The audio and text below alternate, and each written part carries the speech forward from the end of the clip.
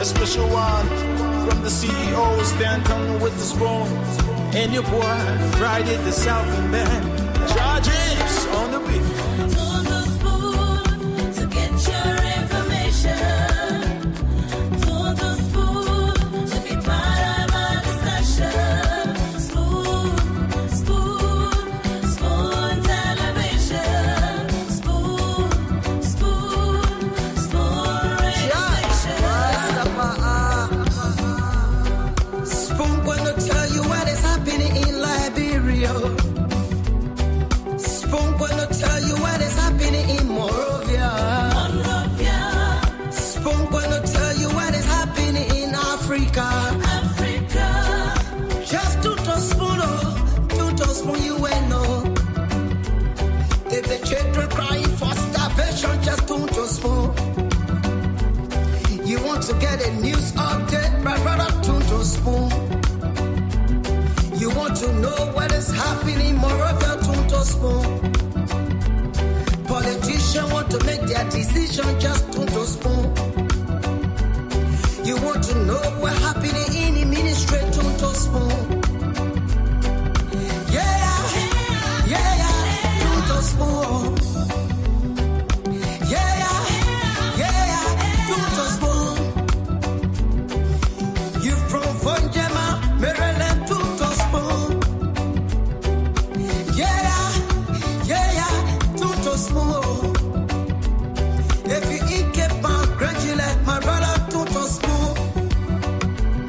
You got a spoon TV, you got a spoon radio, to spoon. Yeah, to spoon. You wanna get a news update, to spoon. Wapa, yeah, Rastafari. Kilibamba, kilibamba, kilibamba, kilibamba, kilibamba, kilibamba. What I want? Yes, what you about today? Spoon TV. Spoon. Yes, what you about today? Spoon. Spoon TV. Spoon. Bada bada bada bada. Spoon. Skibidi bidi da bado. Spoon TV. Spoon entertainment. Kuwa.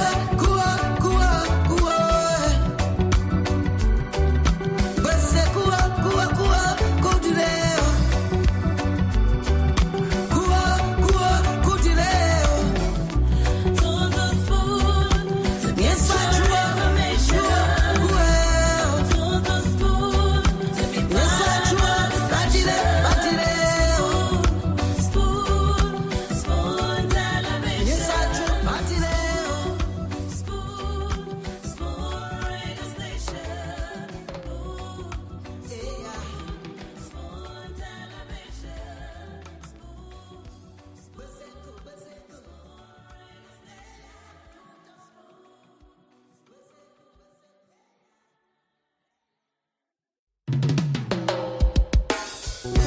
Yes, I, a special one from the CEO, stand tongue with the spoon.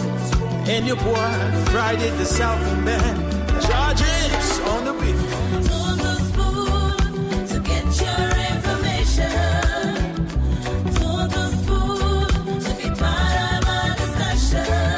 Spoon, spoon, spoon television. Spoon, spoon, spoon radio station. Spoon gonna tell you what is happening in Liberia. Spoon gonna tell you what is happening in Monrovia. Spoon gonna tell you what is happening in Africa. Just to spoon, you will know. If the children crying for starvation, just to spoon. You want to get a news update, my brother, to spoon. You want to know what is happening in Monrovia, to spoon. Politicians want to make their decision, just to spoon. You want to know what's happening in the ministry, to spoon. Yeah, to spoon.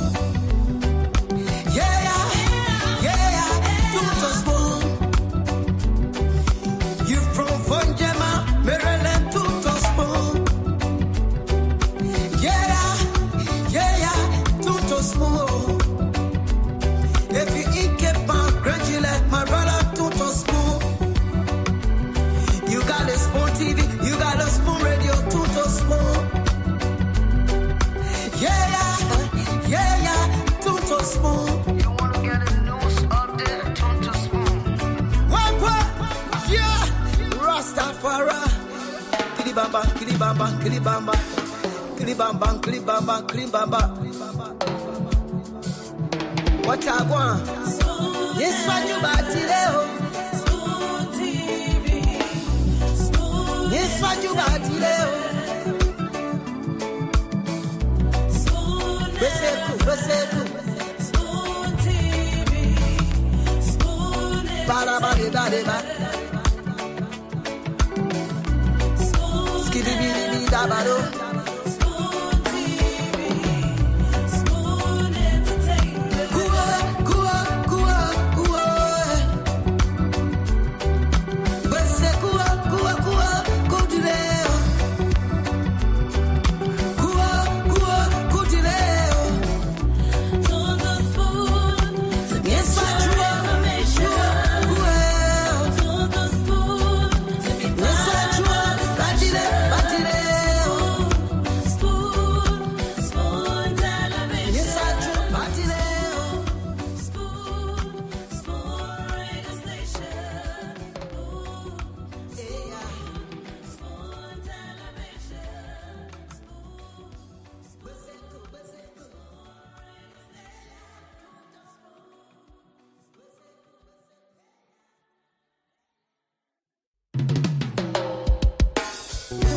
Yes, I, a special one from the CEO, stand tongue with the spoon.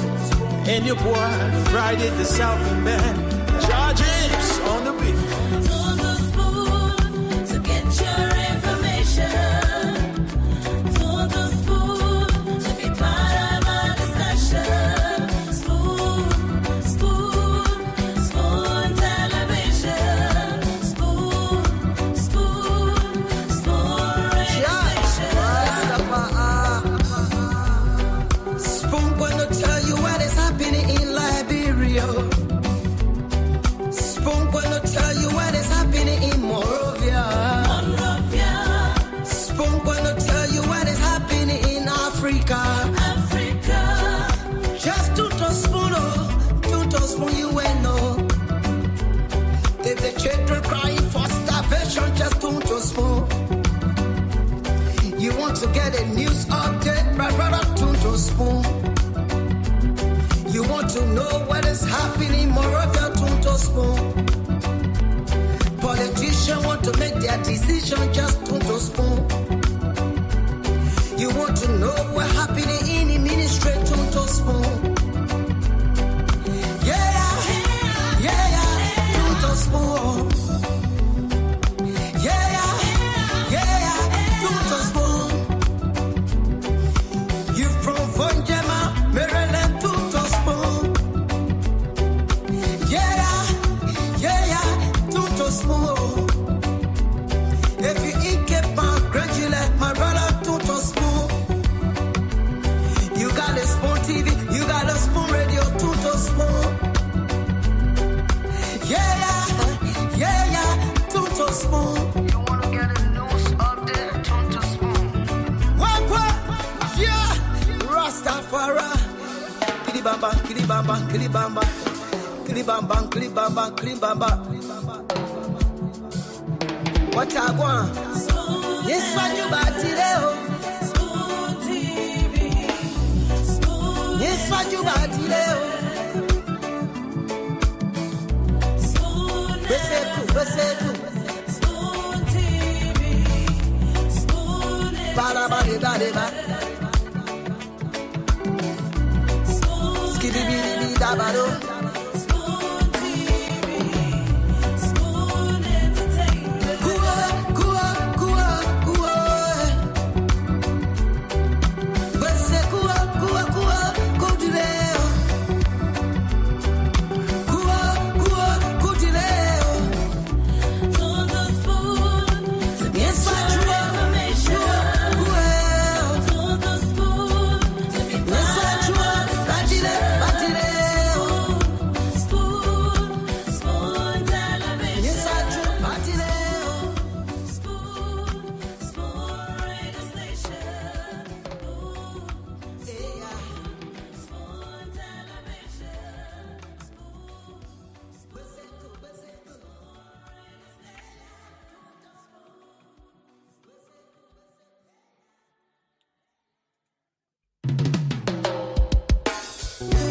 your side. A special one from the CEO, stand tongue with the spoon. And your boy, Friday the Southern Band. Charges on the beat. To the spoon to get your information. To the spoon to be part of our discussion. Spoon television. Okay, tune to Spoon to be part of our discussion. Tune to Spoon to know what's happening in Liberia. I'd like to welcome everyone tonight. Thanks for joining us on another edition of the program. This is Spoon Talk. We're live across the Spoon Network on Spoon FM 107.5. We're live on Fabric Radio 101.1 and a host of other frequencies across the country. Thanks to our partner radio stations for always joining us. Trust FM in Bomi County, Premier FM in Bonk, Trend Radio in Grand Crew, Radio Yalaman in Seclepia, Nimba County, and of course, Gibi FM in Kagatamar, Gibi County, and all of the other stations across the country that are always relaying the program. We say thank you for being a part of this journey, making sure that Liberians across the country can get information in real time every single day, that they can engage with the policymakers and know exactly what the happenings are across the country. Welcome again to another edition of Liberia's most listened to talk show on radio and online. This is Spoon Talk. We're streaming live across the internet as well on several platforms. On our social media handles on Facebook, Spoon TV, Fabric TV, Super TV. We're also live on YouTube. Our YouTube handle is Spoon Talk Live. We want to welcome everyone there joining us. I see a lot of you have already started engaging in the comment section across the different platforms tonight on YouTube, on Facebook. I see most of you have already started engaging. Thanks for joining us. It's going to be a great show tonight. Of course, Spoon Talk is back on your radio. As you know, this is where you get the news. This is where you get the views of Liberians across the country, talking about different issues, be it health, be it education, be it the political issue, economic situation in the country, and a lot of other happenings. This is where you get to receive all those pieces of information. It's a mix of everything coming to you in a full package right here every night on Spoon Talk. So I want to welcome you. Thanks for joining us tonight. All of you joining us across the social media, kindly share the program as you come on tonight. We appreciate all of you. Were you to share the show? Fasu Sharif, Madam Marcia Snelling, Blessed Queen B, Fit Kotu Worker, Lucinin Kaba. Yes, all of you joining us tonight. Eric McGill, and just everyone joining us tonight. Kindly share the program as you come on. Let's hope we can have a great show tonight. Last edition of the program was engaging. It was very informative. A lot to take away, but it promises to be even better tonight because there's a whole lot in store for you on this edition of the program. So please share the show. Thanks for joining us tonight, all of you. We appreciate the fact that you're on tonight, and yes, we will take your calls as we always do here on the program. We're gonna open the phone lines, hear from you, know what your thoughts are, what is it you're thinking about, what are those issues that are of concern to you, regardless, health, education, politics, sanitation, just across the board. We're gonna have you call in and speak out on those different issues of concerns tonight, especially on the weekend. I don't know. People wait so eagerly for the weekend because in most cases weekends are very special because we get to do a lot, but if your job can permit you to do plenty of things on the weekend, then that's okay.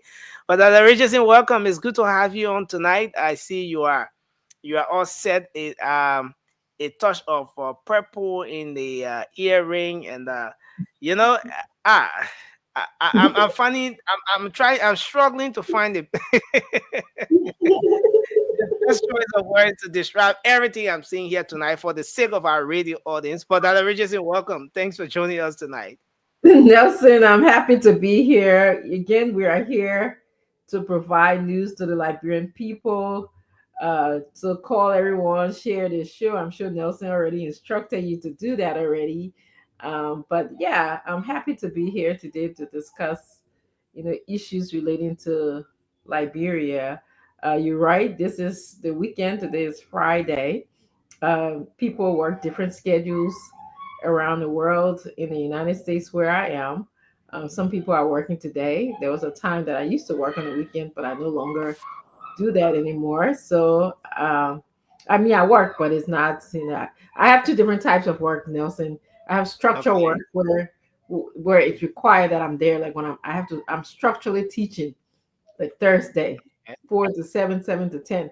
So there's no way that I can get out of that because people are expecting me to be there. I have to show up. I have to teach. And I have unstructured work, which are, meeting with the students, dissertation, proposals, writing grants, all these different. This it's almost at my own time. I can do it. I can get up 2 o'clock in the morning. If I want to, and do unstructured work. If I can sit here and type emails. Those are unstructured work. So yes. So some people are, like in the state of Minnesota, where a lot of Liberians are, they have Mhm. a Liberian weekend. There's, Liberians are impacting the community to the extent that they have, where in the nursing homes and different facilities, they have Liberian weekend where they give, if you're Liberian and you're in Minnesota, the entire weekend, most Liberians are off. So Liberians try to plan things, and Liberians and people, that are outside of Minnesota try to plan things around that Liberian weekend time. So if you want a lot of Liberians to come to an event, make sure you, Mhm. you schedule it on when Liberians are off on the Liberian weekend. That's what it's now called, the Liberian weekend. we like Wow. we, we like socializing that much. So is it every weekend that is a Liberian weekend, or there are specific weekends that I get to uh be maybe observed, or you Yeah, know so I don't live in spread? Minnesota, but what I learned is every other weekend. So Oh, it's, if you wow. like most of the nursing home facilities and different home care agencies or healthcare agencies, their human resource department already know that there's is a thing called Liberian weekend. So when you're hiring Liberians, you have to make sure that you don't put them on the schedule to work on Liberian weekends. Okay, because if you put that person to work, you might like get other nationality, get the Americans to work, But on a Liberian weekend, when Liberians are having their weddings, when they're having their, parties, bachelor eves, when they're having different programs, like Liberians want to support each other, so you got to schedule it on the Liberian weekend when Liberians are off. And so we in other states, we don't have that privilege of having, like in New Jersey, we don't have Liberian weekend where I am. I mean, but if you're planning something, you will want to call your friend in Minnesota and say, "Oh, I planned something and so and so time. Is that a weekend that you off? Is that Liberian weekend?" And your friend will say yes or no. So at least your friend from Minnesota can come to your event if it's scheduled for the Liberian weekend. Hmm. It's like this whole I'm just getting to hear about it for the first time, but it's like the Liberian weekend thing is recognized across the Liberian community there, because I see few of the folks already started giving feedback to Mhm, what you just said, and mhm. I see Stan the second said every other Okay. weekend, Yep. why Cyrus is also saying every other weekend is Hmm. Liberian weekend, and Yeah. that's beautiful. Hmm. The fact that Liberians can get something going to a point where you got Liberian weekend. Yeah, you think that's small thing? Hey, that's small thing. Liberian weekend. Yeah. So Is it the time when they barbecue and all the things, those yeah. different party, baby showers, and Yes, everything? you don't want to miss it. And the thing about it is now we're getting into our colder season. Hmm. We're in the fall and winter is going to be starting. I think what December 21st, but it could snow anytime before that time. So it's kind of cold. The temperature can be anywhere in where I am, it's about 40 degrees right now. That's cold. Okay. Where in Wow. Minnesota, maybe 30 or 31. Maybe it started snowing in Minnesota. I don't even know yet. I have not kept up with it. But yeah, so during the summertime, when it's nice and warm, 60, 70, 80, like Liberia type weather, that's when you have all of the parties, all of the socialization, you know. Hmm. And now that it's getting colder, so a lot of the events are in-house events. So we talk about a lot of the like organization fundraising events, Christmas party next week in the United States. You guys already celebrated your Thanksgiving, but we are celebrating our Thanksgiving next week in the United States. So there'll be a lot of like different events. Liberians may be having like different smaller partying, socializing events. So if you off, I don't know if that's Liberian weekend, if Thanksgiving Day is Liberian weekend, but if that's Liberian weekend, it would be grand and wonderful for Liberians to get together to socialize. Wow. Wow. Yeah. Yep. We can do things. We can make things happen when we want to. We can shake down state. We want to. We can get a horse. It's Joseph Tamba says 41 degrees. Where in I guess in Iowa. Uh, Mm-hmm. and Dulu said we have our own weekend off in Minnesota. This is what I was talking about, Dulu. Um, and Irene Sickly says, when you follow the pleasure of the Liberian weekend, you'll not do anything the pleasure will carry you. uh, and Romana Ajivan said it has snow in Baltimore today, so that means it's cold, you know. It's very Mm-hmm. cold. You know, snow usually falls around 32 degrees or less. So if they had, that means it's cold. That means you can put something outside and it will freeze. Mm-hmm. Yeah, Wow. yeah, And that's the beauty of nature because for us here in Liberia, it's hot. And and those who have a lot of activities, like you see some of our okay, someone was driving along one of those corridors and the person asked, he said, especially for the officers who are usually in the traffic, is there any possibility that they have a light skin? If they have light skin, is it possible that they will maintain the light skin because it's hot? And I said, look, it depends on where you are, but it's really hot here now. We've started experiencing the dry season. Just about a month or so ago, about a month or two, there were cases of flooding across the country, Montserrat, Grand Bassa, Nimba, and other parts of Liberia. The places were flooded, and that is something that the disaster management agency tried to make some interventions on. And some of those who are into this how do you call it, the climate change and all those disaster issues, they carry on some studies, and they made some predictions as to the impact of flooding and natural disasters we would have experienced this year. And it happened that way. It turned out to be just the reality. But as it stands, things are getting better now. The places are not flooded. Some of the places that were flooded about a month or so ago, if you went there and they told you that, when rain falls, this place gets flooded, you say no, not true. But that's the yeah, beauty of the dry season. So we move about freely, but again, the heat, the heat is yeah. serious. Yeah. Nelson, for some reason, I feel like I miss the heat. I miss that Sahara heat. Seriously. I mean, it's so cold outside right now. Most people don't even want to go out. You know, if you have contractor doing outside work at your home, they probably won't show up because it's too cold to work outside. Except it's something very serious, something urgent. So I miss the heat, but you're right when you talk about climate change, which is something that all of us need to be concerned about in our country. It's impacting the country. The flooding, can cause, diarrhea, the typhoid disease that we talk about. So all of those things, we need to be very, very careful about. We need to all be concerned about it. The disaster control agencies supposed to be concerned about that. Mm, Even out, even with I believe like we have probably lost some of our coastal land because of the rise in the sea level, and because of climate change, the how rough the sea is getting, and it's taking over some of the coastal land. So I think all of those things have impact on Liberia.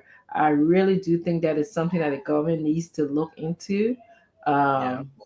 um if you want to save, I was speaking to someone, I'm 2 hours, about an hour and a half away from the beachfront area in this country. So usually, the beachfront area in this part of where I am is usually reserved for tourism. So if you went there during the summer, it's very crowded, and the people have built high-rise hotels and something what they call the boardwalk. Is like they kind of made like a whole a path, but it's all boards where you get and build shops along the way, so you can shop for miles and miles and miles just walking on what we call the boardwalk.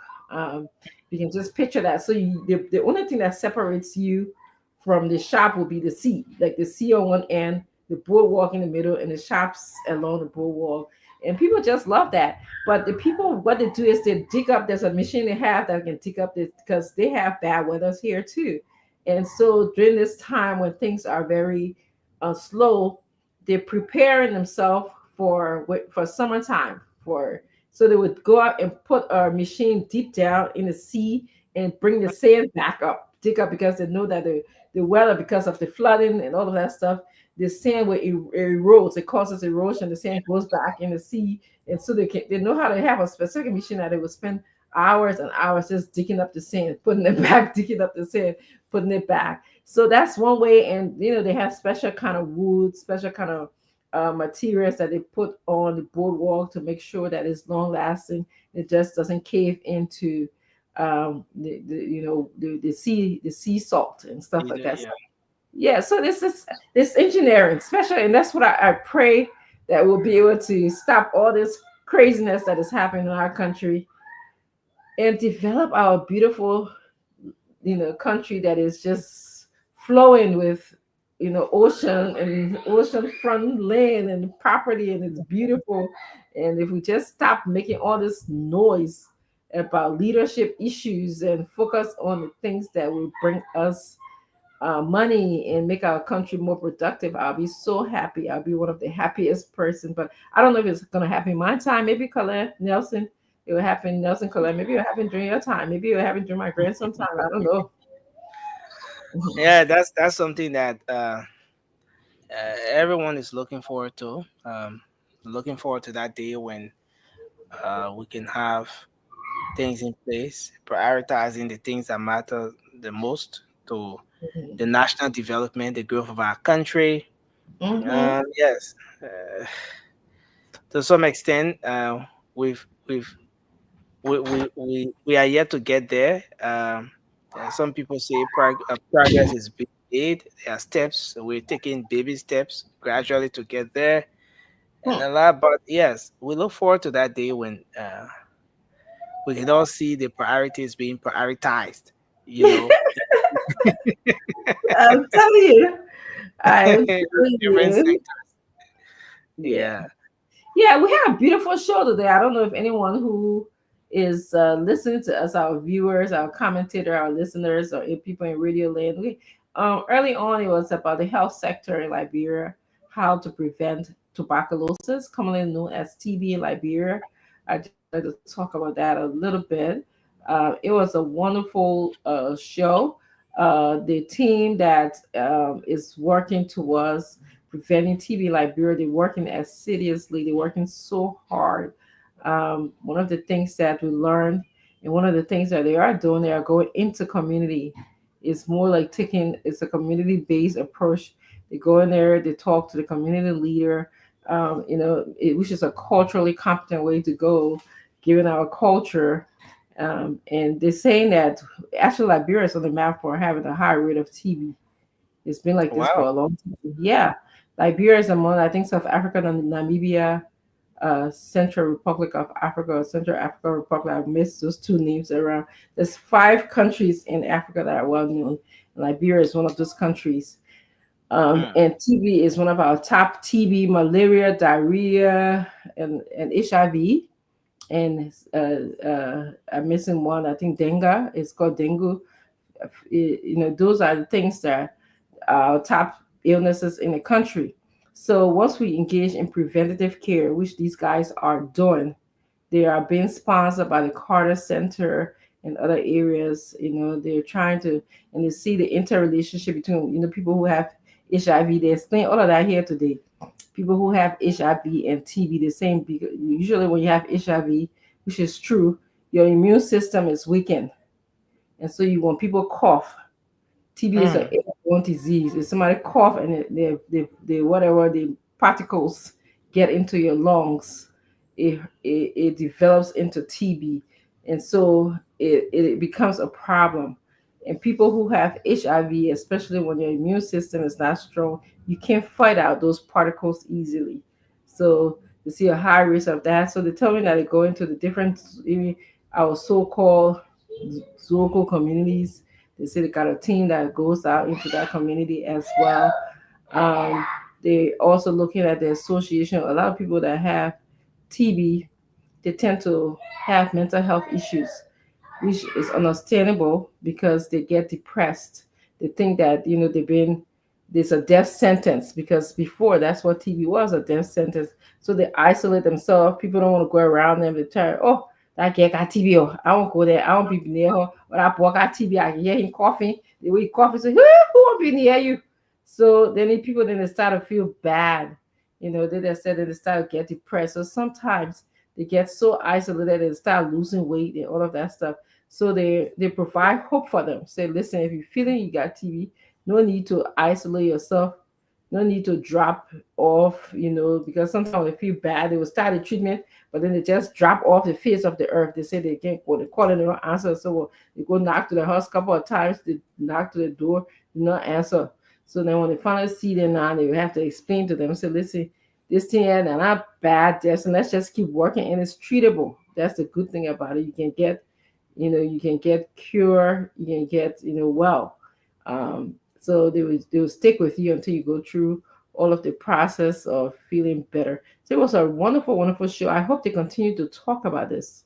I hope they continue to come back to Spoon, because that's the only way we're going to fight this. Another thing they said, when your child is born, they give you the vaccine, which I took that vaccine. I'm sure, Nelson, you took it when you were a kid. That's another way to prevent it. But the vaccine is not 100% preventable. That's what they say is good. So if you took it and you're healthy, you try to stay healthy. One question I forgot to ask them was, what are some of the ways that we can maintain our health right now, especially in Liberia? Because a lot of times Liberia, like I think when I was there, I see that people are increasingly exercising, but Yeah. often eating a dry beer, just we let you. Tomorrow I can eat 2 o'clock in there, 3 o'clock. Yeah, exactly. Finish Yeah, it. No yeah, exercise. Yeah. exactly. So the people, the way to take care of yourself, you got to talk about, at least go for some kind of stroll, join the gym. Be like Lorena honorary. You see Lorena be sure gym picture. Good gym in Liberia, and you try to exercise and eat healthily. Interestingly, I visited the gym once, and then since I paid to that gym, I go by until Look at you until now. after 2 months. So they got coincidentally we met somewhere. He said, but man, so the gym money you pay, you're not gonna say I'll come. He said, but the money finish 2 months pass. I said, yeah, I will try to come.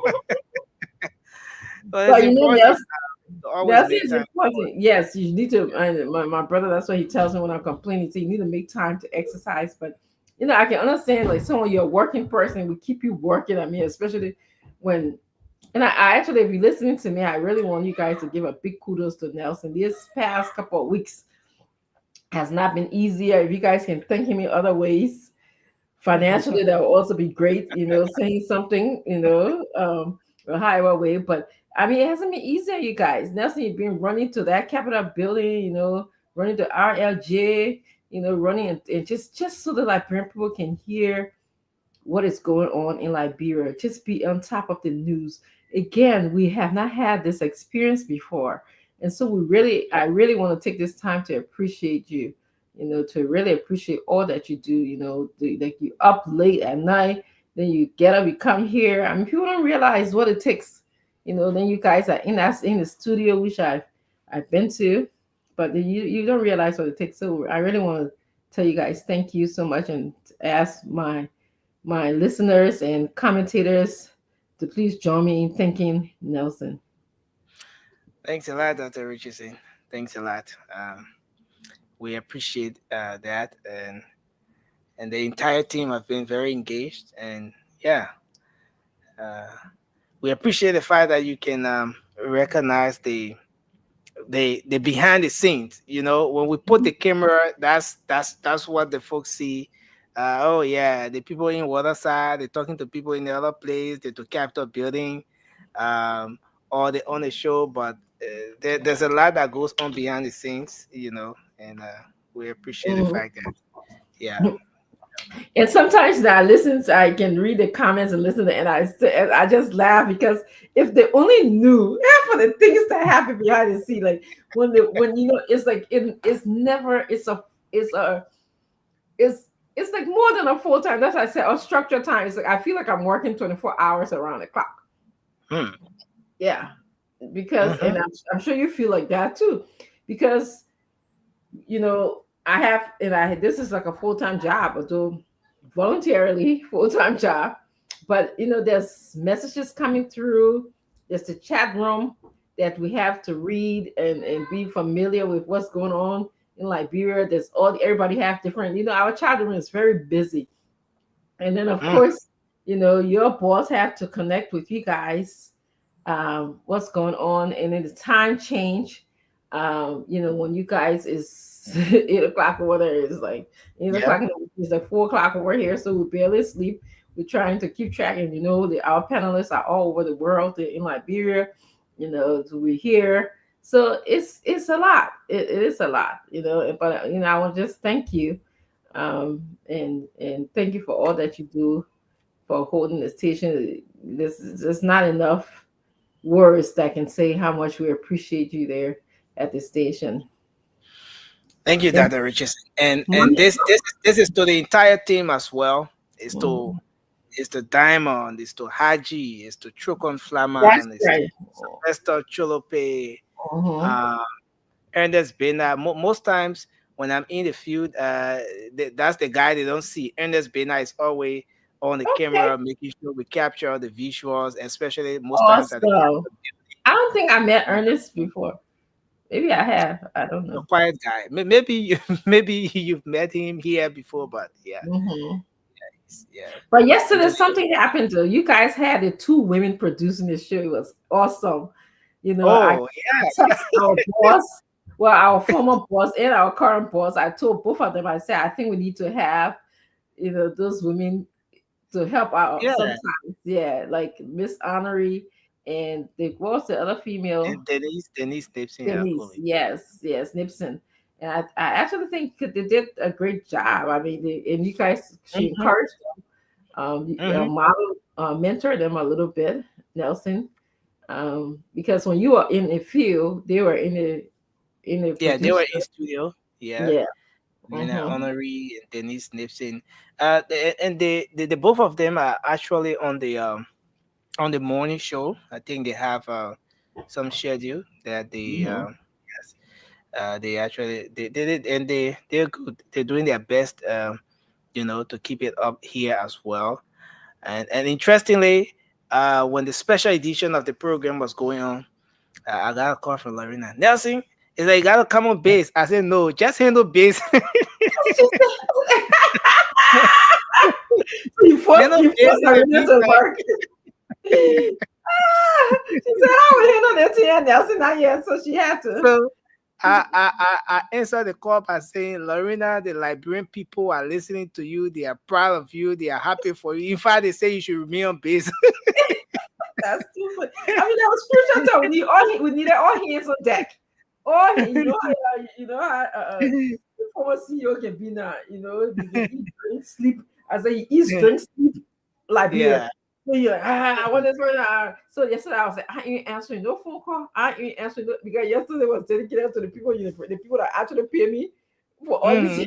So I said I will peep in, but I'm paying them because the minute I act like I pay attention. No. So I was like, So that was you guys did a really great job. I mean, I I just can be even more proud to see what's going on with this station. And it's my prayer that more and more should come out of this station, because again, like I said, people just don't know what it takes. I didn't know until circumstances put me into into this myself. But I know I know a lot now. But yes, but kudos to you guys. Kudos very much to you guys for the work that you do. Let me just, did we recognize how some of our people, whichever you run the show, whatever you want to do right now. Yeah, so we can recognize a few of them, and then we go to the phone lines. All right. I see. Adema. I'm sorry, Adema S. Gionduli. He's watching from Greenville. Thank you. Muna Kra is watching from GSA Road. My Emma is watching. And Eo White says that she got nervous. I think Lorena got nervous. That is what this person was saying. And Desmond Normal says, good evening, my spoon family. And Ulek Mumbo, he said, as a panelist, Dr. Francine brings her. Well, I've just seen, I can't read it. It's going so fast. I'm going to go up because I go and see if I can. Nelson, you think you can bring that? Can you bring that? Something about Ulek Mumbo, he said something else going by too fast. I can't even see it. Okay, let me see if I can find. Well, okay, I think I found out. I really use mine. He said something good. That's why he said Dr. Fraser brings a unique perspective to the table, shedding light on critical social and political issues that impact our communities. Her passion for creating positive change is evident in every discussion, and her expertise has earned her a well-deserved reputation as a trusted voice in her I Love You Doc. Love you too, Yulip. So thank you for joining. That was good. Aaron Toll is here. He says, Happy Friday. Happy Friday to you. Micaiah Goderman. Come on there. I need to learn that name because I have a colleague now with that name on the show. Come on there. He said, good evening, Spoon family. Nathaniel K. Hill. He says, hi. Bengali Japate is watching from Lokotua. How are you doing? Television, I let it way you call that name, Jenna, that place. Lokotua? Now the real series where you call it people Well, I can call it like, bro. Look, the highest for us is Lokotua. I hear the people say Logatua. Look at. Yeah, but the way you pronounce it, I mean that's a real series way that originally. You trying to renovate a CEO guy? Why can't you say I'm born in Brooklyn? No, you say, it's look at tour. Yeah. Look. And now you got me confused. I'm trying to figure out how to Oh God. Chris Wian is watching from Morovia. James K. Jala is watching from the RIA Lower Margibi County. Gabriel Daniels, he said the two ladies did a great job to give us the details happening as the men were in the field. That's great, Daniel. I agree with that. Somo Kawa, he says, welcome, guys. I'm watching. William Bunda is also watching. Seku TT. Krema is watching. Pearl Camel is watching from Atlanta. Daniel Dripper is watching. Arpard Double is also watching from Bobolu City. How you doing, Man? Jennings' son is watching from Japan. Mibe Oscar, Mimbe, please forgive me. I know I chap you. I know Mimbe. How you can pronounce that name Nelson? So you say, I can Uh, pronounce it. Mimbe, Meegbeh.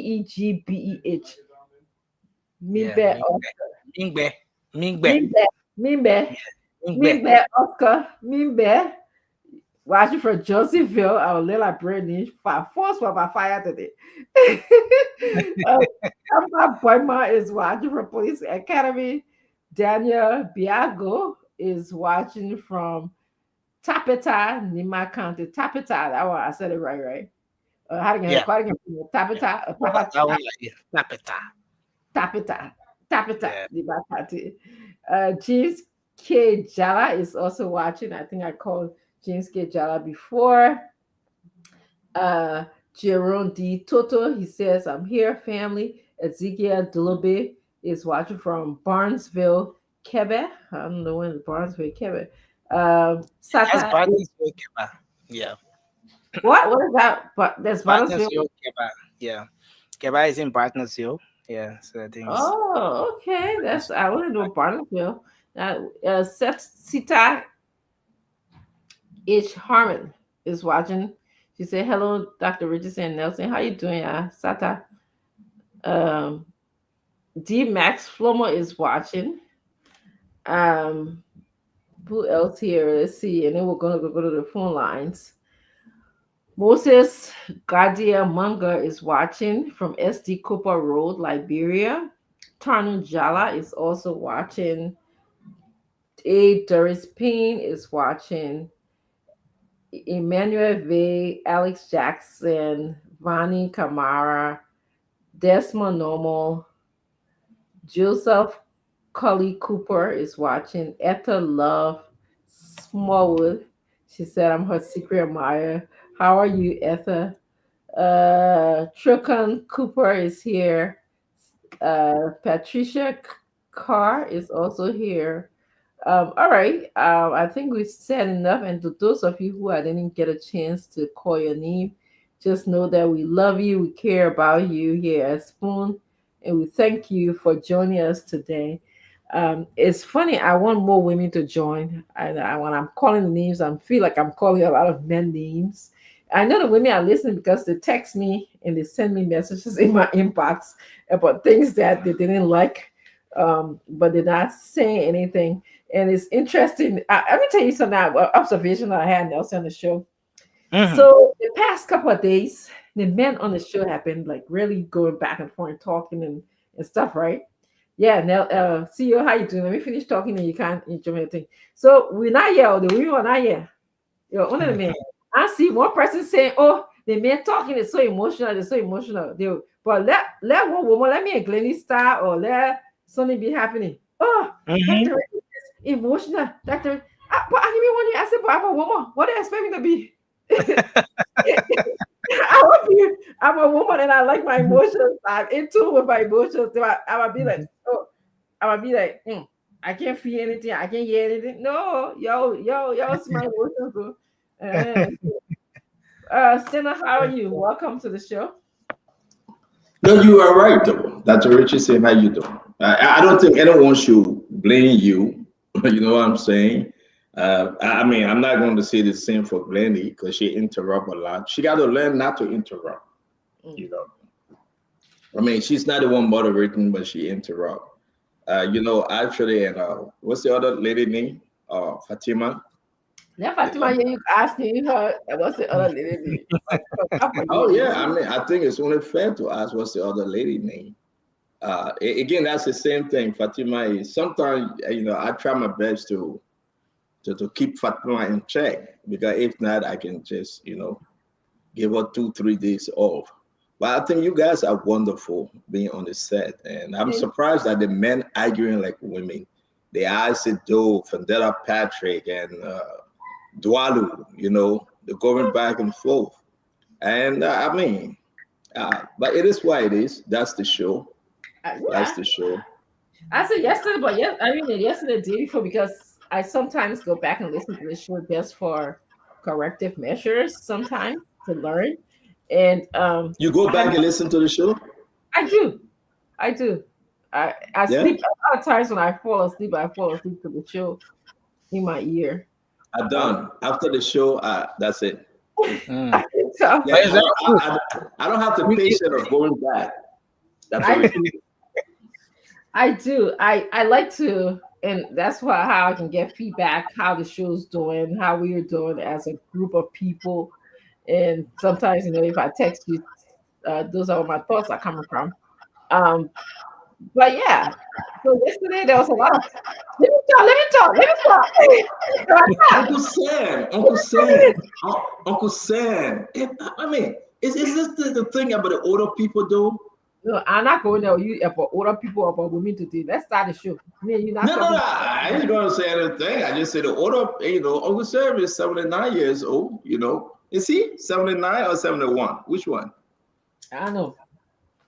I know that there was just interesting. Like yesterday was a lot of interruptions. Like everybody was and Glenny was I left the show early yesterday. I know. You left. Yeah, I was tired because I did the show in the morning, right? And Yeah, Dr. Richard said it's tiring. I did the show in the morning. It was great, by the way. it And I was. think that's something we will be doing usually. And Really? yeah, I love it though. Yeah, I But know you do. I have to take leave out of school sometime and drop Stanton off. So coming back, getting ready. I mean, I don't know. I can't do it, but James, Nelson, or what you got, Chodo Play, Haji, Chokon, and I think two other individuals will be added onto them. They, Lorena, Denise, Yes. they are doing extremely well. They They did are so doing well. extremely well. Yeah. I And mean, I'm proud of them. They are sacrificing a lot. they are. I am. I'm really proud of them. It's a Yes. good team. One of the troublemaker in that team, that Trickle. I'm still trying to deal with him according to the law of spoon talk. But according to due process, the spoon talk due process. Process. You gotta implement that due process. When people are getting it, some people are bypassing it, but we gotta implement Yeah. it. But you know something?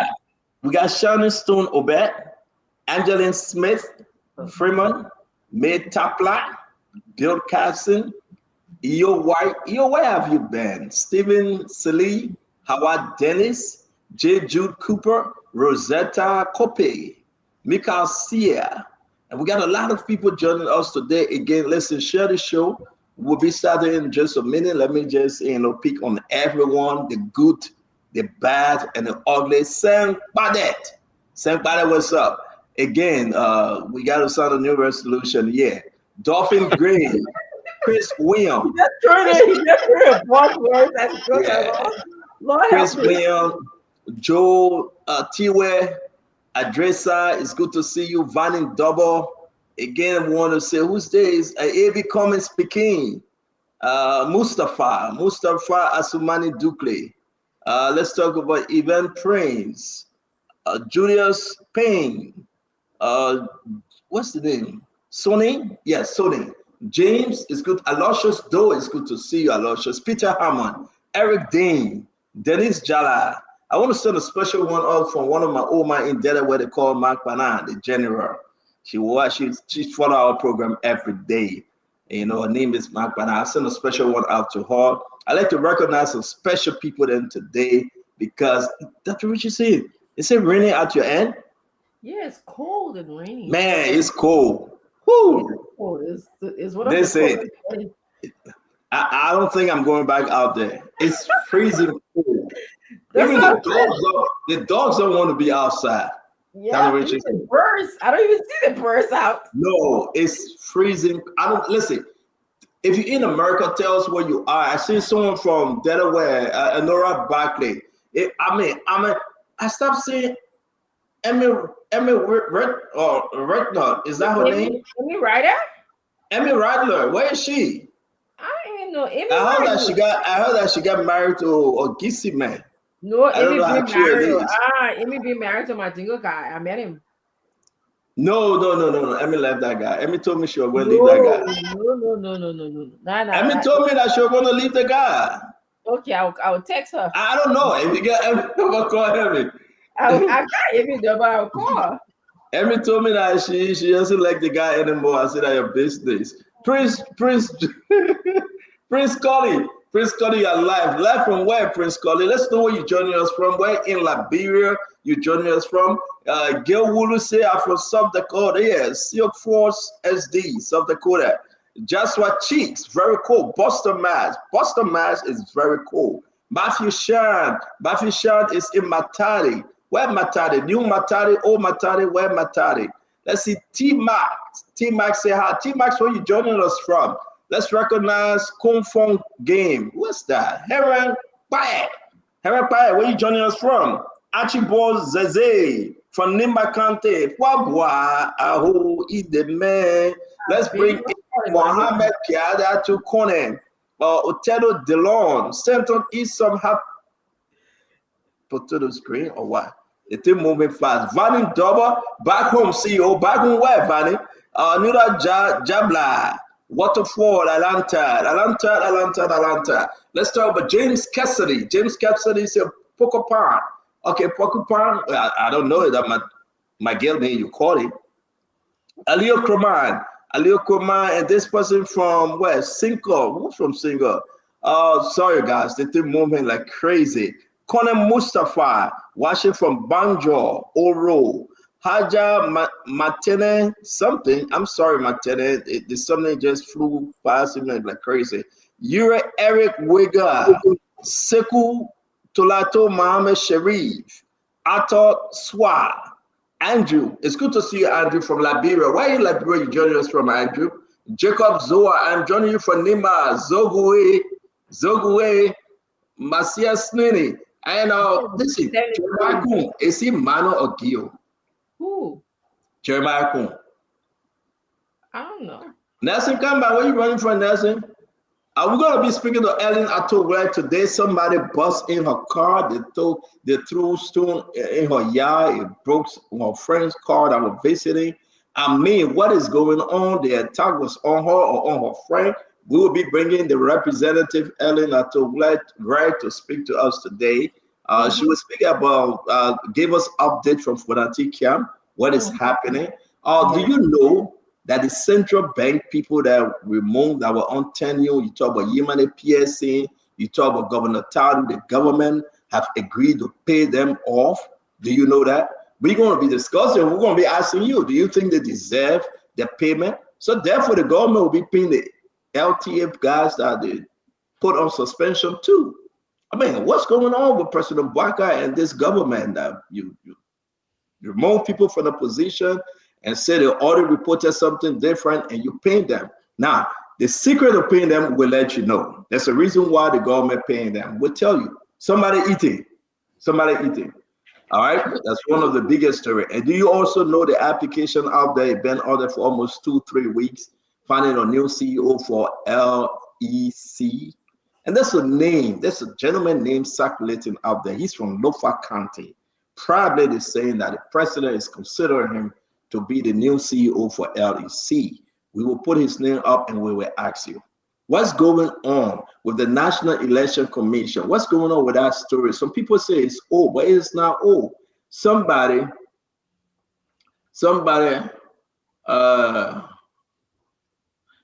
is doing some kind of game over there. We have to discuss it too. There's a lot going on. We'll do everything we can to give you the best news. Yombli Kanga Pro Tem. Yombli Kanga and her team passed the decentralization out of all the ports in Liberia.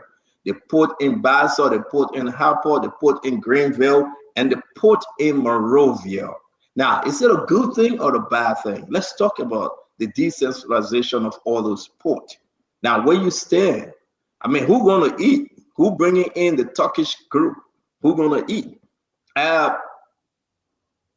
What's happening with the audit that were announced?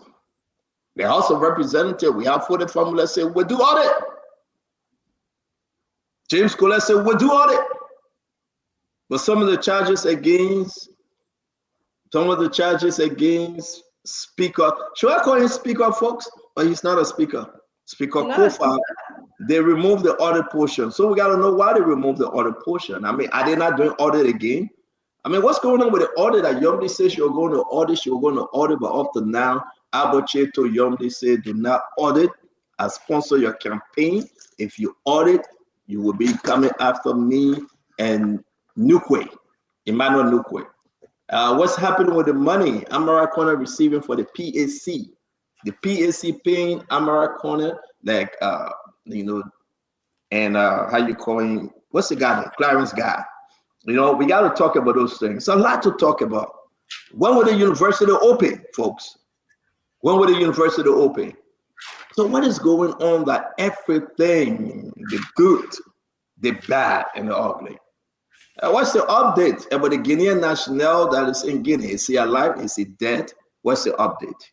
Here now we're saying that the international folks running with that story and asking question. The trip of the president, Joseph Yuman Barka in Sierra Leone, was it a successful trip? We saw that the president went to his old town school. So the president attended school in Sierra Leone or something of that matter, and he has a student reunion. Is that a back to school reunion that was held in Sierra Leone by Joseph Barker and his former schoolmates?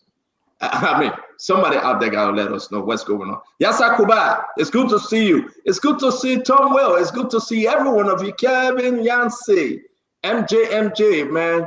Let's talk Liberia. Let's think Liberia, and together let's build a beautiful Liberia. Wherever you find yourself today, it's 9:33 in Liberia. Just sit back, relax. It's very cold over here, man. Very cold. I mean, the street is empty. Nobody going around, not the cat, not the dogs. Everybody just indoor watching some Netflix. Now, they got new movies on Netflix. If you have Netflix, I can make some recommendation for you. After you finish watching Spoon Talk, before you go to bed, Nelson, please do not use my Netflix account, please. Because James has gave my Netflix account to everybody. Okay? But you need to watch Netflix. I'll just use it. Yeah, just use it for today. And from there, you cancel it, please. Yeah, just use it for today. Because I watched some of the new movies on Netflix. It was it was action movie. Start to finish, it was beautiful. Yeah, I enjoy it, man. I fell asleep. I woke up and, and I started over again. Then I fell asleep again. Then I woke up. Then I started again. So we'll finish it by 4. I do love drama, romance, and comedy. I don't do action movie. My husband does actually likes war movie. You love what? I said I don't do action movies. Oh no! I don't do that soap property and that left hand thing. No. No. I left my war movie. I left my I don't do that action love. And people on this show, Bobby Buster, man, for long. Bobby Buster, it's good to see you. I wish you well, my brother. Deep Figurative is there in the back. Yampu Venning. So guys, let's get to this show that Richardson. What are we talking about? You guys have taken questions, of course, already? No, we didn't know. We didn't do that yet. Oh, yeah. So you don't want to hear from the Liberian people today? No, we want to hear from them. Let's do that. This left not battles, man. This left not battles. Yeah, let Liberian people call in, and I got an announcement to do. Somebody getting married, they invited me. I want to ask the Liberian people whether I should attend that wedding or whether I shouldn't attend. All right, but I will ask Liberian people. I got an invitation. I will post the invitation. The person said the wedding that by invitation only. But today I'm going to be so bad. I will post the wedding invitation. If you're around that area, just go there. Yeah. Everybody might go there. They put pay for the food. I don't care if they pay for the food. That's a Richard said. I mean, one good term deserves another. I will post that wedding invitation today. And everybody, if you got nothing to do on Saturday, just go there. Like a wedding? Huh?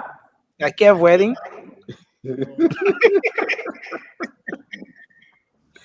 call it name, that Richard said, not me. I meant calling name that Richard said, not me calling name. And nobody say my full name. I will just post. Listen, can you post the invitation on our page, please, and let everybody go for that wedding? Once you're in Maryland, Delaware, just go for. I send it to you. I send an invitation to you. Nelson. Just post it on our page, please. I know. Yellow publicity it was seriously honor man the surprise for the wedding. No, it's not a surprise. Everybody welcome. Listen, this dude is that he's a bad dude. So today, openly, let me pay evil for evil. And they said I invite only. Put it on the spoon page. I said you put it there. I beg you, just put it there and say, all are invited. All are invited. Please. You got it? Yeah, I'm loading it out. Just say all are invited. I am instructing you to post it and say all are invited. Everybody from all over. Let me get. If you don't have it, I'm sending it to you again. I mean, the picture beautiful though. I mean, I just sent it to you again. Just upload it now. Real quick. Man, you got it right. The date, the time, everything. Everybody, they say I open wedding. So just put everybody wedding. Dodo, what's up, Dodo? Benzi Kapoli. It's good to see you, man. Lasana and Kamara. Lasana, what's up? Jatu Gray. Is this the same Jatu? Okay, let me do. George Bito, Cecile Washington Topa. Yeah, Dr. Richardson pronouncing this name, but she'll be messing it up. TC Coops. Harrison Bojidabo. Are we saying it correctly? Vani Gatawe. Bien. Siata Tembe. Siata Tembe are ready to be some kind of president for some kind of club, right? And now you seen Siata Tembe? Yeah, that Dwalu Siara there. That Dwalu, where? No, but that's it. I say I can start stuff. I know that. No, I don't know. You said that Dwalu Siata, so I don't know. That's Dalu's friend, because when he announces Siara, I think that's Siara thing with. Oh, so that Dwalu where? Siata Tembe is not Dwalu where? I know nothing about what you're talking about. I think talking Wait, about. man, but I can't ask question. Siata Tembe. Siara laughing. You make Siara say laugh at you. But let's put it up there. Listen. Why you can listen to me, Nancy. That's why I let James business. And my next person I try to play. When I ask them to do something, they do it. And I would just put it up, my man. That free wedding. Joey, I pay for the wedding. So that free wedding. Joey, I say everybody will go eat there. Put it up.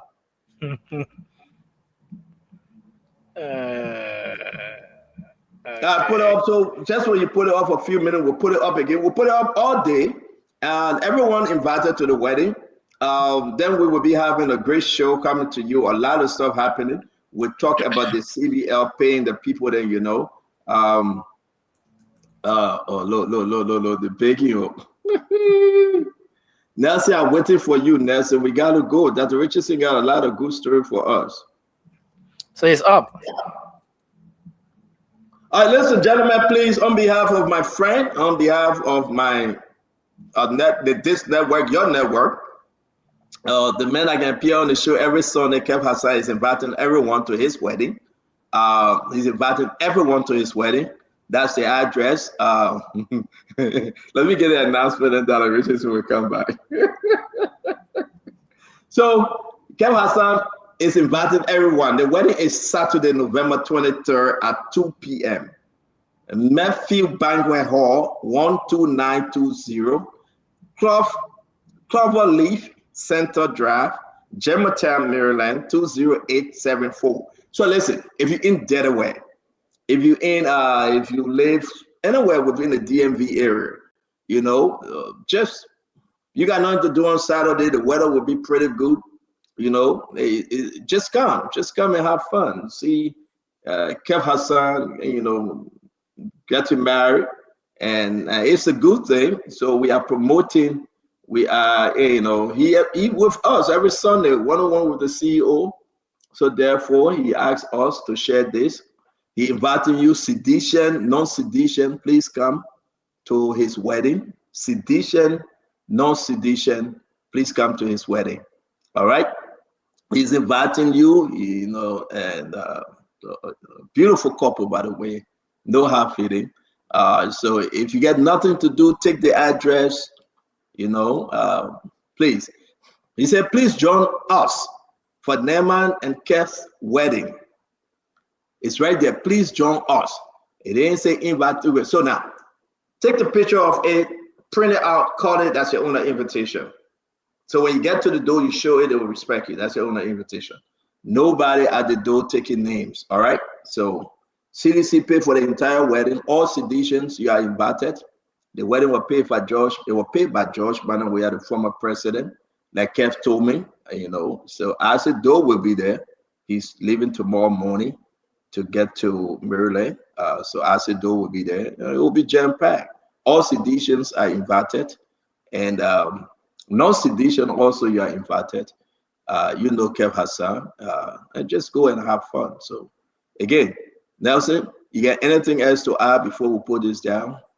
Kev Hassan is getting married in Maryland. That's the address right there, please, guys. No, I just want to say congratulations in advance to Mr. Kev Hassan, and yeah, I'm asking everyone to turn up as well.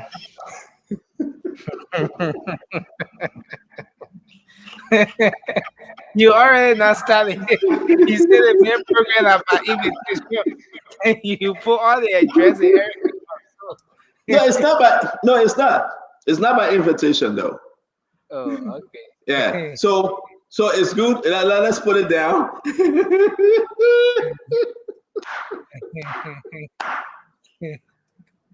You see, there's a guy that on one of these funny show. You can say, "Lord have mercy." That's when to say that. So everybody, again, we will put it up again if you missed it. He invited everybody to his wedding. So guys, let's have a great show today. I want to say to you, Francis Yemeni, the Minister of Internal Affairs, the allegation that he sexually assaulted or raped somebody, they're still waiting for a statement from the government or from the ministry. Again, Francis Yemeni, we got other videos that we'll be sharing concerning Minister Francis Yemeni. We got to talk about the issue. Dr. Richardson, we're feeling now we're about to move on. So can you come back, please? So the story is developing rapidly. Nelson, it's developing bigly. This issue about the allegation of sexual assault, rape on Minister Francis Yemeni. He was in the hotel. People begin to ask, can he speak to it?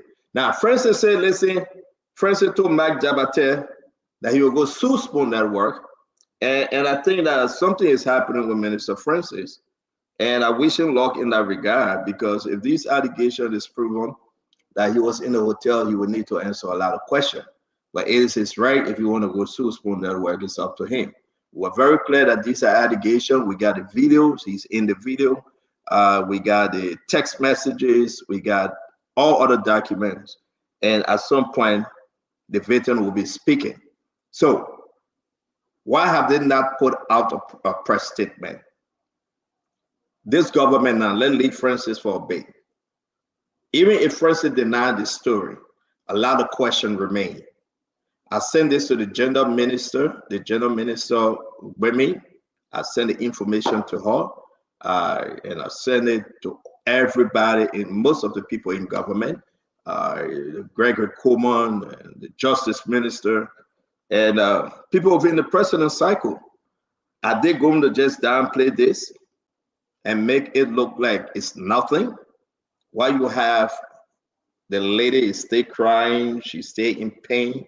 Are they just going to downplay this? And it's concerning, it is concerning. So I want to say that we will come up with the rest of the video, the rest of the story, and the government have to speak to it. What are they going to do? The gender ministry have to speak to this. because this is about allegation on Minister Francis. Or are they going to cover up for their own? Which also happened during George Manaway at time. So are they going to cover up for their own, or are they going to do something about it? Francis Yomani, I think I'm pronouncing his name right. The Internal Affairs Minister have to speak, all right? But he told Mike Jabatel, who called me this morning, and say, Mike Jabatel said, CEO, the minister said, if you don't stop talking about it, he will sue the network. So I said, well, Mike, that's the best place to go, because these allegations are serious. So Dr. Richard said, now it turned it to the government. The government have not put out a statement. Francis have not spoken on this issue. Then I think it becomes to be scary, a scary time for women in Liberia. Even if these accusations, these allegations turn out to be false, but Francis is in the video wearing his clothes and a female is sitting. And that female that is sitting, that female is complaining that she was sexually assaulted or raped by the minister or Unity Party minister in this government. So anybody can say what they want to say. That Richardson, let's start the show. Where are you? Up to now, day number 3, the government have not said anything. You got women in this government. You got young people in this government. You got the foreign minister who is Bessel Yanti in this government. You got the general minister, Minister Bemi in this government. You got the first lady. Why are they not speaking? Why are they not trying to gather the information and protect the women? The young girls, the young men. Why are they not speaking? The fight against this attitude is getting to be unbecoming, Dr. Richardson. But day number 3, the Unity Party government have not said anything. Isn't it concerning to you, Dr. Richardson? Can you unmute?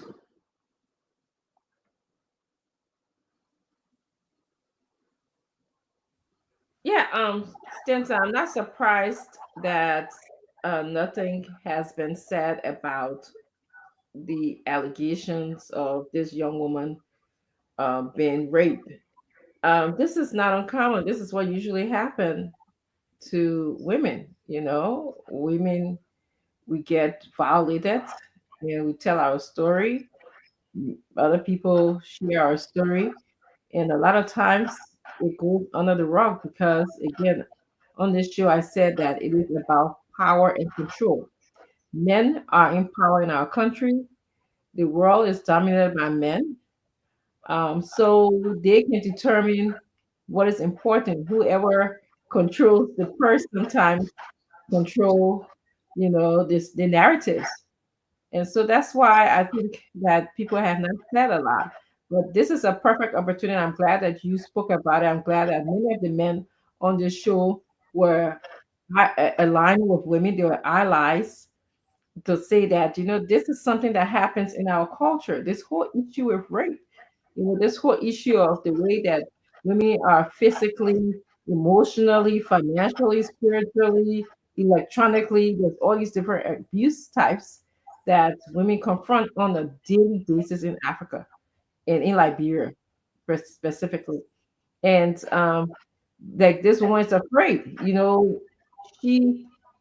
the tape that you show, you look at, the relationship during the elections. I think we saw a tape of this man, Nimede talking, and it was scary. So she said that she's afraid based on what you said. That she's afraid to come out. Now, there's a lot of questions that needs to be discussed. People are asking, she needs to talk about what happened, what led her to the hotel room. Why did she go there? Even though she said she was looking for a job. For me, the question then would be, What does it matter, Dr. Richardson, why she went there for? That's exactly my point. I mean, can the government now speak to this issue? I mean, the president is informed, Dr. Richardson. General Minister is informed. Gregory Coma is informed. Justice Minister is informed. Where is the First Lady? Where is the Second Lady? Where is Yomli Kanga Lawrence? Women in the government that should be even asking questions, protecting the young women, the young men. We talk about sodomization in the country. But this, even the woman 100 years old, can we say no should always be no? I mean, the woman is she's fearful, like somebody going to kill her. Because you got men in authority. You got this guy served as a representative before. Now he's a minister in the government, very close to the president from Lofa County. I mean, Dr. Richardson, who is fighting, who is talking for her? I mean, it's just common sense, Dr. Richardson. I mean, it's embarrassing, though. Your question is well taken. Why are the women and others not speaking, have not brought this to the public, to actually realize that this is something that happens to women in our country? Even if they're going to say they're still investigating, that's something. But just to recognize the fact that women who make up at least 49% of the population, that that our government is taking sexual and gender-based violence seriously. Please check the budget. I'm sure one day you say we'll talk the budget. Go see how much money they give to the Ministry of Gender. See how much money they give. There's a place actually I learned. I'm sure familiar that I was in Liberia before speaking on this topic. I was invited by the Cummins Foundation to speak. They had a 2 weeks workshop. And I learned so much from the people. But I will tell you one thing that I learned, they have a one-stop, it could be called one-stop center, a place where if you're abused, you could go to. I saw that in the budget. I don't even think there's any money allocated to that center. Okay, one-stop center where you can go and be taken care of. And somebody talked about when we're talking about this whole issue about the investigative part of it. Does our police department have all the necessary, devices that they need to investigate specimens, specimens on clothes, DNA, do they have a rape kit? Somebody said, do they have all of those devices? Do they understand what it means? Do they know that the psychological trauma that a woman experiences when she's raped or any kind of or other psychological problem? It's a lot, Santa. It's a lot. And I think it should be addressed. But again, it will not, because like I said, this is about power and control. The people who are controlling the government right now, they are not women, they are men. So those issues are not important to them. Is important to women, the woman who was violated and her family. So that's I mean, but we'll go to the phone line, right? Like every day, this woman called me and she shared tears, Dr. Richardson. I'm probably going to give ask her to talk to you. And thank God some good people then coming around trying to help her, And at the end of the day, I think, but to see that the government is not speaking is shocking. It is. So we got to know what Liberians are thinking. I mean, you out there, what are you thinking? Why the government not saying something? Why, I mean, first thing, your man got to be addressing the press, got to be calling a press conference. Today is Friday. This story came up on Tuesday, and he has not said a word. Is it true? I think he got a daughter. I think he got a wife. I mean, is this true? You know what this woman going through? The trauma, Dr. Richardson. See the way she's sitting in the video. Even if you come and tell her, say something. I mean, I don't think President Bwaka should even allow this to even live another second. I don't think so. When we asked about the general minister, she was out of the country. So then what happened? Look at the text, the messages, and we're going to play the rest of the video. The woman is excused to say, Dr. Richardson, she traveled with her own wife because that's the only genuine evidence with the DNA on it. So this allegation got to be investigated. Oh, because he's a minister? I mean, I think we have to. We have to push this story, and the government have to speak. I mean, Jeremy Pierre got to reach out to the minister and say, "Come and say something." These are allegations out there. He got to come and say something. Who is fighting for the right of of women out there. How many, I'm not going to call her name, but Dr. Richardson, you know, maybe she may not be the only person, but maybe they're afraid to come out, right? Usually you see this in this country. Mhm.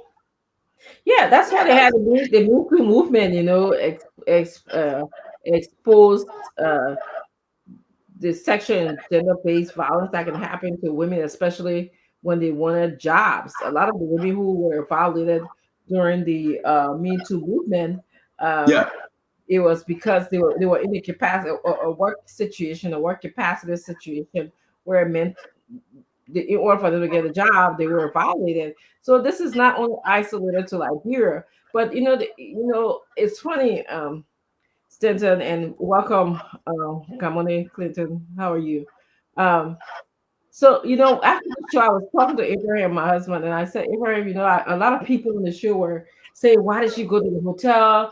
It was late. Is that what they gave child? Abraham's, it's and I'm so glad that I have, men like Abraham and some of the men who are on the show in my ears and in my support system, in my spirit, because Abraham first said, Dr. Richardson, he said, of course, he said, babe, how is it people are not asking why did the minister who is in the position of power think that he had to meet somebody at the hotel? Why is that question not reversed? Because usually he's, when you're in a position of power, you the minister. She's just a person, a woman looking for a job. I'm a professor in a classroom. I would never dare think about meeting my student anywhere else. In fact, when they come to my office, why you male, female, I leave the door crack open. Because that's just how it is. When you want to speak to me, I make sure the classroom door is open, that everybody can see what's going on, because I'm in a position of power. Why would I want to ask someone to meet me at a hotel and in a text you share and say, oh, please, I'll pay for your lunch, I'll pay for your food when I get there? You should not be doing that. That's what my husband said. He said, you should not. My husband is in a position of power. He's a manager. He said, I'll become dead if I tell a woman, leave me for lunch. If we're not going at a, like sometimes for Christmas, they have a lunch party or a dinner party. He said, can you imagine me doing that? So that is the story. So I think that people just need to learn, when you're in a position of power, when you're in a very higher position, there's certain things that are expected of you. You should be able to carry yourself a certain way. Don't put yourself in these positions because you are in a position of power. And that's just why I wanted to add. And yes, you're right. We should have a nationwide conversation about this sexual and gender-based violence all the time. There will be some kind of jingle going on all the time. Women and men have to be educated. When I was in Liberia doing the sexual and gender-based conference, it wasn't just women. Young men were telling me that sometimes when they go to these offices, they want jobs, they are getting violated themselves. So, I mean, we have to think about them too, as well. So again, welcome to the show, Dr. Richardson. Thank you. We are starting this program. Whenever you join us, we're going to move on. But again, as I said, we will hold on to this story. This government must take action. This government must speak, whether it's true or it's false.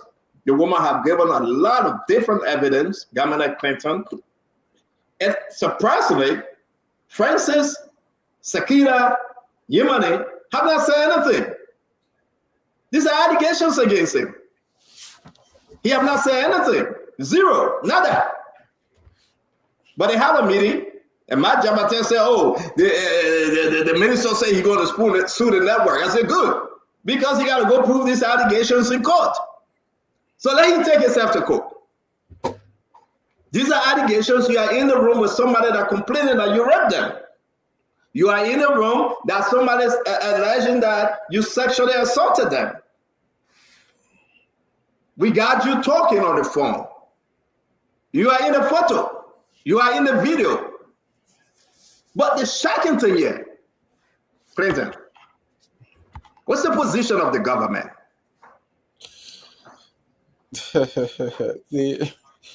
This issue, once it broke, it is my opinion that the government, given the sensitivity of the issue, given the gravity of the allegation, the government should have launched an investigation. It doesn't matter.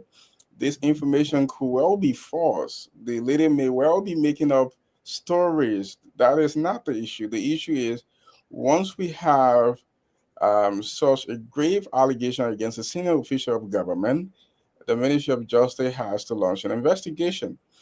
At this point, I don't know what they're waiting for, but this is very serious. I don't. They should, at the very least, launch an investigation. Reach out to the lady, ask her if she's out of the country to return to the country, offer her some protection.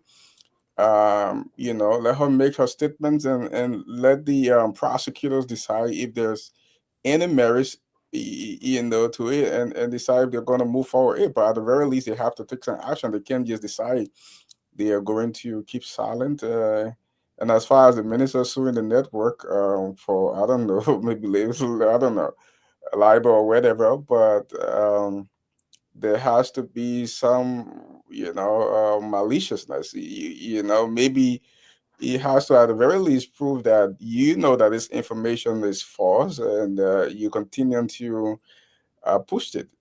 But if somebody just came into the network and say, and provide pieces of evidence, and I don't know on what basis he's going to file the suit. But again, the government has to do something. At the very least, they have to launch an investigation into the allegations. But so again, Otelo Delon, welcome to the show. Dennis, Colin, welcome. I will recognize you guys. Ababi Zinangwai, as always, welcome. It's shocking to see that the government is quiet. That Richard and Clinton. We're going to spend another 15 minutes on this topic. It's shocking to see that. When something like this was happening under the George Manaway government, right? You remember? Everybody came beating on this government, that the president is not a champion. He's not fighting on the women issue. There was a mass protest, and they submitted the document to the president. And the president was absent. He didn't receive it. Oh, everybody was crying. Well, it was President George Manaway. He was wrong. All right, he was absolutely wrong. And this thing has crept into the Unity Party government, and nobody's saying a word. Nobody. Day number 3. It should be day number 1, they open an investigation. We are receiving information that the minister is so worried he got sick, his pressure went up. 1, Clinton, let's face it. If he should have a press conference, first question, are you the one in the video? Correct?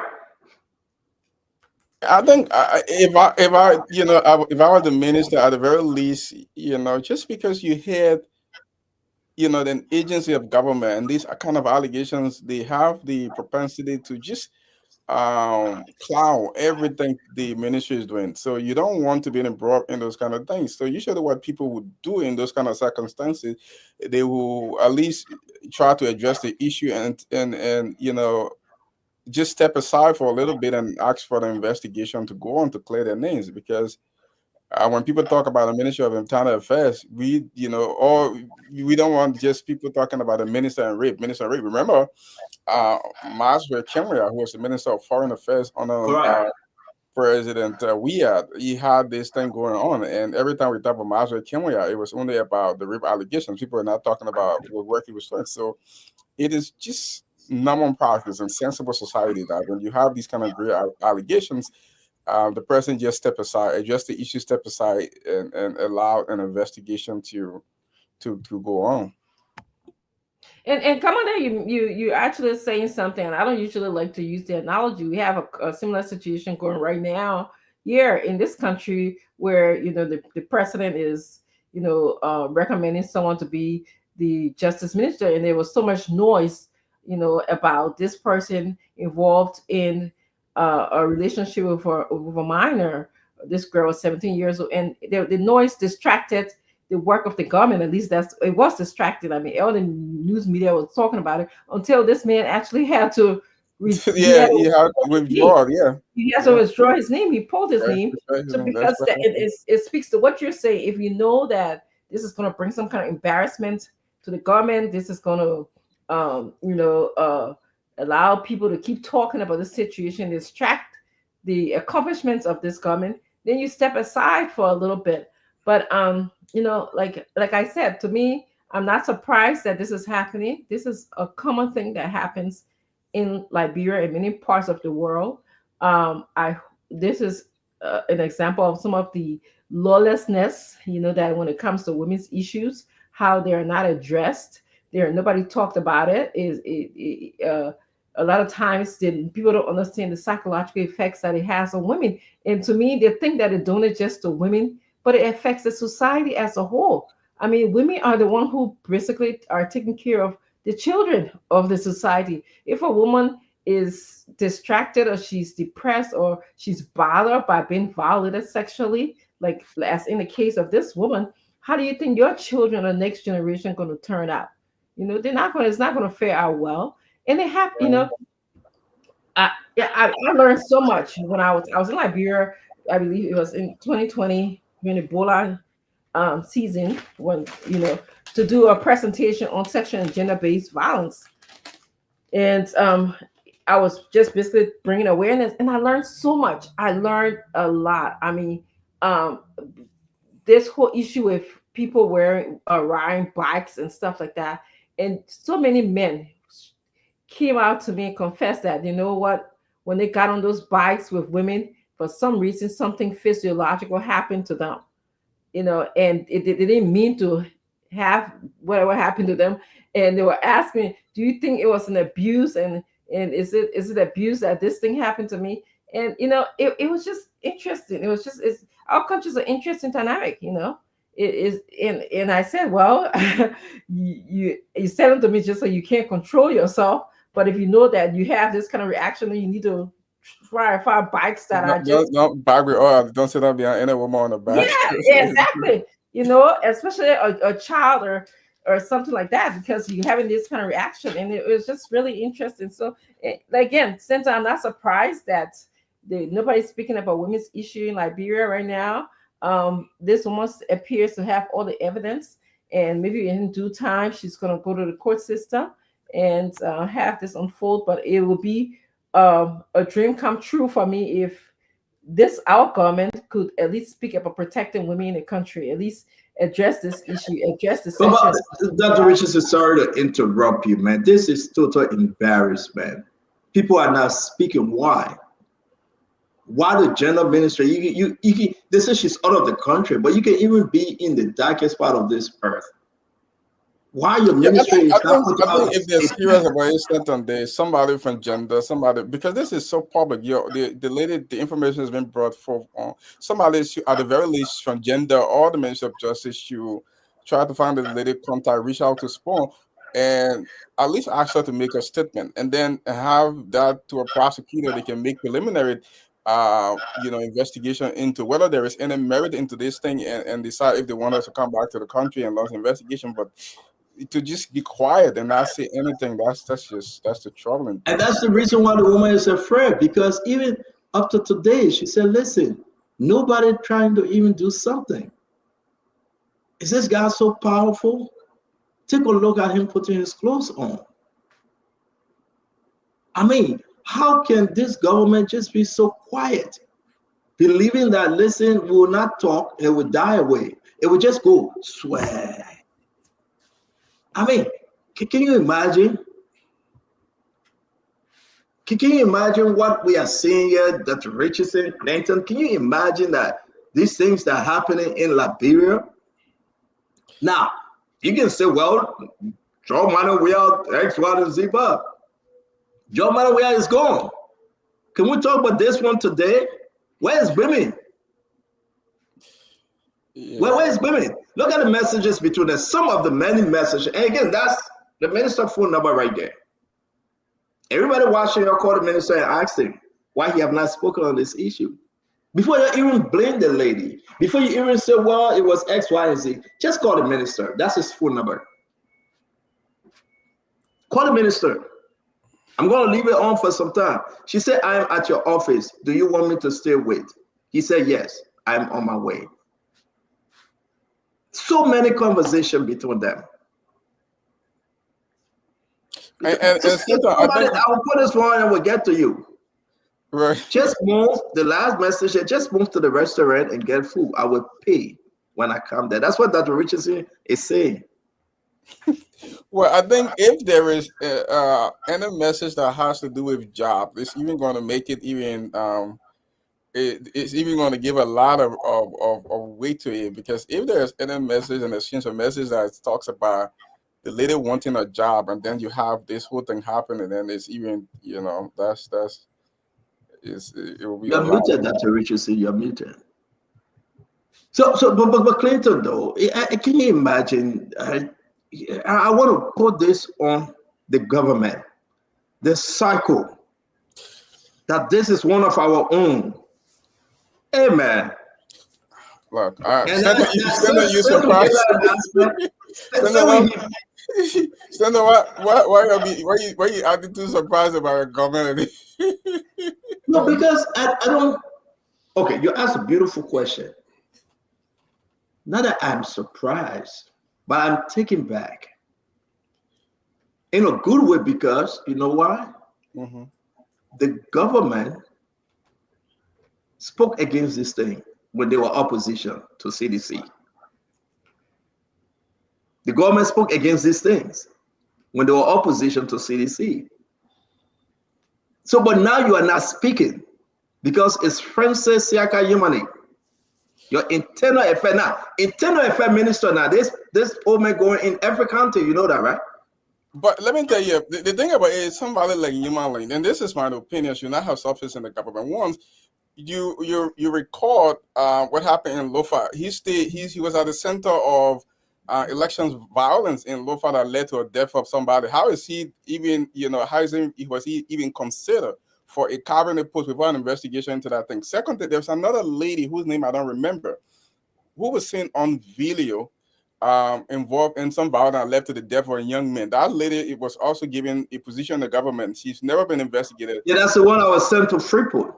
Right. So you have a government that there is evidence. You don't even need to look for the evidence. There's documentary evidence. You have a video of this lady being involved in a violence that led to the death of this woman. She was not arrested. She was not prosecuted. Instead, she was offered a position.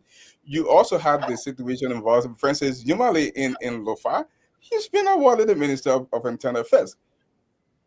It speaks to the commitment of the government, to rule of law. It's clear that people are not interested in the rule of law. So I will understand why this lady is a fair people when people say, "Oh, why is she not coming forward? Why didn't she complain to the police?" Well, this man was been alleged to have. Why this guy can speak to the press? I don't want you to even say why should I come in and he wasn't even investigated. Now you so say these are allegations, Clinton, right? Why he can sit in his office or go to Mika and call Jerry Limit Pierre and say, I want to come and address the allegation issue. Bring all the journalists there in the city, in the country. I will take any question. If Mika is far away, why he can do it from his office? Now he's working from home. His blood pressure going up, he can't come down. He working from home. What's going on with the information ministry? I mean, this is so bad. And every day to see on photo, in video, and a woman is crying in one of the video. Oh my God, I want this puppy to go to court. Let the court get everything. But at the end of the day, this allegation against one of the closest allies to President Bouaka, the Internal Affairs Minister. What the Senate doing with this thing? Women in the Senate, Deba Vabla, Boto Kane, Young Leader Pro Tem.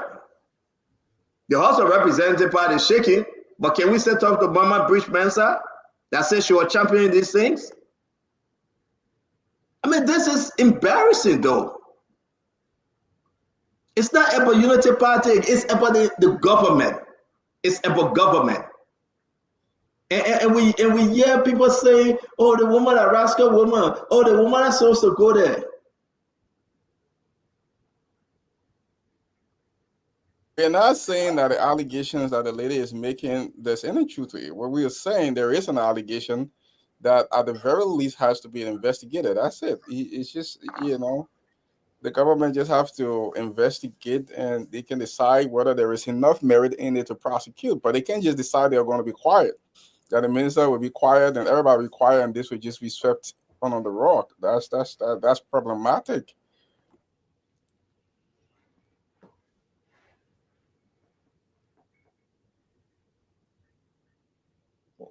Oh, so yeah, I mean, certainly, definitely, we have to take women's issues to another level in the government. We have to be able to address women's issues. Like I said, the population, I make up at least, you know, 49 or at least half of the population in the country, and to still see women as your property or something that you dominate or control is just baffling to me, especially in how much that women give to the country, how much we are, the foundation of our country, how much we support our country.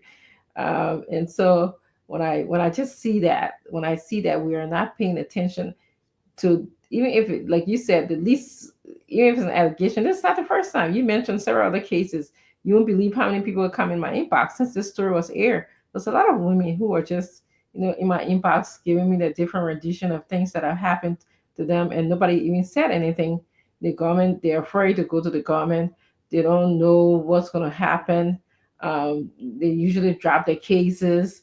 We had a woman who was openly violated in real life situation. We actually raised money. I don't know if Cynthia can remember. We raised money for her on this show. She's actually now cannot return home.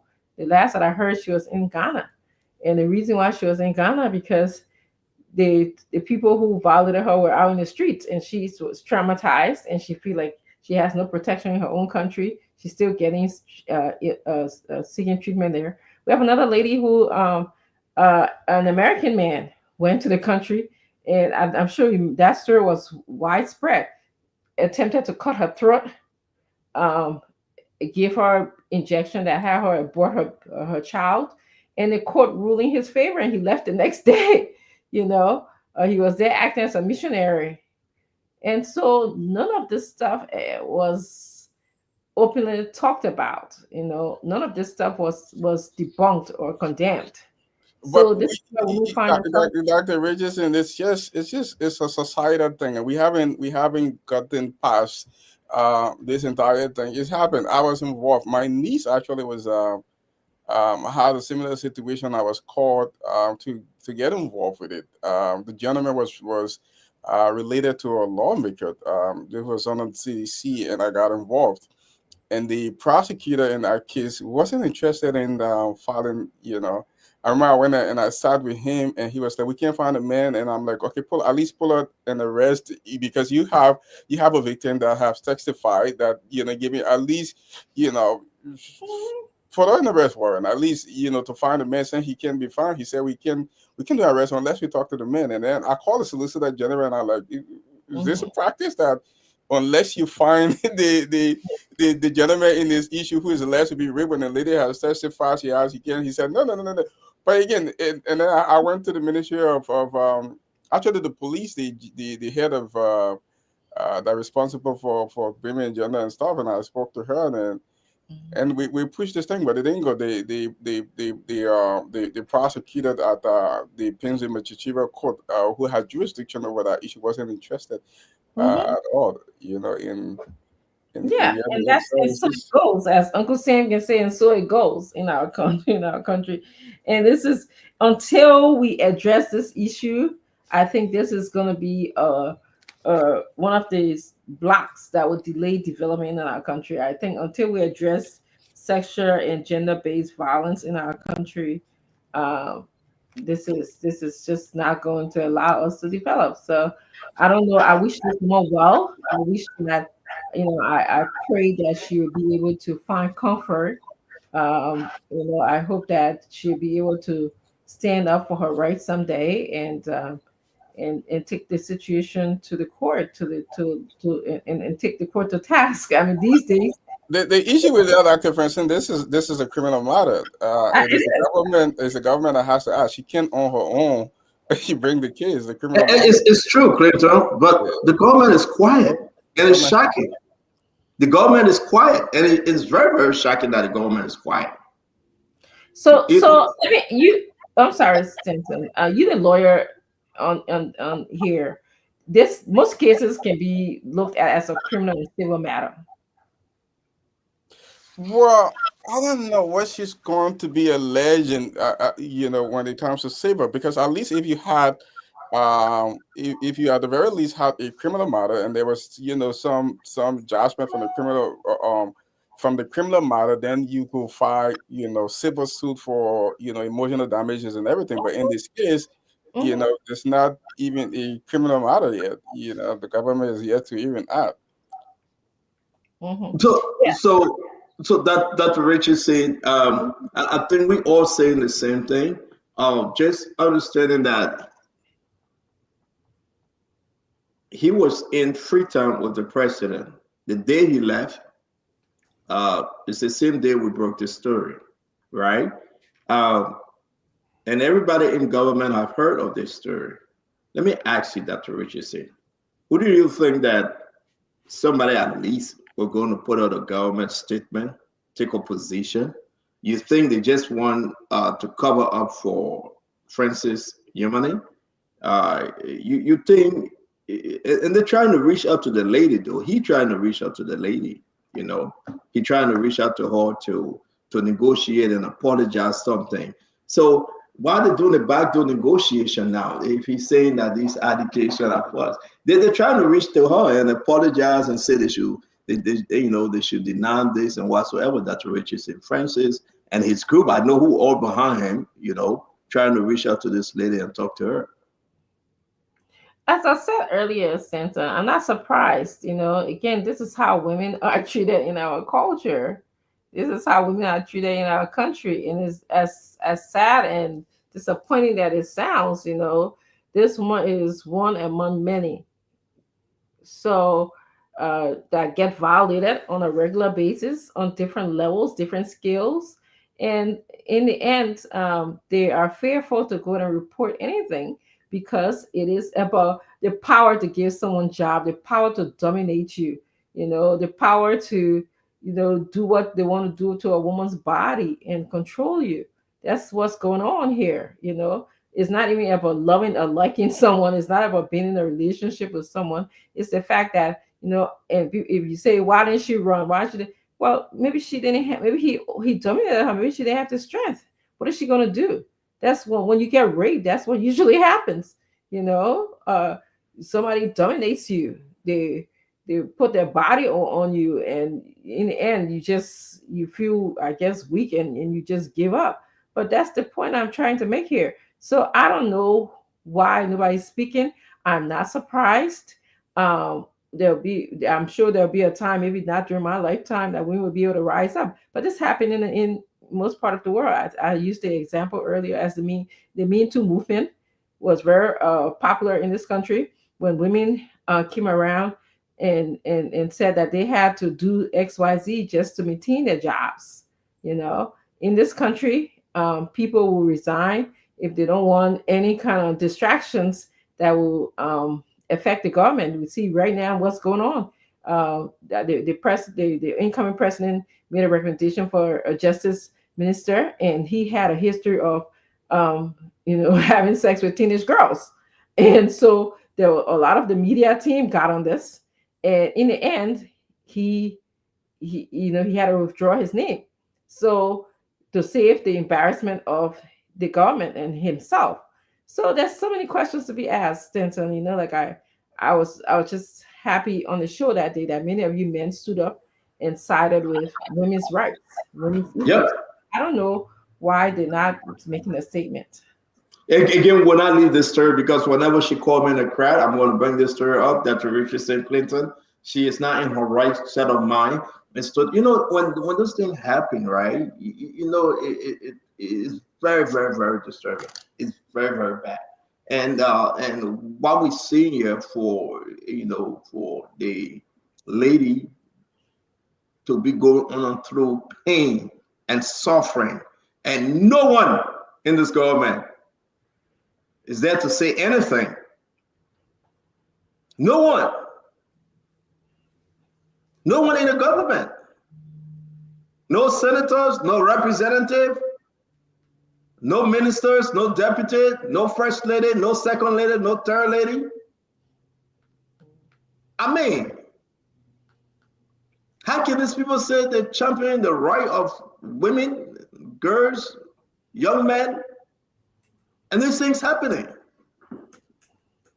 I mean, you find out that he's begging.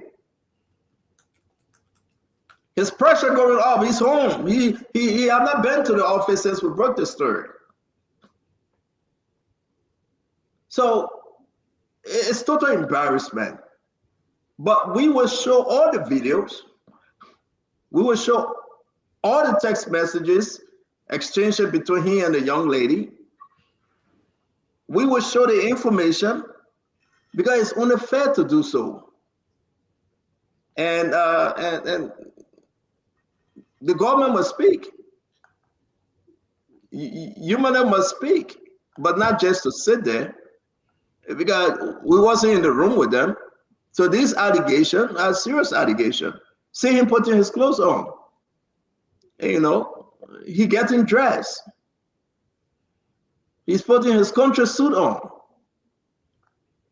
You know, how can you conjure a female in a hotel room? Look at the message. Just move to the restaurant, get food, and eat. Then I will come and pay. Just because the woman begging for a job. So I rest on this case. We'll be bringing in, maybe Ellen Atowari will speak to this. We will be bringing in Ellen Atowari, representative by Gibby. You know what happened today? I'm waiting for her to come. The bus, somebody was visiting her, somebody threw rock into her yard and bust the car windshield. And you know, she called the Liberian National Police, and it's a big thing, man. It's like people are concerned of what is going on in the House of Representatives. So let's just leave Francis Yomani a little bit, because you know I can give you small story and hold some back. And I'm waiting. I'm going to share some of the. Yeah, the woman crying on the video, and yeah, him backing the woman. Hey man, the lady is crying, and he backing her. What? That's what Richard's saying. You know, the stupidity here is that he taking himself to court. Even more shocking, the government is not speaking. Jerry, let me be not talking about it. Bring me from general ministry. You're a woman. The man, you might get a daughter called Angel or Angie. He got family.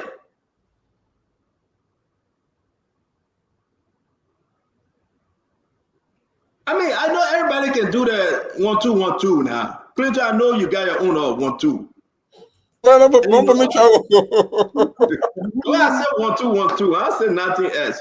But you can't do that, man. When you in place of power, and you tell somebody, say, I will give you a job, and the person comes seeking help, and you take advantage of them, and you turn around and say, but you know that I'm the president brother, and you can't do nothing to me. And the way, I mean, this is wickedness. So how can one say we will not talk? And the letter is going to the UN because she cannot trust the government of Liberia. She's seeking the UN help. She's seeking the international community intervention. So this thing is big. They must question President Barker's government why he's not taking action. You know, Well, Oswald, but Oswald will not take action because we know the Minister of Justice on the story now. Don't get me started. We know the Minister of Justice story. We know the person he's working there as his in-law, one of his peoples, right? So I'm not insinuating everything, but we know Oswald to a story too. So the boss are back, that they can do what they want to do, and I have everything. I'm not saying if you get a 1-2-1-2, don't live your life, but these things have to be spoken about. Clinton left couple 1-2-1-2 back when he came to America, and that's what it is. I'm not saying Eduardo gets 1-2-1-2. He coming on the show. Eduardo probably can announce it, but that's Eduardo business. I'm here calling people names, sending shout out. Then certain things we say, oh, I have Eduardo friend yet. So say that Eduardo not come on the show. My sister Jewel. Let me say. But I think guys. The husband of my man too. Yeah, she's a wonderful lady though. I really do admire her. I've been reading her stuff on Facebook. She's a wonderful lady. But I just want to say to all of you, it's so important that we should hold this government. The government have to speak. Whether these allegations are lie, they got to come up with a position statement. But for them to be quiet 3 days, again, I will bring it up on Monday. And Monday, if there is no statement, I will play the other video because everything now. Guys, don't get it twisted, right? You don't let peace. What the lady could also do is she got to force the government to act. Let her. She doesn't have to be in the country. Let her do an official complaint to the police and have somebody deliver it. And then in that case, they will be forced to do something. They can. Maybe they're saying we don't have a complaint yet. Even though irresponsible. You don't have to wait for complaint, though, Clinton. I understand. That's the point I'm making. I say even though a responsible government with all the information, the public will take action. If they don't want to, maybe she can try to force them. Draft something and just have somebody drive it out to LMP and try to force them to do something. But I said, Gregor covered all this information. He got it. I said all this information. I sent it to Bremen. I sent it to the Justice Minister. I even sent it to our friend Mo Ali. Because Mo Ali is active in the government. So what I'm going to do, I will send it to Youngly and the first letter and the second letter, and I will send it to Jeremiah Coon. Leave Mo Ali. Let Mo Ali focus on connecting our water. You're not getting nothing to do with it. Let me say this though. When the minister was accused, when we broke the story yesterday, 2 days ago, it's been 3 days now. 3 days now, but the meeting was yesterday. What happened is, if the minister talking about even suing, I don't think anybody was defended when being accused in Liberia for rape more than the minister was defended yesterday. Every single person on the network gave him the benefit of the doubt. We tried to make sure we protect him. We did everything humanly possible. Lord, gentlemen, I was reading the threads. I was driving quickly to come here. Oh, Spoon that I'm Kuro, Spoon that I'm police station. No, Spoon is greater than that. Spoon is the people. We're not saying we can create judgment here, but our job here is to force the government to do what they saw an oath to do, to serve the people. That's all we do here. It isn't a suggestion saying, "Oh, we are courtroom, we are police station." That's not it, gentlemen. We got to talk about way back in the day. Nobody talked about anything. We just left it to be. The reason why we come here, someone work 24 hours, we talk, is because we just wanted to get it right. So I believe the minister was defended heavily yesterday. He was given the benefit of the doubt. I don't think anybody blamed him entirely. All we say, well, we can't continue to treat women that they want that they happy, and then we talk about it. We just push it on the carpet. Let the government look inside. Yeah, they release the report of that inside that they now look. That's it. Nothing illegal was done. Yep. And I believe the word allegation was used several times too. Yeah, but let me say this. I want Francis Newman to go and take himself to court. He should walk in that court and go exonerate himself. One, are you the one in the video that is circulating around? Two, are you the one putting your clothes on?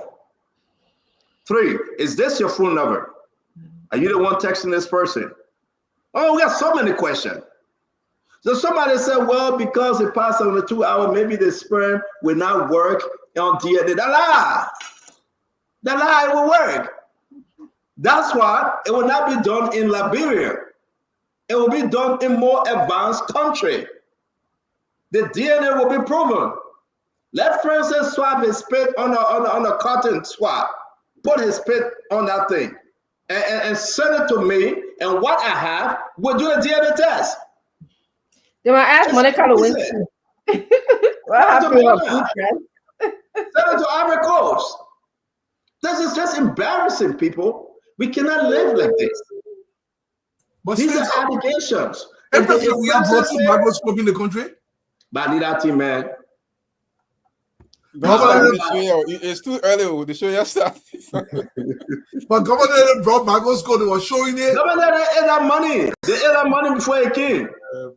There is no DNA machine in the country. I know about that story. I got document to prove that CDC government wanted us to contribute a DNA machine for over $40,000. I know about that story. They ate the money. Sedisha ate the money. Government get $10,000 for that money to complete the school year in America. I'm just joking you.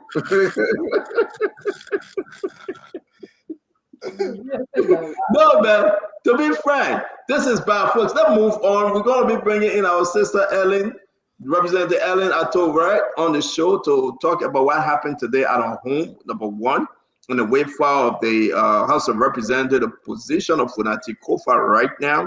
I think everybody's saying, well, the wave has turned onto Funati back, and he's in a position to win this case at the Supreme Court. If the Supreme Court remains a transparent Supreme Court, Funati should win this case. If the Supreme Court, for any reason, turn to be a party Supreme Court, Funati will lose. Because there's no way Funati will lose this case, because due process wasn't given to him. Now, I have spoken to for and against. I can tell you, people are concerned why yesterday these guys then decided to elect a new speaker. It's total embarrassment to them. So let me hear you before I think Sister Representative Ellen Atto is getting ready. Let me hear you, Dr. Richardson. What do you think? If we're not going to win this in the court of law, then what? What do you think? Well, if the court goes by the precedent that was set in the past as it relates to snow, and if it goes according to the Constitution, then I think that Funati could win this in court, specifically the issue relating to not having any due process, okay, or not having the required amount of 2/3 majority votes. So if it goes by that and not about party affiliation or who know you in the country, then Funati stands a good chance of winning. So that's what I would add. I think I went back and read about what the court said about Snow. They did ask that he gets due process. I mean, eventually he won the case because they were deliberating in Broadville area, which is outside of the Monrovia area, and of course he ended up resigning. But they did in their deliberation, they did speak about making sure that if you are going to be removed as the speaker, you should go according to Article 49 that believes that request for due process and at least having 49 members, voting, against the speaker. So I think he stands a good chance. But if we go on party loyalty, we're going by structure, and we're not going by the Constitution, then of course it's a different story. That's what I would say. Clinton? Look, I believe that Funati will win this thing just because, if you follow just reading of the law and following all the processes, the processes, their own rules, there has to be, some processes that are followed that were not followed. It seems like these people are making things as they go along. Like I said yesterday, if you watch the video, there were some people who were asking for votes on the resolution. There were people who were saying no vote on the resolution. So it's like they're just making things along. So the courts will have to. There are a few things the courts will look at. One, whether they follow the procedure, like typically, what do they do on resolutions? Do they vote on resolution? Those are the kind of questions that will be answered. Whether they have legitimacy, in fact, as that bullet outside without following the rules that all the legislators have talked about inviting the speaker, presenting it to a committee, and all those rules. If they're going to win. But again, I have no faith that in these people to follow any of the Supreme Court ruling. Mind you, when the initial writ of prohibition was filed, many of them said that they were not going to follow any and all of the Supreme Court. They changed their mind later and when. So if there is a decision from the Supreme Court in favor of finality, I have no faith in these people to execute that, because they've shown in the last few weeks that they're not interested in following any law. What I do have faith in is the Liberian people, because like I said yesterday, the president has the responsibility to enforce the law. So if there is a decision for the Supreme Court that says their action is illegal, then the president has to work with finality instead of the majority bloc. If he doesn't do that, I have faith that the Liberian people is going to put enough pressure on them to do the right thing. Thank you, Clinton. And again, we'll be bringing Eddie on. I want us to talk about the precedent started in this. It's a good time to discuss it too. Let me bring you on, Eduardo. Yeah, Stanton. If the Supreme Court looks at this case and defines due process as defined by the Constitution, and Brittany alluded to yesterday about my brother Governor Clinton, I think Falantikova has a chance of winning this thing. But if due process is looked at in the context of the House's own rules, I don't know whether Falanti has any chance. My thing is, and Governor is real on this issue. Nobody respects the Constitution in the country, not even the courts themselves. The court does not rule most of the time in accordance with law. Governor mentioned something here about his niece, and it happens to so many relatives back home. Whoever is the lawyer, he or she can make up the law as he chooses. He doesn't follow the guidelines. And here's the funny part. There is no consequence to the decision he makes all the way out there in Bomi County. If he's a circuit court judge, he makes it on the whim. Nobody follows through. Nobody carries it out. So people don't respect it. They only respect it to the extent that it benefits them. It's a dangerous thing for the country. So the Supreme Court has to take a hold of this. But here's the thing. If the Supreme Court rules, but people get the army to enforce the rules. If the executive say we're not enforcing it, that's the thing that we're playing with there. Mm-hmm. So if I can just add, Santa, it seems like the Supreme Court and the Constitution should be like the final, arbiter of the law. They should be the one. No matter, no lesser laws should matter whether somebody had laws in the House of Representatives, House rules. But the Supreme Court, the Constitution should stand taller than those other laws. But you're right. I agree with you. Those guys already, when they had the first lawsuit, they already saying they told them to stay. There was a stay prohibition. They told them, said, let's give us a couple of days. And they went ahead and disrespected that order in the first place, and then later on, they like to go around and use this whole Justice Bishop decline, which means that he denied the prohibition when he just said that he declined, getting involved, or some extent that was explained here by Justice Janet. So, Stanton, that's what I wanted to add. That's very interesting. You're right, though. But again, we can confirm that Representative Elliott is coming on. Folks, you are asking about Kabina Janet. They have not given them the release from the courthouse when they appeared yesterday to the Friday, when they appear on Wednesday.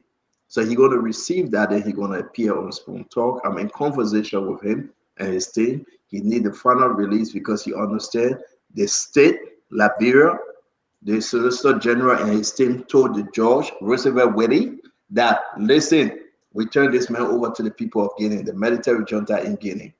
When that happened, the judge must take a decision. So then, Kabila can't come up now and say anything because the government have confessed that they turned the man over. Now, why they turned the man over and all the other national security issues surrounding this, we got to wait for Kabila Janet. Okay? We will not be speaking or crying more than the bereaved here. So Kabila Janet agreed. The counselor said, Stanton, I want to come, but I have not gotten the final document from the court. Once I receive the final document from the court, I will appear and I will tell the nation what's happening. But here's the thing, though. BBC got the story already. International media running with this story already. It's a big story that got so many complications. Now, with people in Lofa, with the junta in Lofa taking down the Liberian people flag, I want you to wait. Let Kabina Janet come on, then we're talking. So let's talk our small about fanatical for them for today. Okay? I know so many of you asking, but that's the answer. Let's see whether some fanatical going to survive this thing. Now you gotta realize now, Clinton, because I'm coming to you to welcome my chairman on this show. I'm not going to call her name; she came late, but that's my chairman. But I will say to you, Clinton, yes, the issue here, right? We have two speakers. That the Supreme Court can rule. We got two speakers. Am I in error here? Come again, Senator. You say what the Supreme Court can do? Tell the Supreme Court rule we do have two speakers in the country. Am I correct? Well, there is nothing on our laws that provide for two speakers, so that we can't have two speakers. We just have to have one. Either Kon is the speaker or Fonati the speaker. There's nothing like two speakers. No. So I was expecting you to answer as a lawyer, and you just did. We can't. There's no. The people that creating those laws, making those laws, they're telling us that we got two speakers. Fonati say I'm still your speaker. Mr. Kon say I'm still your speaker. So what you expect the common people to do? Well, these people are not the law. They make the law, but once they pass those laws affect everybody in the country. They have to abide by those laws. They're not the law. They're just lawmakers. And that's why there's this whole process of the two houses passing the law and the president presenting to the president signing off on it. So the law says there's one speaker. You can only have one speaker. There's no two speakers. So whatever they're doing, who is your speaker? My speaker is Fonati Kofa because as far as my understanding of the law, he's not been lawfully removed yet. So he continues to be the speaker.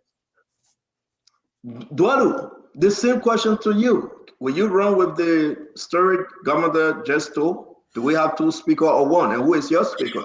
For me, I'm getting speaker, but the legitimacy of the speakership will be right now. You got speaker, you gotta take one. Yeah, that's what I'm saying now. The legitimacy of the speakership will be on Fonati because I don't think he was legitimately removed, even though they make the opposition blaming what the majority blaming say, oh, we got one speaker. It is not official to me now. I would say Fonati is still the speaker of the Republic. So you also say we do not have two speakers. No, we can't. We only got one room. Well, but you're asking me. The people say we got two. Fonati say your speaker. The other man say your speaker. I just got to let it be as it is. But then it would be interesting if everything that he was saying yesterday, that Marvin was saying yesterday about. If I would be very, very surprised to see them give an official, the transport ministry give an official speaker plate to Richie Kon, even though yes, they are. Yes, they are. Man. I mean, but then that's the executive. The government. And that's why after I asked Glenny and Dr. Richard, I want to talk about the president involvement in this. It's very important. And it's time to speak truth to power. Whether you in or you out, you got to let the Liberian people know. You cannot be slow way in this big argument the whole country running on. Glenny, welcome to the show, sister. Do you have two speakers or who is your speaker? I think that hello everybody, it's good to be here. I think you already know my response to that. We have one speaker in Liberia, and that is Fonati Kofa. Whatever else they're doing, whatever illegal acts they're doing, whatever they've created, that's on them. That's why now I think it's up to the Supreme Court to interpret the law and to bring this problem to a solution. They may think they have two speakers, but it's like Natana about Liberia is not a banana republic. We have laws. They have to follow those laws, whether they want to or not. They got to do things. You can't be But that Maggie said, he said they're not banana republic. But Maggie law. Well, they're not banana republic. A banana republic will go. It shouldn't be a banana republic, but it seems to be. Exactly. But we have one speaker. Until they do it legally and do it the right way, there's only one speaker, and that's Fonati Kofa. That's how I see it. Thank you, Dr. Richardson. Real quick, you see it the same way Fonati is the speaker and not Richard Kon? Yeah, as far as I know, he was duly and legally elected by those very same people. And until they follow the due process that is required in the House rule and a higher law of the land, which is the Constitution, then he is still the speaker. I don't care what they do or what they think. I consider them anti-rule of law group, that are basically trying to remove a speaker without the numbers, without going through the process. And how can that happen? It's hard to understand. I don't understand why they are not trying to abide by the rule of law. It's baffling to me. And if they can do this now, what can't they do? What can't they do? And that's what we should be afraid of. We in Liberia, we love Liberia. We should be really, really afraid of this group of people who supposed to be our lawmakers are behaving this way. So let me ask Nelson to go to the phone line. Well, we just break off a little bit because Representative Ellen is joining us shortly. Then we will come back with the second question. Why do you, before we do that, Nelson, get ready. We'll go to the phone line. Nelson, can you come on? Dr. Richardson, do you think the president is in this or he's not? Is he neutral? I don't think, some people can think that they kind of argue that there's separation of power, so the executive branch has no fish to fry in this matter.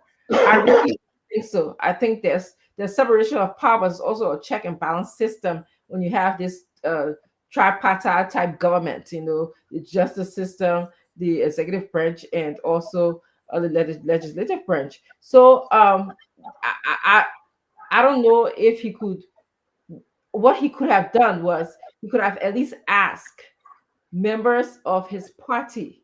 He could have to at least desist, okay, and make it known that I asked these members of my party to desist being involved in any kind of anti-law involvement to remove the speaker, and make that known publicly. Say that, get his minister or information to speak that. But I don't know if I heard he did some kind of work, so that's one thing. The second thing was that he allowed Mo Ali, and I believe as the same Nimade person, it wasn't there was Mo Ali, Yumani, Francis Yumani, and Salif Tyler. Yes, to go and go to a hearing, appear before the anti-rule of law. He said he didn't know. He said he didn't know. Well, that's not an excuse. You're the president. How can you not know? I don't know. How can you not know as the president of the country? So if that's what he said, that's the ignorance of the law is not an excuse or whatever. There's a saying that way. I know. But anyway, that's the second thing that he did. That's the second thing that he did. So I believe that he is involved somehow by not speaking up publicly against this renegade effect that is going on right now, this renegade behavior. Thank you. Clinton, directly or indirectly, do you think the president is involved?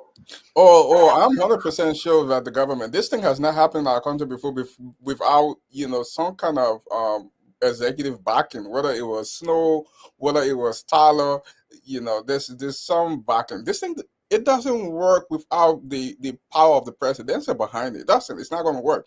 Because the first thing, if the president had not sent the budget to these people, you wouldn't even be hearing the note. If the president had made it very clear that he's not going to support any illegal process, these people were going to stop. The reason it's happening is because behind the scene, they know what to do. If the president comes in, he's very clear that anything that is legal, I'm not going to support it. They know that they have to follow suit. All of this is happening because the executive supporting it. He's allowing his officials to go appear before them. So there's some tacit, or whatever you call it, to consent to what they are doing. So that's what is happening. There's no doubt in my mind that the president and his advisors are aware. This is a whole game plan. When you hear Mo Ali yesterday, when I asked him, and he said, "Oh, I wasn't invited." Come on, man. We're too grown here. We know. Everybody know how this spend. There's the horses and classes. There's something good, and you get a letter, you appear, and you say, "Oh, I got it." The sergeant your aunt was there, and it came from the clerk. We know that even the clerk and the deputy clerk, they're all split right now. Come on, so it's all a game. It's all a game. Thank you. Eduardo, what's to you? Is the president involved in this fight? Stenson, the way our country is set up and the imperialness of the presidency, whether the president is involved or not, his silence speaks volume. I don't have enough to say the president is involved, but I will say this. The mere fact the president has not spoken about this thing, and yes, it's a contrary view to this, though. The president could put a stop to this if he wanted to. This is how our country is set up. He has the powers to do that. People will say, well, the legislature is different. That's not entirely true. The presidency of the Republic of Liberia is so powerful. It's so powerful. He can silence the Supreme Court when he chooses. He can silence the legislature when he chooses. He can do whatever he wants in the country. So I don't have evidence that he's contributing to this, but I do know with complete certainty his silence speaks volume. Yeah. Glenny? So I'm not going to cover anything, and I'm not going to be a novice on this issue either. If he doesn't know, then there's a shame on him as the president of the republic not to know what's going on in the different branches of government. That says a lot about the president, Joseph Yuma Boyka. I have not validated, but I heard that there was a statement he made in Sierra Leone saying that it's a Liberian issue, that they will fix it. There's nothing to worry about if that's true. So that should signify that he's aware. And not only that, the president have lieutenants, he have aides that speak to him. He has the information minister. So there's no one. Are we here kidding ourselves that no one's briefing him on what's going on? You want to tell me that Fonati Kofa also did not let the president know about what's going on? How can Joseph Boyka say he doesn't know? If you're saying that he doesn't want to interfere because it's a different branch of government, then maybe we can understand that. But to say the president of Liberia does not know what's going on in his country and in the other branches when he is the sovereign leader, that's unbelievable. And that's not something we should kid with, because it says a lot about him as a president. So why is it if he doesn't know about it, we have people from the executive branch like Attorney Clinton said, who has been going there, who's talking, who has been speaking. More Ali, you call him all the time. He gives an opinion on this. So why would the president not know? How can President Boyka, Uncle Joe, not know about this? This is not true. And the silence that he has is not new. This is what he always does. He's always mute on issues. He doesn't say anything. But silence doesn't mean that he doesn't know. There is no way that President Boyka doesn't know what's going on. Absolutely no way. When you even hear that, for that even I'm pretty sure that the Chief Justice or the justices reached out to him to tell him. If nobody from the legislative branch told Joe Boyka, somebody from the judicial branch told him. This is the president we're talking about. So let's get it straight. The president is fully aware. Okay, he's aware. He knows exactly what's going on. Let's get it. There's no game in that. He knows. No, because people sitting there with him, telling him everything. Okay, the national security advisor, but Stato, didn't the president, the legal advisor to the president, telling him the president met. Funati met the president at the president residence, right? So to say the president no, he doesn't know. Let's put it aside. But still, this is the president's playbook. I vividly remember when you had a one-on-one interview with this president was in the United States regarding the whole ANC fingering document.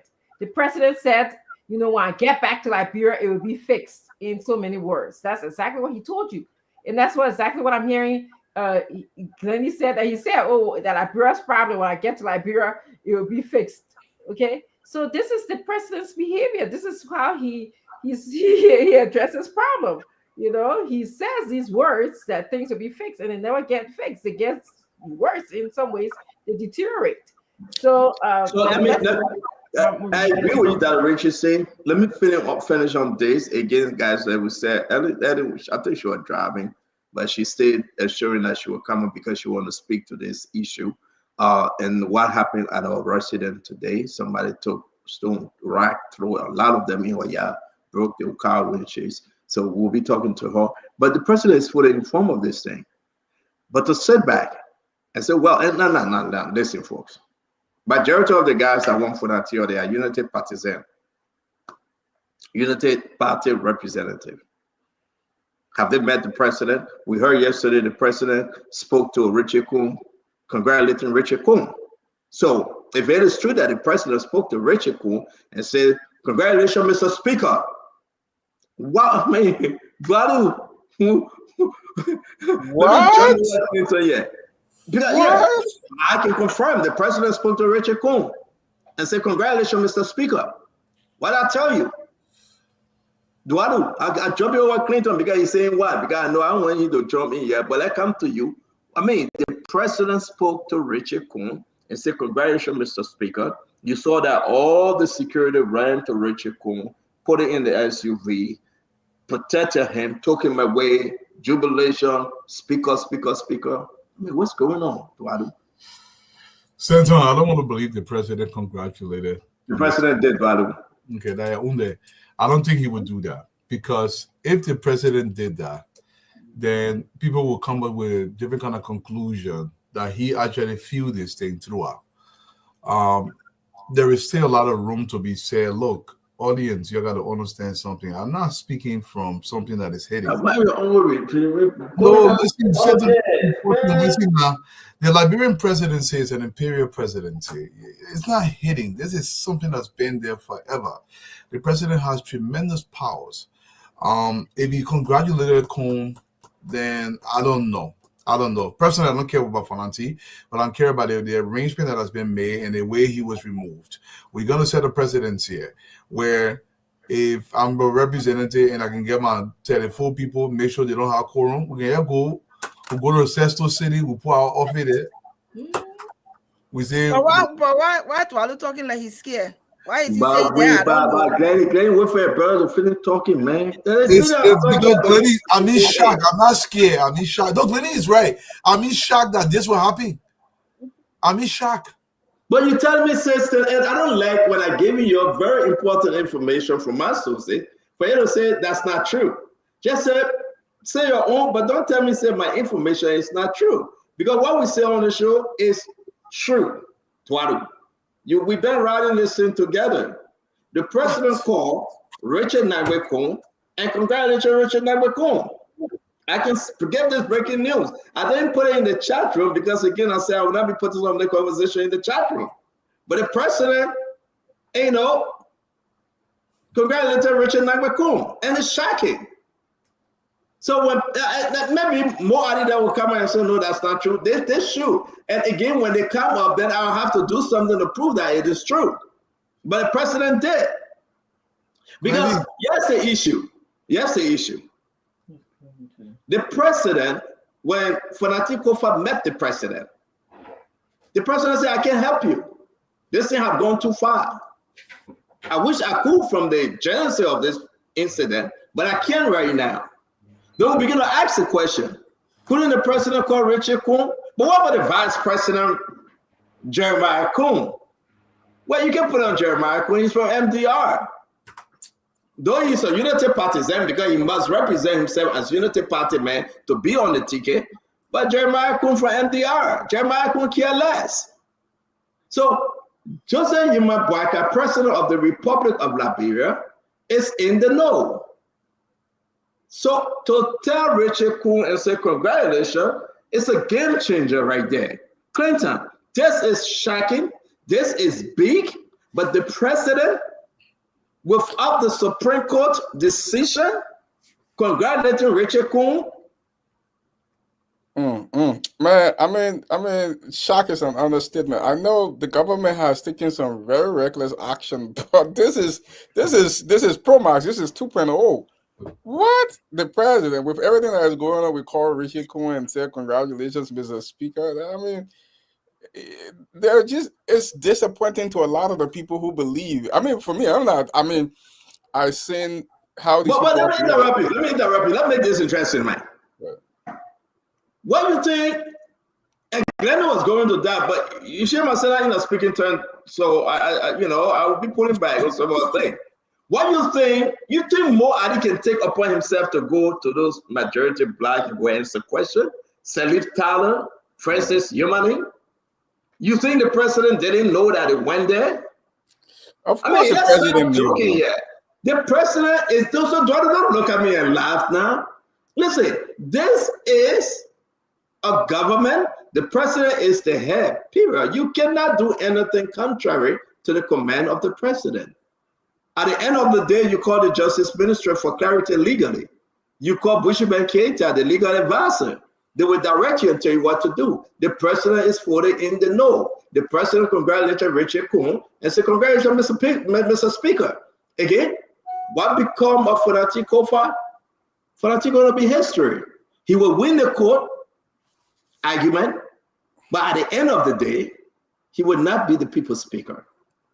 because I don't think the executive is willing to work with Fonati. I think the executive 100%, they have drawn the line that they do not want to work with Fonati Kofa. They send the budget intentionally to Thomas Fala.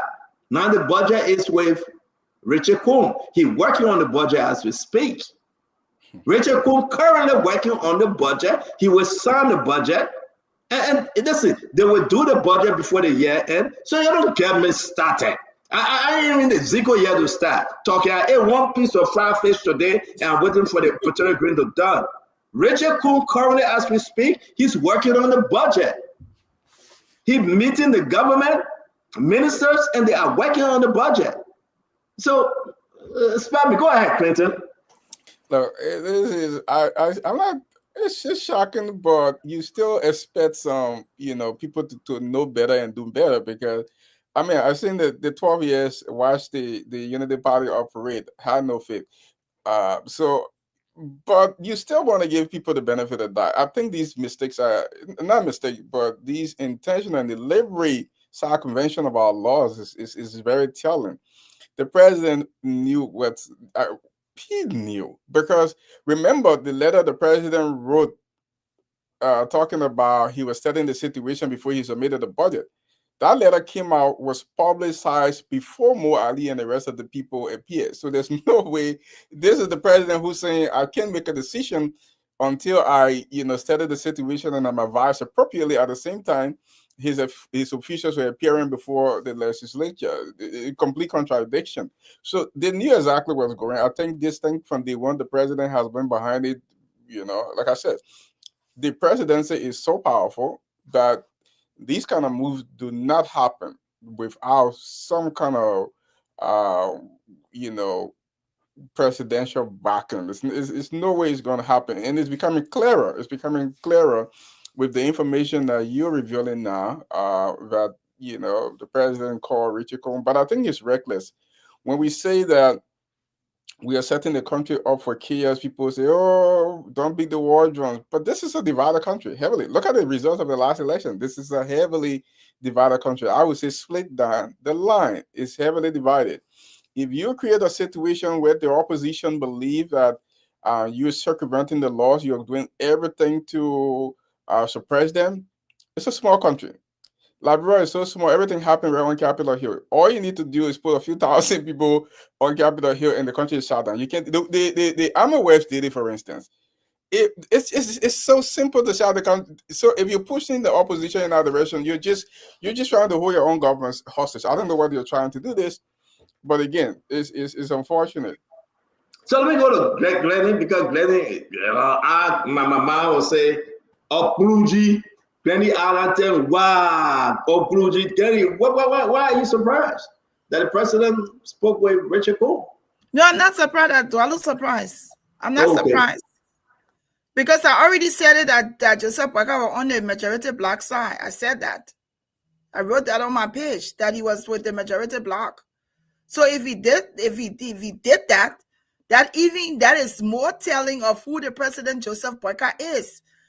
Stanton, a lot of people talk and canvas for Joseph Boyka to be president. When the UP partisans, they stick together like rice, white on rice. When you see the likes of Stephen Johnson, my brother, Mo Ali, when you see them speaking in defense of the majority black, that should tell you what Joseph Boyka's head is. And I don't care what people have to say. What can they say to me? But we have to speak truth to power. There is nothing definitive that Joseph Boyka has said for this entire incident. Joseph Boyka and Fonati Kofa went to the Vatican together when the conflict just started. So before they met the Pope, you want to tell me they didn't talk about it? And for him to congratulate Kuhn, you know how I describe Kuhn, the man who couldn't win in regular occasion, who has now won by hook or crook. That's just what it is. I don't know what that. Kuhn won his election. I don't know whether it was hook. By hook or crook. We're hearing all the stories that are coming from under the election that they had. And that's not how they usually do the procedure. And what was done yesterday was different. So the only people that can direct the decision about this travesty in our country right now is the Supreme Court of Liberia. That's it. And if Konati loses, fine. Find a way. He will continue to be a representative, but he won't be a speaker. That's just it. But the way it is to have the president to hear that Joseph Boyka congratulated Kun, but Joseph Boyka already sent the budget to the majority black. What's he ask for more again? Okay. Okay. President has a right to support who he supports. Let's make that clear. He has a right to support who he wants to be speaker. That's his right. The people who don't want Kofa and want Kun, they have the rights to that. All we are asking, there are procedures laid down by law. Just follow those procedures. That's all we're asking. We're not forcing the president to work with Kofa. We are saying he should just encourage the people to follow the laws and remove Kofa lawfully. That's all. Okay, so again, let me say this, ladies and gentlemen, we got so many sweet stories coming to you this Friday evening. We all chilly. It's very cool. Yeah, I don't know what my brother, and maybe he's somewhere in the heat. He gets short sleeve on. My man, you go wear t-shirt on our show, but you can go put something else on, man, my man. Yeah, my man, what kind of man is so? You think that a majority black show, yeah? But this shouldn't be shocking to you. Again, Donald, can you do something? I have to help Look, it's time to go help Ellen. Let me let's stay a little bit. Look, guys. No, I'm here. Let me just mute myself. Yeah, mute yourself. Look, gentlemen. This thing here, here what government said, we have procedures. If we don't follow those procedures, we diminish the country. When CDC was doing here, you know more long a break inside. Then we cannot come and do the same thing when we know with complete certainty that it is wrong. It is wrong. The procedures must be followed. Honorable Bogai, if he supports Mr. Representative Kun, come out openly and state it to the public. But we have to do things in the open space because this is the people's business. If we're gonna make decisions in a way like bite and blow, and the people don't know what's going on, I don't know whether this is building our democracy. And Glennie mentioned something. Glennie was right. I'm a little muted because I don't know what to say, and I'm not easily lost for words. I don't know what to say. I'm just dumbfounded that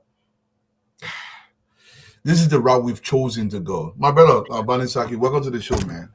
Yeah, before Valen do this, I think we'll bring in Representative right through the phone. She having some technical issue coming through Facebook. So again, we're going to give her a few seconds because we have to hear from her.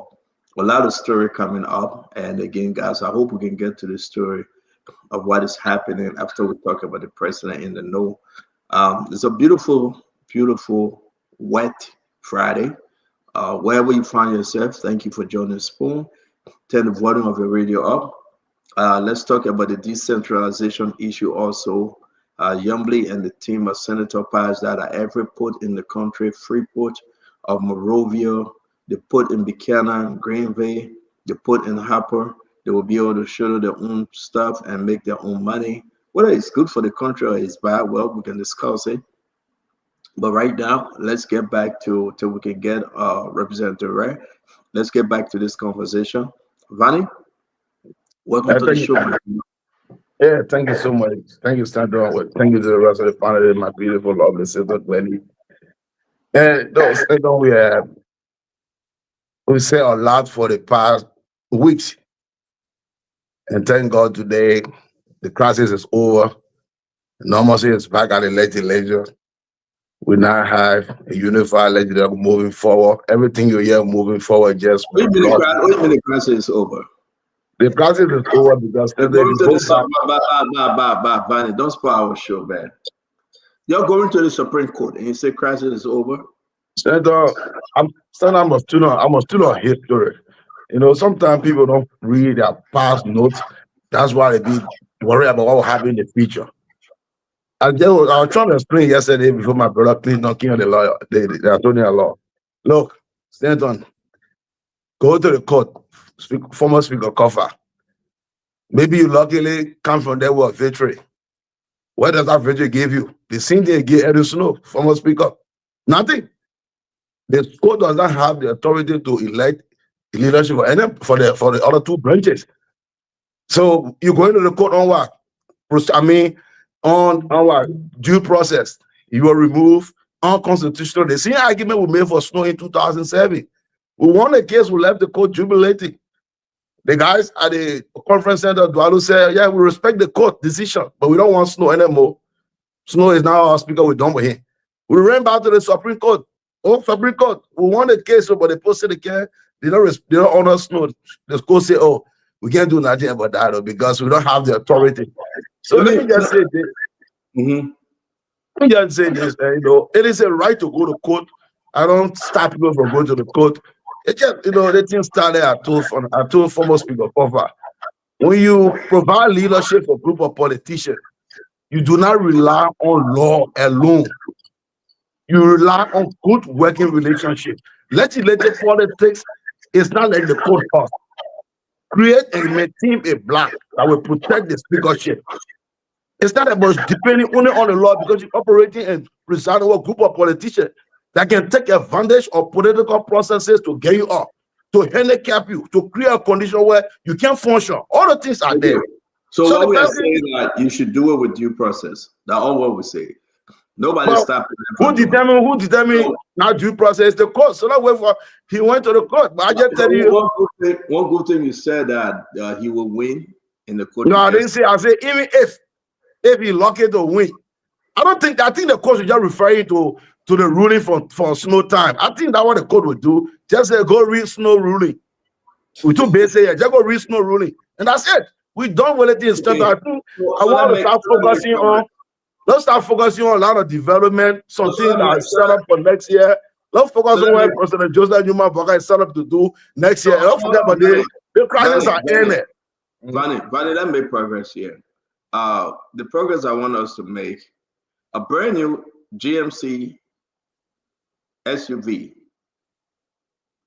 The newly elected speaker from the majority black is driving in a brand new GMC SUV. He got 3-4 cars, police escort, everything behind him. Then Duaru, you won't tell me say that when I said the president congratulated Mr. newly elected speaker, you said it cannot be true. The information that we're getting in Duaru is a first-hand information that this thing, Sefini, is settled. Fonati will go to court. The court will say, Fonati, you won the case, you're given to process. The guys now will delay Fonati for almost 2 months. They will pass the budget. They will present Fonati. And again, before that time, they will make sure that they get over 50 votes to remove Fonati. Because you know why? The reason why I'm coming back to you that the riches is finished eating, let our food go down small. The reason why I'm coming to you, for Duadu, is because you see the man. The reason why I'm coming to you, Duadu, is because they are saying they will make sure they pass the budget, right? Before they can even entertain Fonati argument and those allegations against Fonati. So that's another story coming up. Talk to me, Duadu. Stanton, we got the MCC scorecard out. We are here to listen to me. My man, Clinty already now exposed my Clinty found a euphemistic way for me to say it. The thing is, my more follow. And all the thing you're talking about, first of all, these boss will not pass the budget without the other 29 members. They're going to pass it exclusively with the 50 or so members by themselves? They will pass it with Fanny. He said they're working together. Fanny will go sit down there. They will pass it. Stand up. They have a quorum, Dualu. They have a quorum. They will pass it. Where's the word I'm looking for? I'm flabbergasted. I don't even know. My stomach hurting. Let me just give it to you. They will pass it, but again, you're right. We'll go to the scorecard. Let me call Madam Ellen October. She wants to speak on this. Are you saying that even the Liberian Senate is going to endorse this? They are going to accept the illegal action from the lower house? The whole country, everybody is just lawless? No, I don't think the Senate have control over the lower house. I don't think they have control to tell them what to do. I don't think so. No, it's not telling them what to do, but to reject any budget that comes from illegality. It's not telling them what to do. It's to reject the budget that is not proper. Clinton, here's the issue. Who is the president of the Senate? Our Anthony Yumley. She's not the president. Oh, you talking about the president, Senate, or Mr. Vice President? Okay. Yeah. And you get Youngly. Mr. Vice President. And you get Youngly. Youngly, who is the pro-term, she's in hot water. Youngly must abide or be removed. Seriously. No, I'm giving you guys information that you need to be PMing. Youngly, she must be law-abiding citizen or be removed as pro-term. It's the fact. You got the president of the Senate, my dear friend and brother, Jeremiah Kwankun. You got Prince Moyi from Bon County. You got what Prince Moyi chair on what? Somebody help me. From Bon County. You got chair on executive, James Banning. You got former pro-tem, Albert Chie. You got Emmanuel Nukwe. Should I go down and name them? And you know, Delon will do anything Youngly asks Delon to do. So you don't even count Delon. He will make sure to get the vote and he say, I revert.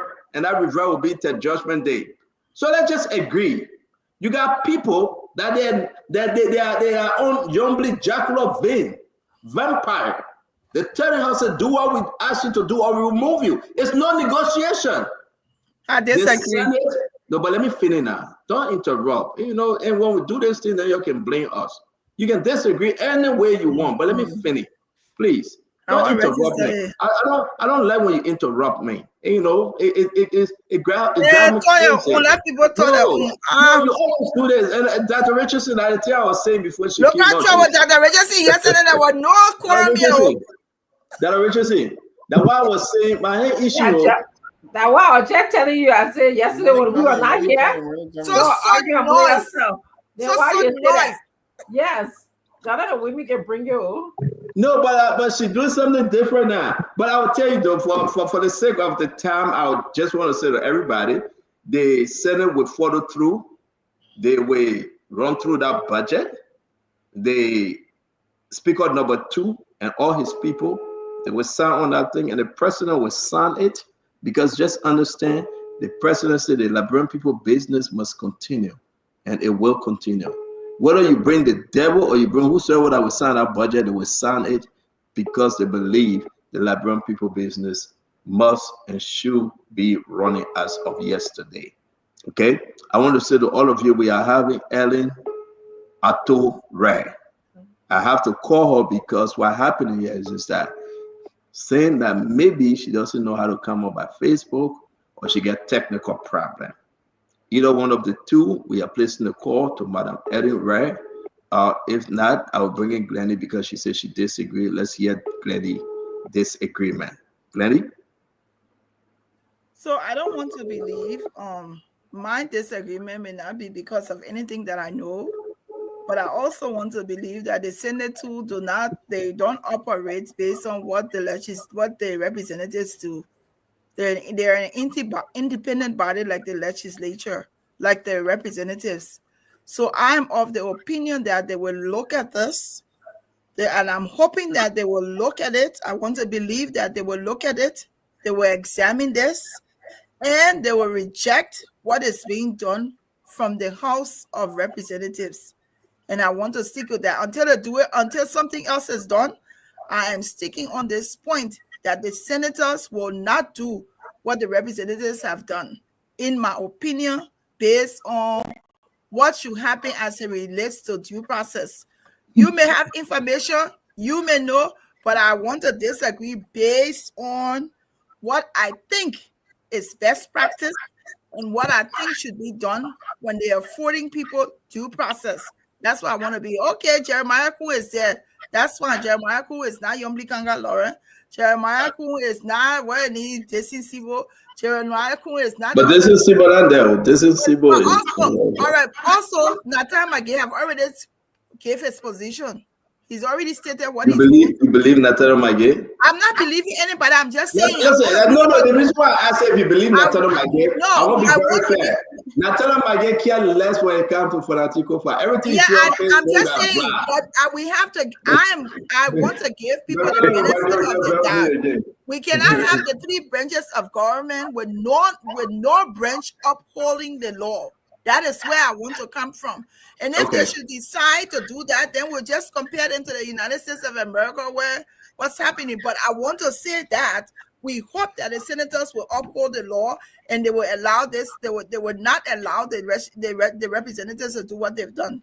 Until Thank they you. do it, Quickly, I want no, to no, let disagree me that they won't do it. let me Let me quickly go to respond. Dr. Richard. We'll come to you, Vanessa. Let me go to Dr. Richard. Say again. What? Let me say this. Okay, people can write on Facebook. Dr. Richard say they can make the comment, but beyond the scene, it's a different ball game, right? And I agree with my sister Glennie. Till she see it, she will not believe it. It's fine.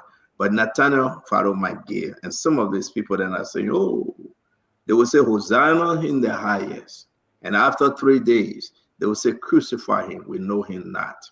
Okay, I don't trust them when it comes to the Funati issue. They will pass this budget, they will sign onto the budget, and the budget will go through because of the budget.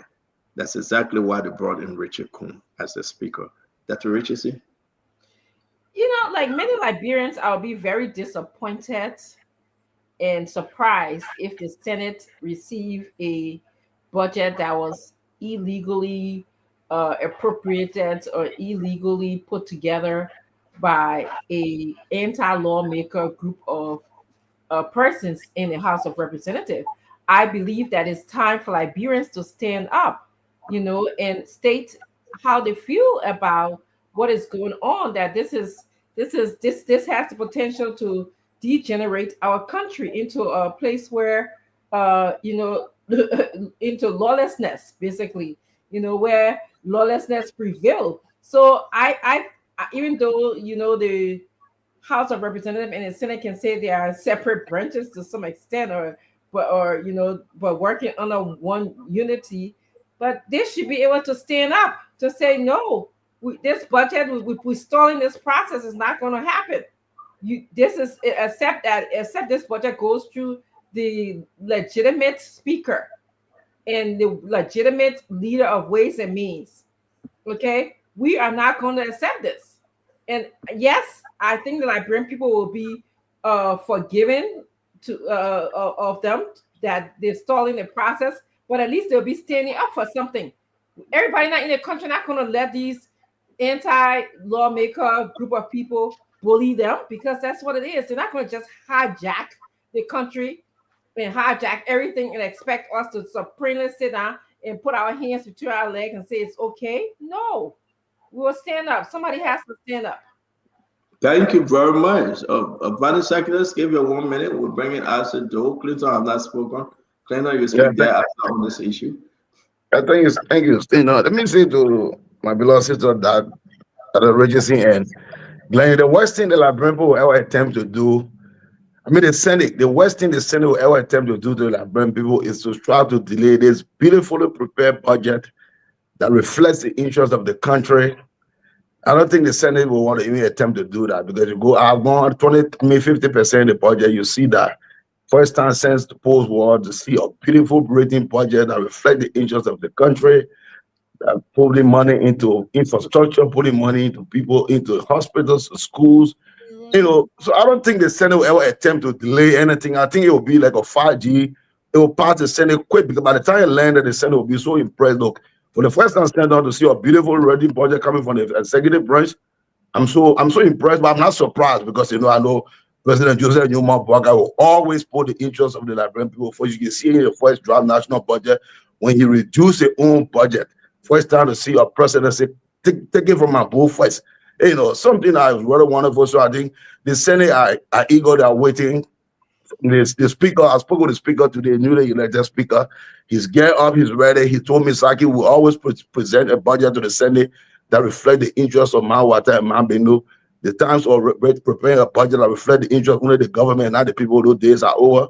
So I just want to say, I don't think since Glennie, the Senate will want to temper or anything, but just pass that budget quick so President Joseph Newman Boakai start investing in schools, in roads, in hospitals, in public sector, creating an environment that attracts jobs opportunity to our country. So I think we all should be happy for what's going to happen in the next 5 years. I listened to Finance Minister Gafuran 2 days ago. Look, I was in bed since Glennie and just dancing in bed. Even Thank if you you very were much. joking, you Beautiful believe it. Liberia. So Vanessa, Valley Sake, thank you very much. You trying. And we give you Stanton, all the even the time. thing when he talking, he believe it. He just talking. You were in bed there, so don't give us your I bedtime like what you story, my said. This brother. you didn't want to prepare budget. You Do not give us your bedtime story. We don't know who in that bed with you. Please don't do this. Okay. I So, honestly believe they should give PR job to Vanny. Vanny does a good job actually. She give PR. Oh, for real. but Here, Dwalu. I would say it's just important for us to know. If you want to talk about the budget, like we asked to bring the budget in this week, the budget is not a beautiful budget. It's only beautiful for the first 5 top leaders: the president, the vice president, the protem, the speaker, the deputy speaker. You can add the chief justice. Look at your University of Liberia. It has not opened. The year is about to end. They don't run and say we gave them $33 million. Where is it? It's just on paper. Do you know that the University of Liberia didn't receive their money, but Yomli has spent almost all of her money? The speaker has spent almost all of his 1 point something, 2 point something. The president and vice president they received all their money, but the University of Liberia unable to pay staff, teachers, bringing what is needed to open the university. But Vani, you say the budget is a beautiful budget. It's only beautiful because you are not in the university. You are not attending. You are not staying home when you should be in class learning. The budget is only beautiful for those people because they are there, they can get in plane and go out of the country to get actual health care. Look at JFK. Look at the hospitals around the country. Fanny, how can you say it's a beautiful budget? Knowing very well, it's a wasteful pork. But we'll discuss it next week. And you'll be always welcome to join us discussing your beautiful budget. Let me bring in Clinton and we'll go to Acido. Brother Clinton? Man, I mean the revelations tonight, they are shocking, but not surprising. This government, with many of the things that is done, um, in the last 11 months or so, has shown that the government is not committed to the rule of law. The government continues to show to the Liberian people that is not interested in the Liberian people. Look, but history, when the CDC came to power, there was this talk of 24 years. The CDC did 6 years. The Unity Party did 12. The Chewy Party thought it was going to do, it did 100 plus, over 100 years, and they thought it was going to continue, but it ended. At some point, whether the Unity Party wins the next election or not, at some point, they are going to be out of power. And, so whatever you're doing today, try to circumvent the law, president support whatever he wants to support and don't care. But at some point, you're going to leave power, and another group of people are going to come in power. Just remember that you're never going to be in power forever. Hey, let's go to our brother Isaac. Isaac? Yeah, Stanton, my brother Vanny, how you doing, my brother? You used to talk reader in class, reader, sooner reader, calm down. You used to say those things. Yeah, But when I was CDC, I used to say, we talking. That's a good answer. I like that. Yeah, right. That the same way reader father, we're talking serious thing here, and then he come with a reader story, sooner reader fan. Let's stop this joke, man. Talk serious thing for the people. So few things here I wanted to put on.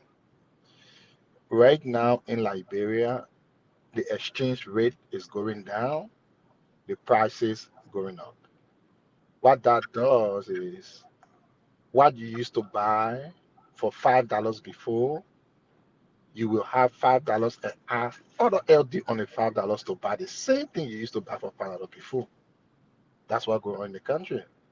And I wanted to specifically, I don't know how many times we will say this one thing over and over and again. I know my brother was talking about the issue of snow. Oh, it finished, the same thing the Supreme Court say, and it will say to the men. I don't know what people just had to just grab something and just understand it. Edwin Snow went to the court for due process. When the Supreme Court ruled in a favor and the return, the lawmakers were waiting to go through what the Supreme Court said, but at that time they already had the vote to remove Edwin Snow. They had about 51% that would vote that would have voted against Edwin Snow. So Edwin Snow resigned. Go Edwin Snow and ask him.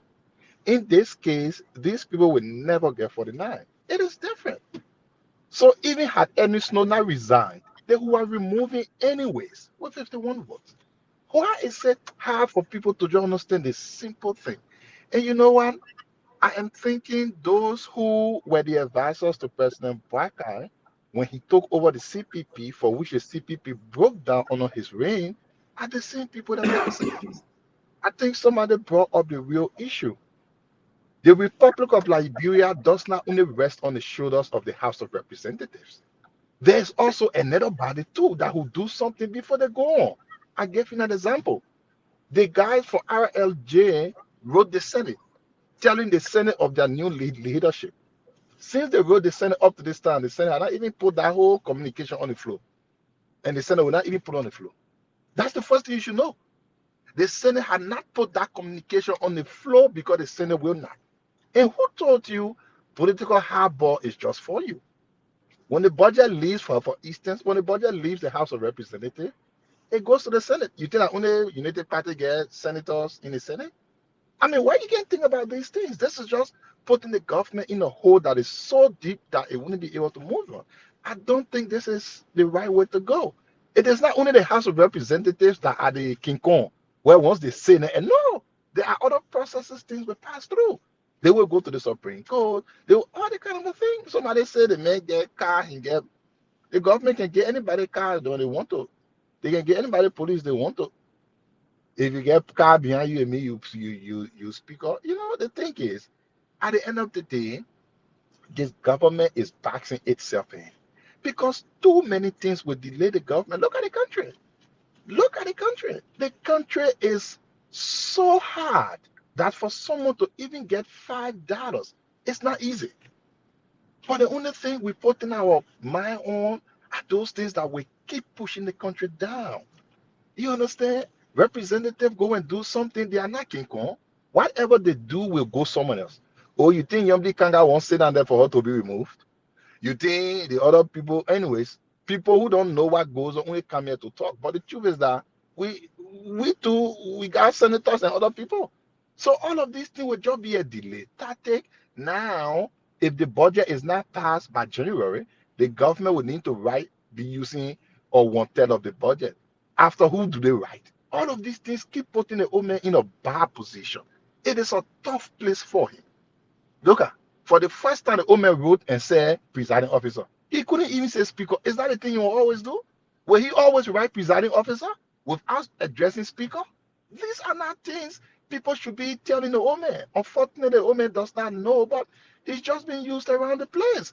And you look at people who made the CPP to crash on him, are the same people trying to make Liberia crash right on him again. And I thought it is an embarrassment. You cannot write speaker. The president will not easily go for the State of the Nation address because he wouldn't know who to write, who not to write, who will write it, where not to go, where to go. He wouldn't know all of these things. Why are you putting yourself in this embarrassment? Once Fonatic Kofa remains the speaker, that cloud of speakership hangs over the legislature. What will Baka do? You go to one side, other people will bash you. So it is just, not a win-win situation. And I don't think the old man should be listening to people that help him burn down the CPP. All of this kind of a record getting on him isn't a good thing for him at all. Everything he's done just crashed on the floor. And I thought it's crazy.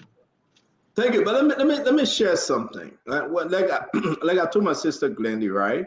And Glendy, she's shocked. She's right. Because, the Senate supposed to be doing their thing, as a separate body. But you know what happened? The Senate is working with this majority black. As he said, they didn't. I don't think Asedo is following. Thank you. I don't think Asedo is following. Vani, the decentralization bill, they sent it to them. How do you call that, Isaac? If the Stanton, Senate, no. They send the bill to the House of Representatives. It is different from communication coming from the House of Representatives to the Senate. Now, the Senate will not be in its mind and assume that when they send a bill to the House of Representatives, it is going in the hand of Koga or it's going in the hand of okay, so John. let me All finish they my do, question, they send it Isaac. down. Isaac, So let me that finish is my not question. true. Isaac, Right. Isaac, the Senate, you are saying, and let's listen carefully, that the Senate sent the bill to who, Isaac? Who did it send the bill to? Like you asking me, I didn't see who the senator, but I'm only telling you they sent it down to the House of Representatives. Who you think received it? Through the same channel they always did. I'm not sure who received it. It does not matter, but they will send it through the same channel. No, it does matter. Because when we say the Senate is working with the majority black, you said no. So let me inform you, since you don't know, Isaac, and I'm No, not I saying do that know, because, Stanton. but I let me do finish know. now. Let me finish, Right. brother. And I'm not saying because you are not being informed. I'm saying But you Stanton, don't you know. guys always But let tell me this finish way. now. No, but when you keep talking about this informed, then you are not finishing. Talk about your own, because Stanton, we can be No, on the but let phone me the same finish. way you talk to, I can be I talking said, to let me them. So finish, come my on, man. I said, let me finish because you said some people here they are not informed. Nobody stopped you when you were speaking. You said some of I us didn't. said here we are not informed, so we shouldn't go back and forth. Let me just talk my own, my man, because they send it for the people that listen to us. They send the decentralization bill to the House of Representatives. They simply Joseph Boyka, Baba asked me feeling bad. I asked you to endorse what I'm saying. I said, leave me alone. But you are saying the same thing. No, I'm done with you. I called a chairman with you for 2 minutes. Let me tell my own. So the issue here is that they send it to them, right, Clinton? They simply Joseph Boyka said his budget. That is simply they send a document.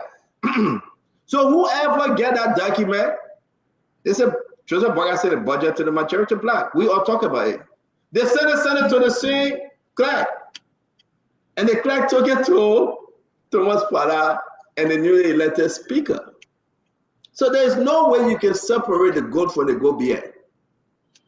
Everything went through the chief clerk office. And they are moving it to now Richard Kuhn. So it means that the Senate is doing business with Richard Kuhn and his group. It's not true. I'll put my hand up and I will give it to you because we have to move on. Right, it's not true. So, Stanton, the chief clerk is not in country. That's why the deputy is acting. Now, nobody cannot go and. Chief clerk, it means that the office, I said the office of the chief clerk. Whosoever there, move the thing. No, Stanton, you are wrong. Except when you are wrong. I don't want to No, go with correct me, brother. Don't say myself. Correct me. But Stanton, this is what I'm saying. They will always send bill through the chief clerk's office. The chief clerk isn't there. The deputy picks it up and carry it. So, what you want to send it to do? Not to send the bill to the chief clerk office as always been. It is different from communication coming from the lower house going to them and communication coming from them coming down. They follow the very same rule. How did they know that someone else will take the bill they say and carry it to A or not B? They send it to where it always came to. So you cannot come and assume that they are working with. Now, there's the thing, Stanton. The lower house invited them for a joint review of the budget. Did they go there? Why didn't they go there when the so-called majority black invited them?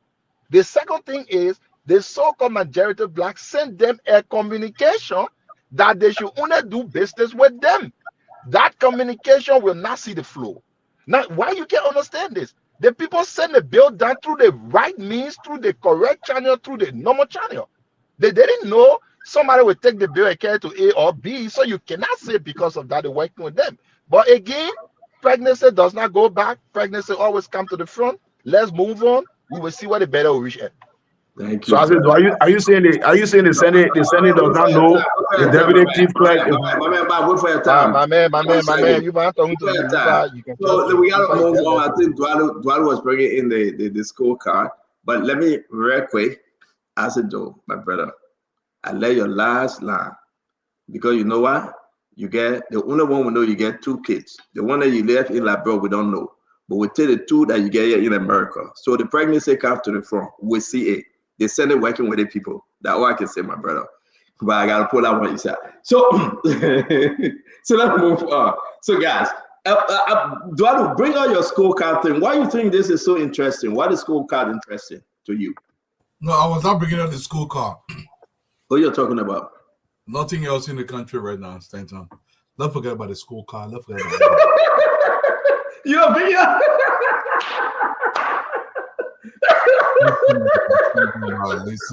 Listen. You are bringing out this. You are bringing. I'm sorry, guys. I'm sorry. You are bringing out the scorecard. Now you say, I gotta go in the back. Go ahead, Dr. Richardson.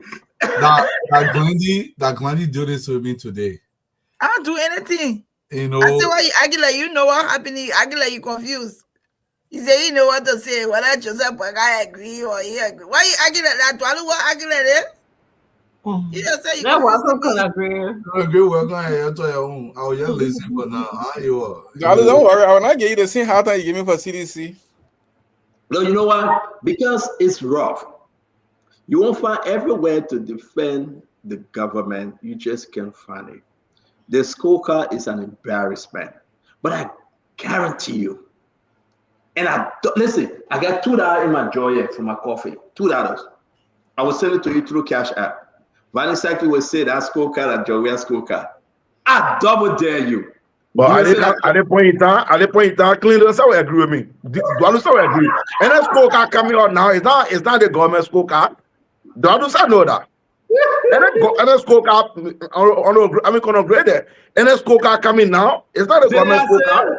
The message at Joya scorecard. But it gotta be. Gonna grade will agree with me. You can't, I mean, we are not even going 1 year, you bring scorecard. So something like that, I don't know what kind of scorecard. I think that someone has scorecard from somewhere. And that scorecard at the time is from the CDC time. And I said, let me say this to you. You know, embarrassing that you just left government. And you're supposed to know that everything you people did will affect the new administration. Man, let's go on. You even know what scorecard come from, you won't be talking. Let's go on. I said, let me talk my own. Let me talk my own. No, don't you are talking about price. You are talking about. We tired about. I said, let me talk my own. Let me talk my own. You even know what scorecard come from. Let me talk my own. I said, let me talk my own. Let me talk my own. Thank you, Clinton. Go look at scorecard and come back. Thank you, Clinton. I said, you're talking about price. You're talking about the US rate dropping and the prices going up. They stay the same. You're supposed to understand business. I'm not economist. When the people buy their goods at the rate of 190 and the rate drops to 170, since then you know what I bring business people. They will still have to sell it at the rate of 190 to make that money first. But I said, get a few months from now, you'll see prices dropping. Now it's normal. It's just it's normal thing. You don't have to be an economist to know that. People have to keep it at the prices they bought it at the rate. You're supposed to know that. Now you're talking about things are high. Things are high. But see, it's not fair to me. We now know the Sagomo tree. It's not fair to me. It's not fair to me because the high solution disrupt people from saying the truth. Okay, you win. You win at you. Vanny, you planted the Sagomo tree. You planted it. So let's move on. That's what Richard said. I understand that Vanny, seriously speaking, he didn't know about the scorecard thing, and I cannot blame Vanny. But now he put his scorecard. He put his scorecard. This is the scorecard master. Look at him. That's the scorecard master right there. Then you look at your brother. That's the man that invented the scorecard. When he was lying to us about COVID perfection. You see the guy COVID there? That's the man that invented the scorecard. So let's talk about the scorecard. We can't run away from the scorecard, right? The scorecard, the result came up. Number one, it's in the chat room. Have you seen it, Vanessa, or should I send it to you? Huh? Okay, I'm not hearing you. Dr. Richardson, let's talk about the scorecard. It's very important. No, I didn't see you. I said 2023 scorecard. No, this year. Yeah. I hope they took consideration of the challenges inherited on the scorecard. Go ahead, Dr. Richardson. So I'm just going to love money. A brief summary of what I'm seeing on the scorecard. We need to really discuss it. I also just want to say that I do remember that Samuel Twist said that they had to do some kind of math in order for this to work. So it depends on who did the math for this for this scorecard to work or not. So that's what we need to find out, who did the math. Was it who was the foreign minister that did the math? Because Samuel Twist did say they had to do something magical or whatever for them to pass the first time that the CDC government passed. So they have on economic freedom. We did not pass fiscal policy as Liberia. We did not pass. We passed inflation. We passed regulatory equality, trade policy. We passed gender in the economy. We passed land rights and access. We passed asset to credit. We passed employment opportunity. That's interesting. That was a whole 100% there. Then they had ruling justly, political rights. Then we passed that. We passed civil liberties. We passed that. Control of corruption. We passed that. Government effectiveness. We did not do well in that area. Government effectiveness. We did not do well in the rule of law. It's interesting, that I think about what going in the country now. Think about the rule of law. Freedom of information, we did well in that area. Invested in people. Health expenditure we failed that. We failed education expenditure. That speaks a lot to the budget here, or natural resource protection, we feel that. Immunization rate, we got a good, we passed it. Girl in primary education completion rate, girls in primary education completion rate, we feel that. Child health, we feel that. So based on what I'm seeing here on the scorecard, that's what it is. And I'm sure you guys are seeing it as well. I just wanted for our listening audience to see that, to hear it. Clinton, you got any thoughts, or Yeah, Glennie. Glennie, John. I don't know why Twala rushing for us. For me to be able to give a balanced analysis, you got to also consider. I hear what Fanny is saying, but you got to own it. You got to own this. Because it's almost a year.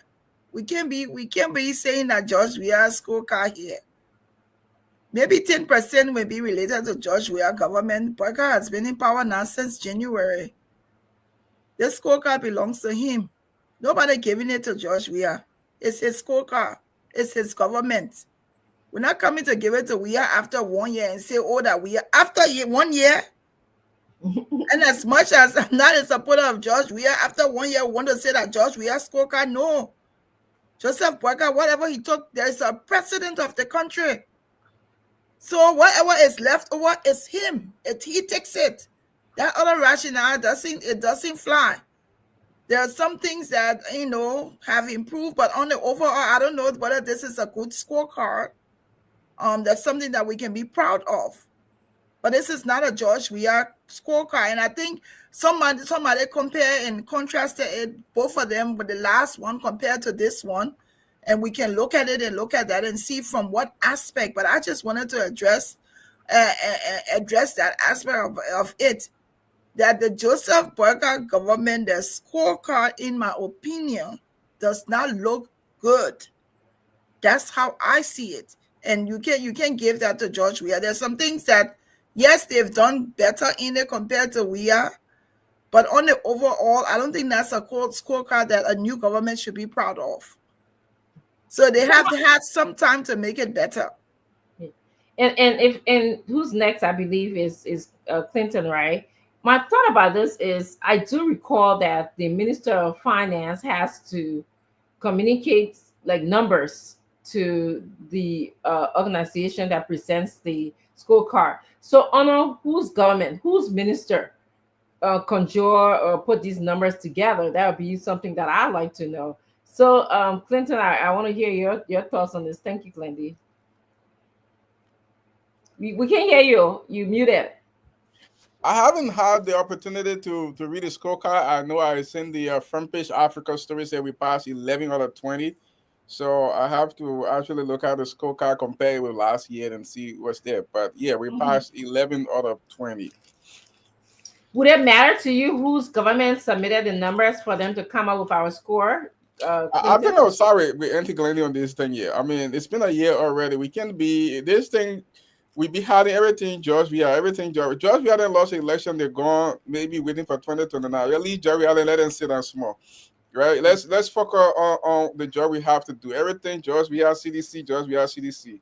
It's been 11 months already. Okay, let's one up to some of these things and let's try to because I know when we talk about this thing now, you're coming talk funny coming talk about now George. We are saying more people you're saying extra did and all the kind of things. I'm thinking of it.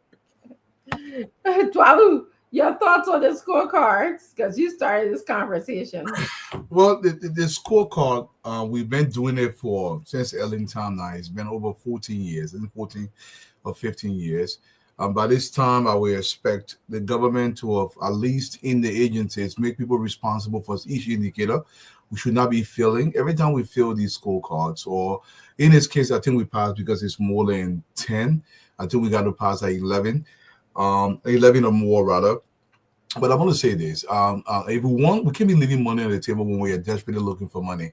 And some of the indicators that we are literally feeling, like girl enrollment rate, these are crucial areas. We are talking about the rule of law, where I think we drop a little bit of point, but we still pass in that area. So these crucial indicators that will actually develop the country, even if we pass overall, but when we are dwindling in certain indicators, that's going to hurt the country, especially for those areas that need to grow the country. For me, I would say this to the administration: every single segment of that indicator should have a director heading that indicator to make sure that director passes every single time. Let's say, for example, we got growing enrollment rate. Put somebody over it for the entire 12 months where they are taking the documentation. That person reports to a minister on a monthly basis to make sure they are monitoring that indicator for the rule of law. Pull like a lawyer over it to monitor that entity for the last 12 years. So everybody can pass, they get a grade sheet. So the 12 people or the 20 people that overseeing each department can pass that way we can pass every single time, because we can get, I think Sierra Leone got almost $500 million last time or more. So we're leaving money on the table. That's the only thing I'll get to say about that. So my question to you, Dwalu, does it matter who send the numbers to the MCC organization? Glenny's minister or Bokai's minister? No, this is almost entirely by President Boakai.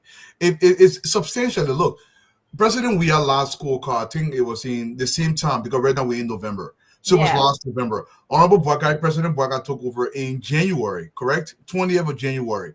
So he's had the entirety of this time. Now, I do understand there was a little trickle down effect from the we administration, but listen, leadership is about ownership. This is owned by President Boakai. Okay. Go ahead, take over, Stanton. Yeah, so the directions of thinking, I was trying to upload all this thing on the 2025 scorecard. And I think it's very important for us to understand. No disrespect to Vani, but if we fail to own up today's scorecard, like Dwalu said, then we are not being fair. I mean, we should accept it and do better. If you think you want to have MCC give money, I don't think MCC will give money based on what we saw for 2025.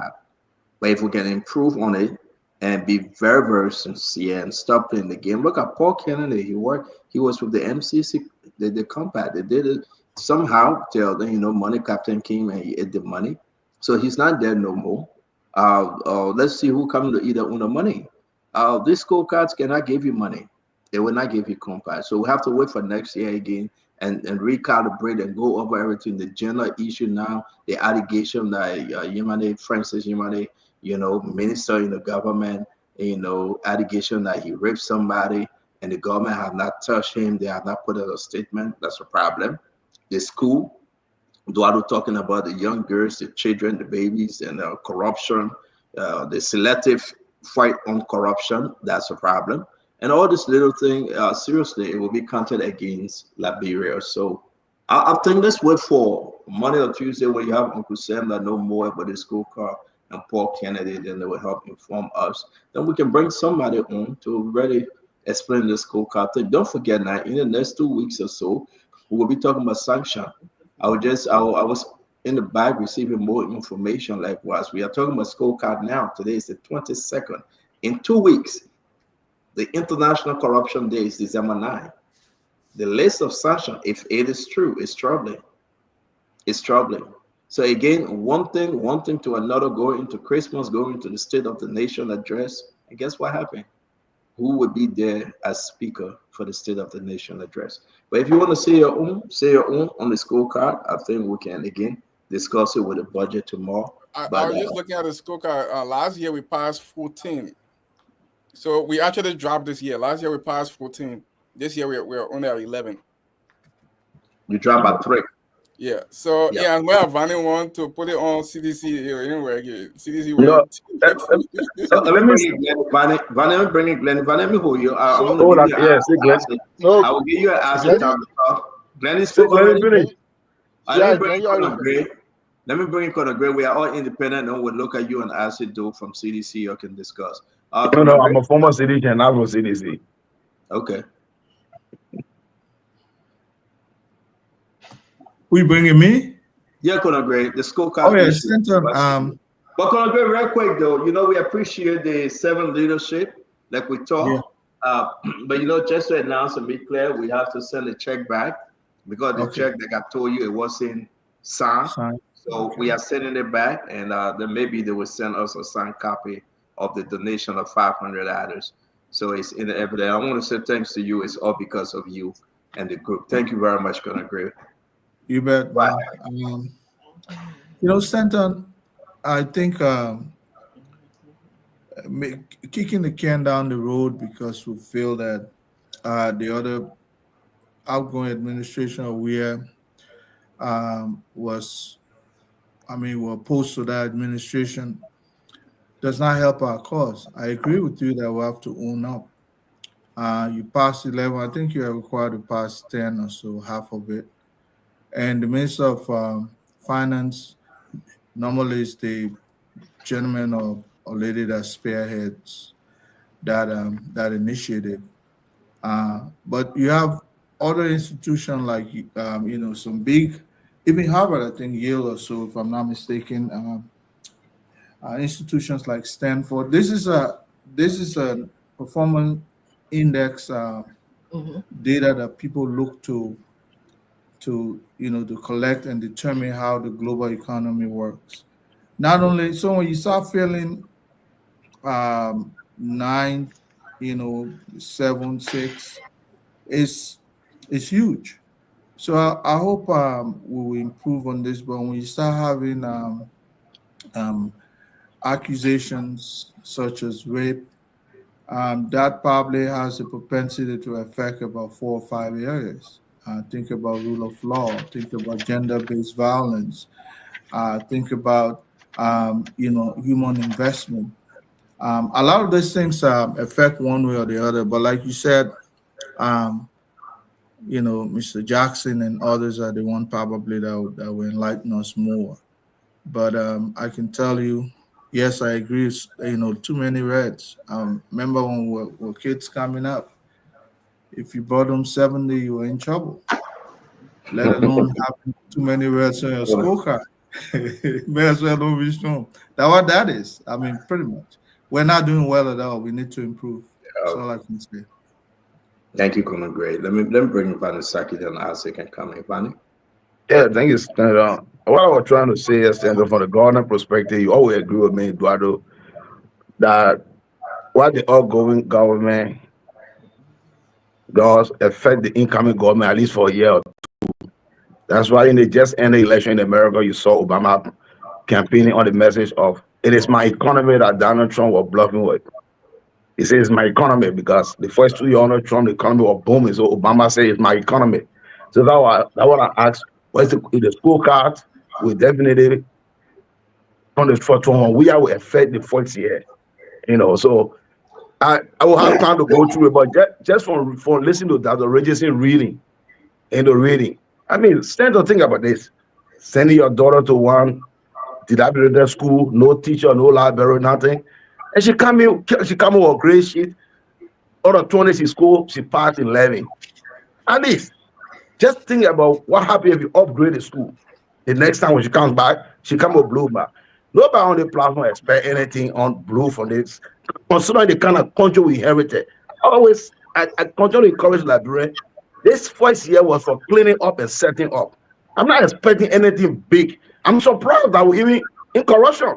That the regime said we passed corruption. I was shocked. The biggest enemy of the state, we passed corruption. I was surprised that I couldn't believe when you said we passed corruption. Were you surprised that CDC themselves passed corruption in certain aspect? I will look at that record and see, but I'm focusing on this record. I'm looking at this and I say, well, it was big. Senator, it was big because no.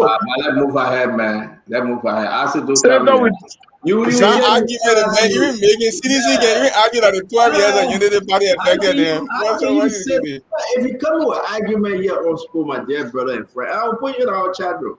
You got to be able to battle this thing. You just can't say, I will look at the record. Because we'll hold you to it. CDC themselves passed corruption. But guess what happened? From summer to a job where all of them they were damn corrupt. We made the argument and the people. But I think you question the credibility of the scorecard. No, but that's Senator Clinton. I think Senator is questioning the credibility of the scorecard. How can you say, well, I'm surprised that we passed corruption? Senator got your own thing with CDC. So me when you talk CDC, you want to brush it off. I said, don't go ahead. Yeah, thank you, CEO. So let's get a few things straightened up here. This scorecard is for 2025 relating to operations in 2024. The scorecard is almost like the TV that people play. If you play TV in 2024, it relates to 2025's results. That's the same with the scorecard. So this is for 2025, but based on operations of 2024. So congratulations to the government. The government did pass. At least they passed 11 out of 20, and you need to pass 10. But this is my own issue here. I personally want to look at key areas and what it says at those places. First off, Gamunda said it.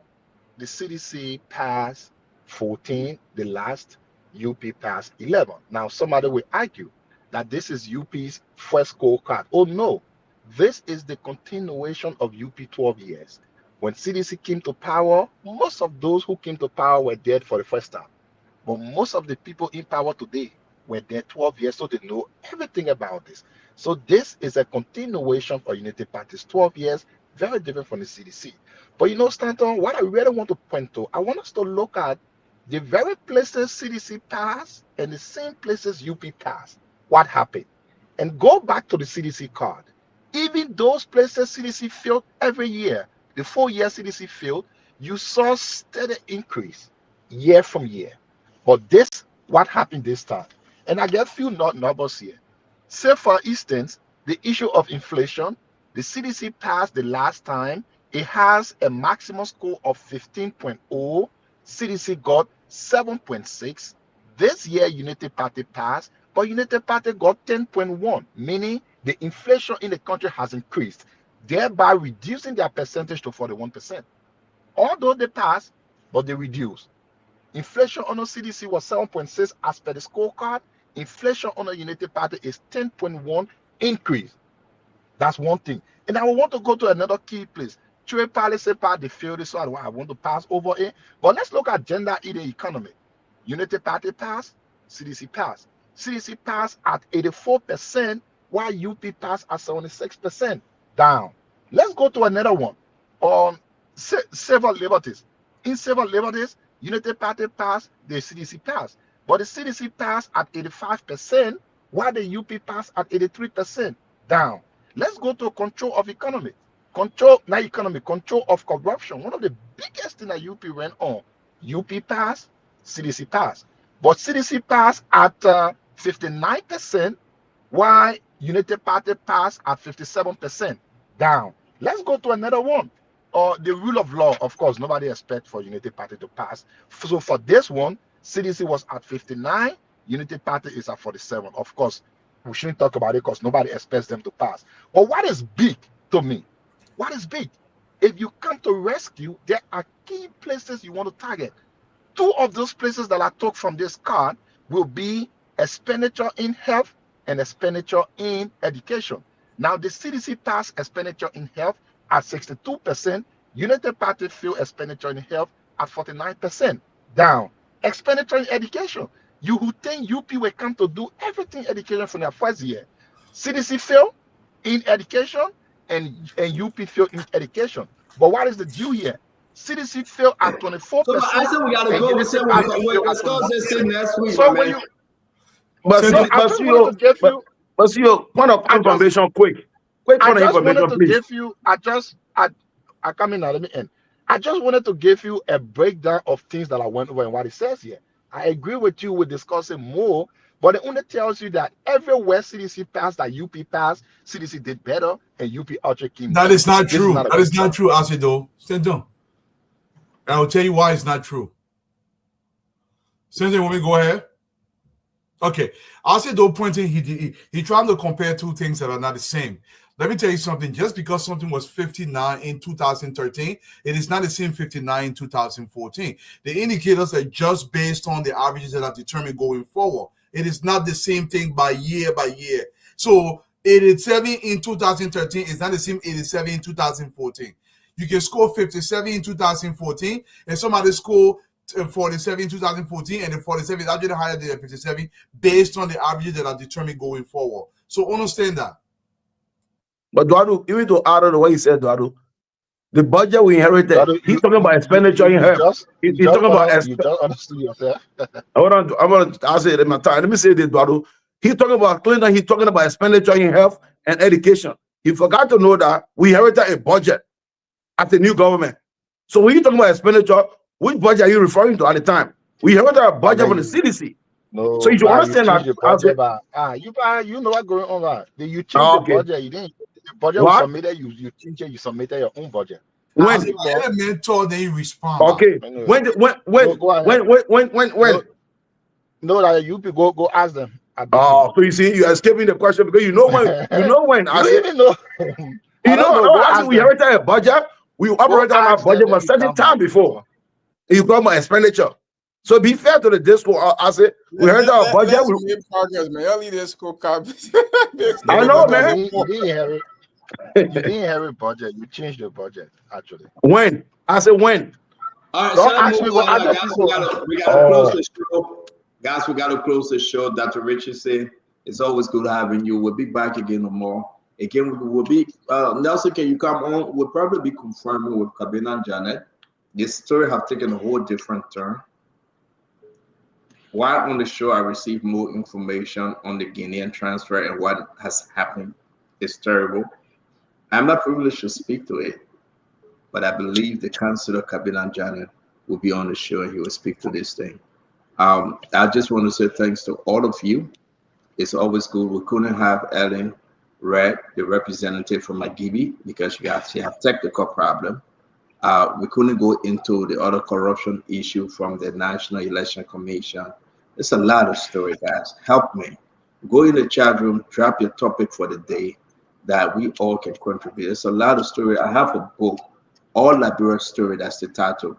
All Liberia Story. Spoon, All Liberia Story. We will write the book that Richardson and Glenn will be the author of the book, and then we'll publish it. Spoon, All Liberia Story. Okay, so again, I want to say thanks to all of you. Don't forget, Kev Hassan inviting everybody to his wedding this Saturday. Again, everyone, he says it's an open wedding. Once that Richardson leave, I will put up the address. Congratulations to Kev. Again, there he say inviting everybody. It's an open wedding. And then they're saying if you help him put the address up, then you just wait after. Then accordingly, not to be held in contempt on the show. Glenny, mind your business. It's not you we are talking about. Zalu, will you be at the wedding? No. Oh, Dr. Richardson going. I knew she was going to get out. I love to pick on Dr. Richardson. Let's end the show. Again, a lot was discussed today. I want to appreciate every one of you. There you go. That's the wedding right there. Saturday, November 23rd. Is this Saturday at 2 p.m.? Kev, Glenny left too. Kev is getting married. Again, he invited everyone to the wedding, please. When you tomorrow, see me tomorrow? Tomorrow, when you're in Wow. Delaware, Maryland, Virginia, Washington, wherever you are, he said, please, it's an open wedding. It's an open wedding. They are inviting everyone, please, please, please, please. Again, it's an open invitation. He sent this to me. He begged me. So, as you know, I think it's the best thing. And Dwalu too, out of his words, Dwalu said, my man, just share it because, you know, the God need sedition, no sedition. He said, everybody welcome. The wedding was paid by CDC, by the way. So a lot of food, a lot of drinks. You're welcome. Thank you very much, Nelson. I think we can do our closing now. The message going forward. Why do you want to close? Yeah, I will close, guys. To the audience, we love your engagement. I will close with this, guys. Inflationary pressure in 2023 are not the same in 2024. The MCC scorecard, don't take my word for it. Go and read the backstory of how the indicators are determined. They're adjusted year after year, and the averages are determined based on how past are determined. They are not constant. Just because in 2020 somebody passed at 57 doesn't mean it's the same standard being set. It is adjusted over time. This is true. Don't take my word for it. Go there and read what it says. This is not a suggestion. I don't know. Sometimes I look at the audience and I know, guys, you can counter something, but counter it with the facts. Let's talk about Liberia. There will be disagreements. The reason why we talk about them here so we can make it better. And nobody ever suggests here that anybody knows everything. You don't have to be a lawyer to speak on the subject matter. You don't have to be a doctor to speak on medicine. Anybody, any well-read person, there are criminals that went to court, went to jail. They stay in the jailhouse. They read law books and they go to court and beat lawyers in the courtroom. I repeat, it happens all the time. You don't have to be an expert in psychology to talk about a crazy man in real life. This idea that you have to be an expert in the field, the reason why you went to high school, the reason why you take electives in college is for you to be well-rounded so you can read more and more and more. The more you read, the more you understand certain stuff. Don't take my word for it. Go see how the MCC scorecards are determined. Now, CDC did extremely well, but we have to remember this.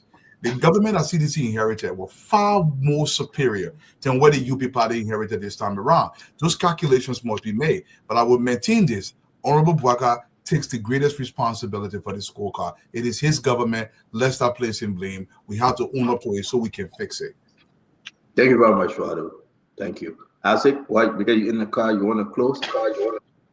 Yeah, you know, my brother can make me, sometimes I can be scratching my head and thinking. So, my brother, the percentage you pass is based on the score as at that year, not the previous year. So they are the same. I mean, if the score increases on a year, the percentage is based on the increase. It's not based on the previous year to say, oh, since the person got 57 and the score was 15.3, and the person had 57 and the score was 15.2, so the person in better. No, it's based on the. That's not what I said. I said in front. Stop lying. No, that's not what I said. That's not what I said. I said it's determined year after year going forward. That's what I said. Forward, not beyond. Forward. Oh, but when you say, so when you say that the same thing you say, I say you were talking, I didn't to address you in my head. Now I'm talking that you can't even wait small. Some of my other thing you talking, I don't know what you're saying, but you are wrong, actually. I hope you own up to you're wrong. So I want to go on it. I want to go on the other thing. Now, this is the thing. We don't come on the show to argue about which economy someone inherited or that. The facts are there. I mean, how do you inherit economy? You look at all of the indicators. Bring indicator per indicator here. There is no way the economy that George Weah inherited was better than what George Weah left. Look at the reserve. How much you left in the reserve? Look in the consolidated account. How much you left there? Look at the inflation rate. How much you inherited for inflation and how much you left. Look at the GDP per capita. Look at all of those indicators. Those are the real facts. This is not somebody's opinion. You just can't just tell your own opinion. The facts are there. Go and see it. What was the GDP per capita when George Weah took over, and what did he leave it at? What was the reserve when George Weah took over? What did he leave it at? What was the consolidated account balance when he took over? What did he leave it at? Look at all of those things. They are right there. This is not come and just talk. It's there. Go around Google, you will find it. So again, my brother, I wanted to end on the issue of the speakership. We know that the government, the central government, I mean, executive branch, it's not doing well to its own cause.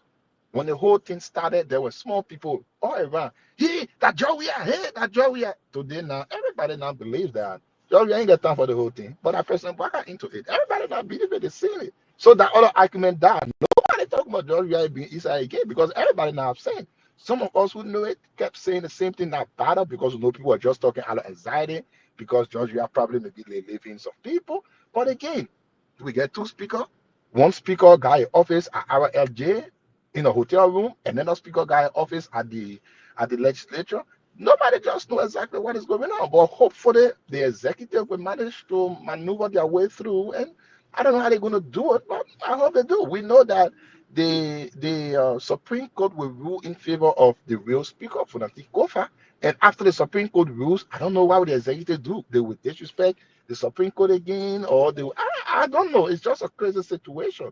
But hey, I hope they can do the best.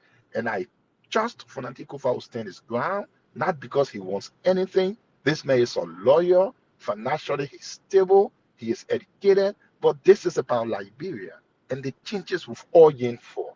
And I'm sure what he's doing is not because Speaker thing will make him different. No, Speaker won't make him different. But because Liberia desperately needs it. There should be a time when enough should be enough. And this is the time he is saying enough is enough. Like I said yesterday, it takes one person to change a cause. He is the one taking the bullet for that. We salute him, we appreciate him, and we know the people of Liberia are with him. Hopefully our country does better. Thank you, Isaac. Thank you. Okono Gray. Okay, Badisaki, you want to come in? Yeah, thank you, Sio. Thank you. Let me just say to my fellow Liberians, the president understands what you are going through. He's aware of the economic hardship. That's why he's having sleepless night and restless day to make sure he create a friendly economic space that attracts economic opportunity to make it a lot better. I can guarantee you that President Joseph Yuma Boakai will not let you down. This president did not come to do our least, but to do it best. He said to me, Saki, I did not come to settle for the least, for our least, but to do the best because the Liberian people deserve the best. He said, well, everything you are going through, you understand things are hard. That's why he will make things better. But I can guarantee you that considering the kind of country he inherited, when it comes to governance, do not expect overnight solutions. But again, promise you that by the time we get to 2028, you have overflowed reasons to look back and celebrate as a nation. This president is working. That's why he's up and down. That's why he's doing everything. I want to encourage you to go on OKFM, day for yesterday edition, and listen to the finance minister, Augustin Gavois. You will see the plan. You will see what we got for the country. Every year will just get better. The first year was for cleaning up and setting up. I don't live in Liberia, but I come at least 2 times a year. I know the kind of country President Joseph Yuma Boakai inherited. If anybody had the expectation that in less than 1 year, everything's supposed to be okay, the country will be booming, then you are not aware, then you are not honest in your expectation. I'm going to encourage Liberians to be patient. This person will not let you down. He will continue to put your interest first. And let me say this to you as I conclude. No position and nobody is more important than the interests of the Liberian people. Anything that will try to slow the president for achieving a goal in transforming Liberia, improving your conditions, he will move that thing on your way, and he will make your lives better and make our country better. Be patient, and together, Liberia will rise. They'll continue to think, love, and build Liberia. Thank you so much, CEO, for giving me the opportunity, and thank you to the panelists for being part of the show. Badisaki, thank you very much. Let me bring in Okono Gray. Yeah, Stanton, one of the most difficult things anybody would attempt to do is to respect the law. It takes practice, repeated practice, to be law-abiding. It's easy to break the rule, easy to break the law. I haven't gotten a speeding ticket in this country for probably 10 years. That was something I used to get every second. But I started practicing just to follow the law. What would the U.S. Embassy annual report say about Liberia in the past year? I mean, respect for the rule of law, we're at 47%. That's a whopping failure, in my opinion. I imagine what they would think about what transpired over the last month with the House of Representatives. What would the score report read in the U.S. Embassy annual report? Did we follow the rule? What about those in tenured position who the court ruled on their behalf? But did we follow the court ruling? I mean, these are some of the things you have to look ahead if you want people to take you up seriously. It's so easy to break the rule, but imagine if you are just hung in there and follow what the court required you to do. People would be in their tenured position today and let them vanquish the position at their own at the time. Just respect those smaller rules. What would they say about the issue regarding Numalin, the Minister of Internal Affairs? What would they say about it? Sometimes we can put all the defense, but these folks, they have their own matrix that they follow. Are they going to say it was just what did she go to do at the hotel? These are all things we can make all the excuses, but people who feed us, so to speak, they have a different yardstick that they use. Are we going to be able to beat those yardsticks? I'm only cautioning people so that, not that I'm against anybody per se, but I want you to be cautious because if we don't follow the rule, we're going to get hurt as a people. Definitely, I'll leave you with the story. I think one of the older folks in the village said when they were chasing the chicken were yelling. And then the cow and the goat and the sheep say, "Oh, go, man." They slaughtered the chicken. Then they came for the goat, were yelling. And then the cow said, "Oh, man, go on outside." But when they came for the cow, he had the loudest cry. But nobody to talk for him. Because you know what? He had dismissed everybody as though they deserve to die. We don't have to be that way as a people. If we just follow the rule. Now we have two speakers today. You might call one as the legitimate, you might call the other one as the illegitimate. But why would our power that be that looks at us? How do we take that particular issue about going to go, downplay the law and go and elect somebody and you're calling them speaker? That is not the democracy those people espouse us to be in. That's lawlessness. You can't have two leadership in one vacuum. There's one leadership. I will follow the rule. But I'll leave here, Stanton. Hopefully we'll have a beautiful weekend. Thank you very much, my brother. It's always good seeing you. Clinton? Look, my dear brother Dwalu, it's a classic. When I hear Dwalu, it's a classic case of you dress the devil. Now it's difficult to undress in public. So much about this region. We have a lot of conversation. Is so frustrating what's going on and all the disappointment. So I understand when the continued comparison to the CDC region. But I'll say this, and again, when we come here, it's not really to speak about the CDC because the results of the last election says a lot about the performance of the CDC, and I think that should speak for the CDC.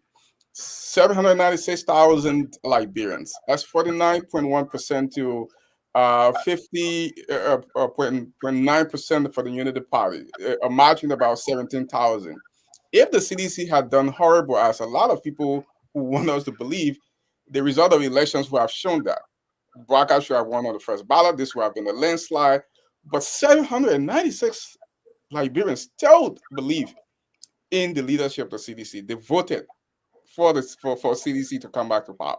So let's leave that. Let's focus on the issues of today and forget the CDC. 2029, we'll have this conversation. What's happening today is we are having a situation where people criticize the procurement processes in our country. We had a yellow machine situation that was a mess. We have having this situation that we'll discuss more. Hopefully, the former Associate Justice here tomorrow about violation of our extradition laws. Now we are having tacit support to an illegal process that is happening at the House of Representatives. These are the important issues. This is what we should be talking about, and not, this comparison with CDC is old. It's been 11 months already, and it's time for us to move on and talk about the issues that are affecting the people right now and today. We'll have a lot of time to talk about politics and electionary politics in 2029. Thank you very much. Again, I want to say thanks to all, and I will end on this one. You see, this is what we do when we come with Spoon Talk. We are not scripted, so we appreciate your patience. We appreciate your contribution because these two will make our country better. You can agree with President Walker. You can disagree with President Walker. This is the way in which we all contribute to a better Liberia. As we think Liberia, love Liberia, build a new Liberia, everyone needs to come out. What we are hearing today, it is concerning. Next month or maybe January, they should be coming to see whether Liberia will be receiving the MCC contribution.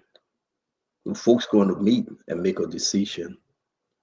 If you compare everything that is happening and honor this government, we pray that Liberia should receive it. Indeed, it will be a great thing for Liberia to receive that money. Our people are going to bed in darkness. Hospitals cannot perform because of darkness. School will close early because of darkness. Businesses close early because of darkness. So who don't want Liberia to receive money from the US government? It's only important that we do. But like Dualu said, every sector in the country, as the government, Joseph Boakai takes responsibility, folks should be responsible. I heard my brother celebrating Augustine Kwe Gafwan. I said this before and I will say it again to my brother Panisaki. This is not the Minister Gafwan from Mount Eden Town. Minister Gafwan had a lot of stuff to Mount Eden Town. But right now, it's empty. It's empty. He had to wait for 40 million from IMF and 20 million from the European Union just to pass this, to bring this budget up. 60 million. He waited for it over 2 weeks, negotiated. We know Gafwan can go all around and tell the story, but the bread and butter issue remains. It's the people benefiting from this budget. Look in the budget. The president office alone, the money is still high. Look in the budget. You get Jeremiah Kuhn office alone, the money is still high. Look at them youngly, the speaker, whoever the speaker going to be. But look at the education sector, Vani. Look at MVTC, $4,000. Look at the healthcare. You see this budget is a beautiful budget, beautiful for only the rich. I can say to you, why you think the Chief Justice was mad when she said, listen, we need more money if you can give these people more money? They are going before the Chief Justice. Who are they meeting? Who did they meet last time? Who are they meeting today? I mean, our country is in a serious, serious trouble. Seriously. When I asked the question whether the president involved in this fraud, yes, the president was involved. Directly or indirectly, he was involved. Whether he make the right decision, hey, who don't want the political party to be speaker? Who? Should have been done differently? Of course. So we just need peace. We just need the people to benefit at Liberia. Funny, people going to bed hungry right now. Do I do cry for Riverside people? The students sit down in the mud just to learn ABC. When it rains, they are not going to school. You got to put them in Kino to cross the river. It's not just a Boakai fault. We're not putting on just a Boakai, but what are we doing right now to make Liberia better? I mean, if you see lawmakers fighting for themselves and not the people, the executive fighting for themselves, the amount of cars and money to put in behind cars, corruption. You heard the information from LDCC. They are investigating this group about massive corruption again. We're to talk about it today. They are investigating them. It was up, LDCC. Why everywhere in the country we get this corruption issue? Who is not listening? What can the president do? And everywhere in this country is something about something about something. So we are in a mess, folks. Like I said, I had a video the video concerning this General Bureau of State Enterprises, the procurement director, controller of the Deputy Director General for Operation, the allegation that they are undergoing investigation with LUCC for 364,000 United States dollars. People bring up National Housing Authority, lawmakers that involved in corruption. I mean, we are in a mess, folks. But every day is a new story, and we appreciate you. All will say thank you for coming, like always, man. You making your time, you're making new money now, 275,000. If I were you, I would not show face, Wadu. Just send your contribution, don't come. 275,000 a year. Let's do the math real quick. Divide by 12 months. You gonna start lying? You know, have you guys seen Dwalu's house? Dwalu have pool in his basement. If we got to run my brother, Dollar was smart Dwalu there. got pool in his basement. Dwalu got a fishing boat. Now they want. I mean, Come on there. You not got the ball. Come on there. Ghana is the old. Ghana got the inner support from in the night.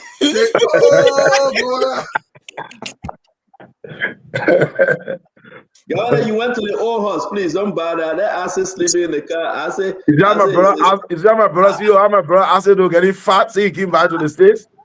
I'm just listening to I'm listening to the fairy tale from Fanny, the comedy show. I just Fanny, they need to give Fanny PR job. They need to give cooler job. They may not easy, but I can enjoy the guy. So why when government officials leave government, they can come out to America? Why they get staying like, bro? The country where they created. My man, don't give me. I get here. I like it. They go. Expensive car. I said, doing Ryan Spencer car in Minnesota. I saw y'all there. They go on the weekend, enjoying life. So here's the issue. Yeah. You know, you will not stay in that bureau. The only person that will stay, maybe because they cannot come to America, they have issue. Well, who want to stay there when you're disgraced, especially country in corruption? Or as do government thing and nothing there for him again, no consultants. Well, the government was great. The system was great. No, Asa got his family here. So why should he be in Liberia? Yeah, but the man said the blue was very But there's also it was great during Joey. It was great during Joey time. After the government, where else? There's no private sector where you going to. Yeah, but it's not allowed to the people say it was great. We all know it's not great. No, but when you say a government control, it doesn't mean that the country of 150 years or 200 years of problems they've already changed. It means you asked me a question. Let me ask you a question, right? Ask me a question, yeah. And this been troubling me for a little while. Ask me. If you had the power, Dwadu, all the agreement, the B Mountain, the Western Cluster, the Asalamita, and every one of them, Putu, even more to come. Don't you think, Dwadu, that we should be getting more and they be getting less? Dwadu, can we find a place? Let me answer that question. Government, no, I mean make it 2 for 1. Can we find a place that even if the government Republic of Liberia versus the government Republic of Liberia and do our own concession agreement? Is there the law against it? And put people to work and ship all those minerals and golds and diamonds and take the money and put it in the can you say that we'll be making over hundreds of millions of dollars every month? Look at Salamita. What's going on with our government that we promised the people? Let me answer you. So let's answer the question. It's troubling, man. Let me answer you, Stenton. Nothing is stopping us from doing this. Here's the problem. The government, wherever government comes in, they want immediacy. In fact, if you want to know my full answer, Google close all the mines in Liberia. All of them. Just Google it right now. I published a whole paper on that very topic. Close the mines in Liberia, all of them. The reason being is we are being exploited heavily. Look, the remittances that are coming from this company, they're not even equivalent to 5% of what will run the country. Now, there will be a 5-year period. If we close the mines, we'll struggle a little bit. But after that 5-year period, if we got a serious plan, we'll revamp and we'll become much, much richer. Because look, B Mountain in St. George, we are shipping close to $600 million worth of gold out of that place every single year. Go look at St. George. Go look at the Europe. So let me say this real quick. The reason why I asked you, right? Let's look at APM terminal, and we'll discuss it. I got a lot of document on it, right? So Joe, we have said we'll do you year by year. This government came in and said, no, we'll do you 5 years. Yeah. In 5 years, the government gone. Yeah. In 5 years, just about government over. Correct. You think it was fair for Liberian to give APM terminal everything they asked for, and give them 5 years instead of 1 year that we can listen. How much for the graduate machine and everything APN terminal you see? Don't you think you can put that in a budget? Yeah, you're not 5 And minutes. Liberia own that thing and allow LRA to run that thing. Look at the MedTech, look at the CTN. We are against stock and giving that extension to the agreement. Then we get Vanisaki say it will get better in CC. I'm troubled. That's gonna be coming, but let me say this to you. Look, even if Liberia cannot run the machines, you can hire asset those company, we can subcontract it and we split the profit. Yeah. We buy the machines, but we don't want to do it. We don't want to think. We just want to collect that small tax. So asset don't get being bigger as the Deputy Minister for Ministry of Sport. The first thing, let me tell you this. This is what happened, and I will rest on this because I know we're totally out of time. Meta decided to bring Ami Moda and get him $96,000 car. Ami care less about the Liberian people right there. And who supported it? Double Jala. But Joseph Walker had promised the Liberian people that the MedTech, the CTN, the APN terminal, and all of them, it will be reviewed, and the Liberian people will be benefited vastly and enough. But see what's happening. Freeport cannot give the remittance that which they owe the government into the consolidated account. They cannot give it all. So where's the money going? You collect $10 million, you get $1 million. I mean, there's a whole story about it, and I hope you guys can come tomorrow because I got so many information on the port, these things there. But again, I'm not mad at you. I know we brought the government to power, but if we cannot speak to those promises that were made to the Liberian people, then we are not being fair to this government because we are losing. And those people that get a company in the country, they are winning. And this is not good for Liberia. You have a good night, man. All right. Thank you, CEO. Thank you. Let me. MPA first remittance equal to George. We are 6 years remittance. I understand your concern. Running all around the place. I want y'all to agree on the top of y'all say the full goal. Gonna agree on the minimum money team that serious team that we're losing money everywhere.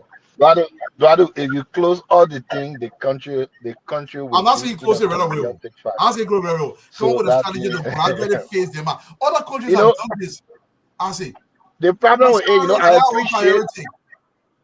I agree. I appreciate your interest in seeing Liberia, better. But in my mind, if you are a president tomorrow, there will be glasses will be on the street, so scash for everybody. No, I mean, you're joking on this too. We're not talking about those things.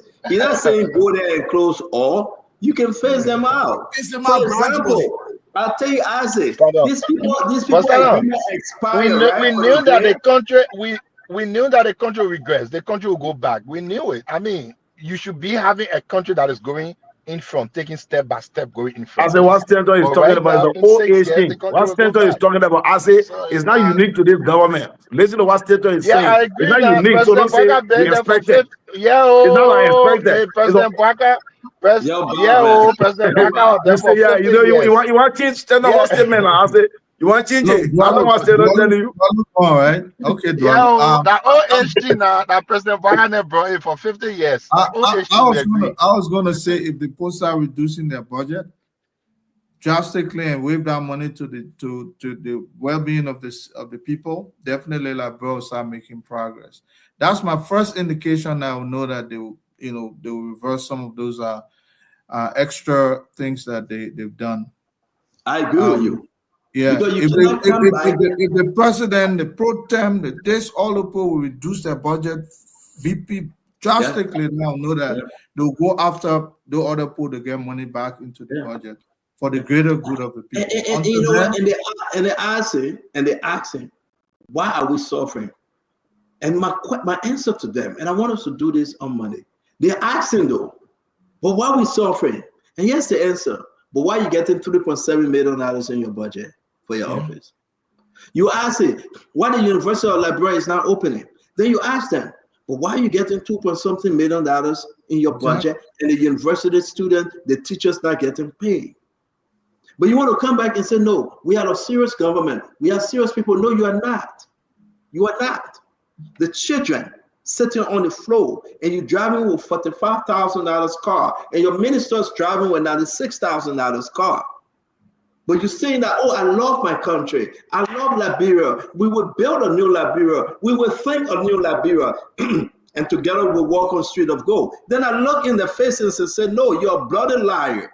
Because in 6 years, we will go back and we'll not move forward. Because you know why? Till you can stop driving your $96,000 car. You can stop receiving your $3.7 million for your office. You can stop getting all your few benefit. Then you can do the right thing for the people of Liberia.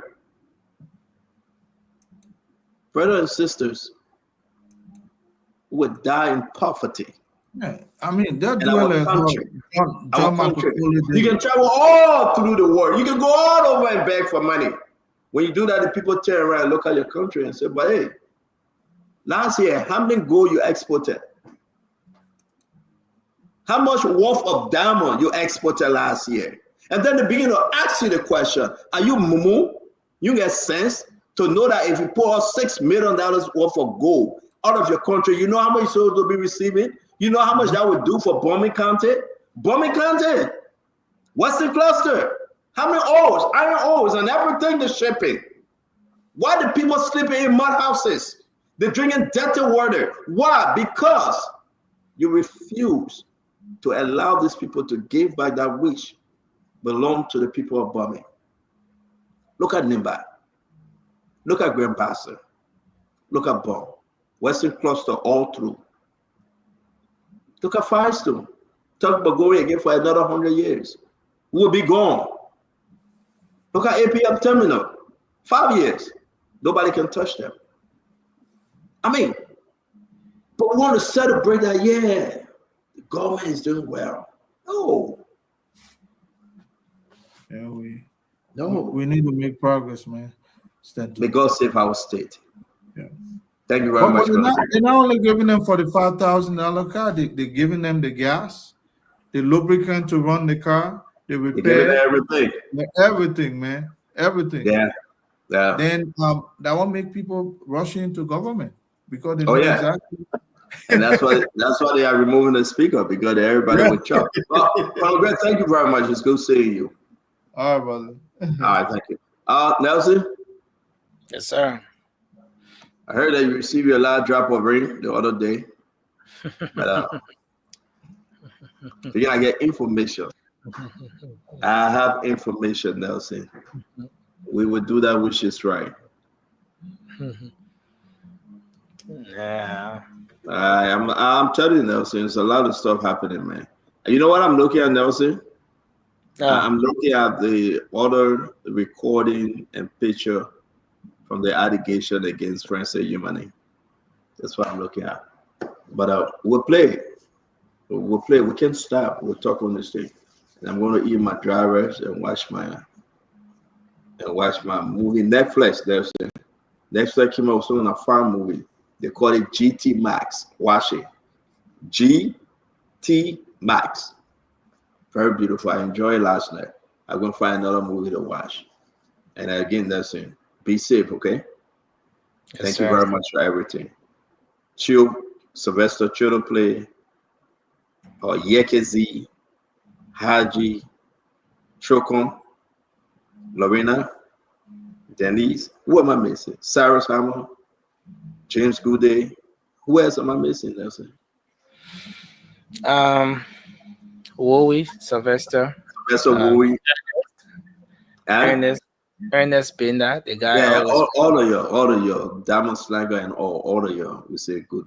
Thank you very much for being so dedicated to the work and the mission.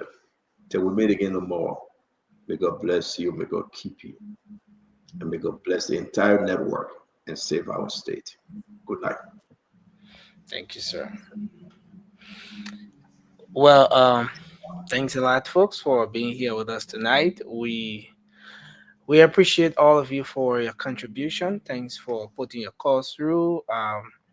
for sharing your thoughts in the comment section. We appreciate all of you who join us tonight via the radio on Spoon FM 107.5, Fabric Radio 101.1, and a host of other radio stations across the country. We appreciate you for joining us tonight. Thanks to our folks online, and of course, the affiliate radio stations across the country for relaying the program. My name is Nelson Colette. It will come your way again. Have a good night to everyone. Wackley Chill, Harris Pimba, Josh Morris Jr., Aquila Gent, Michael Sirleaf.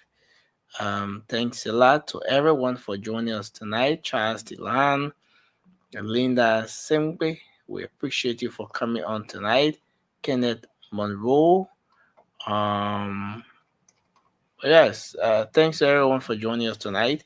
Esther Akwe, a Spoon Talk will be back on the radio tomorrow. You can make up time to join us. Gibro Arjivon. Yeah. Thanks for joining us tonight. Thanks to everyone. Eric McGill, we appreciate you all for your contribution tonight. Join us tomorrow for another great show. Until then, I'm Nelson Colette. Have a good night, and bye bye for now.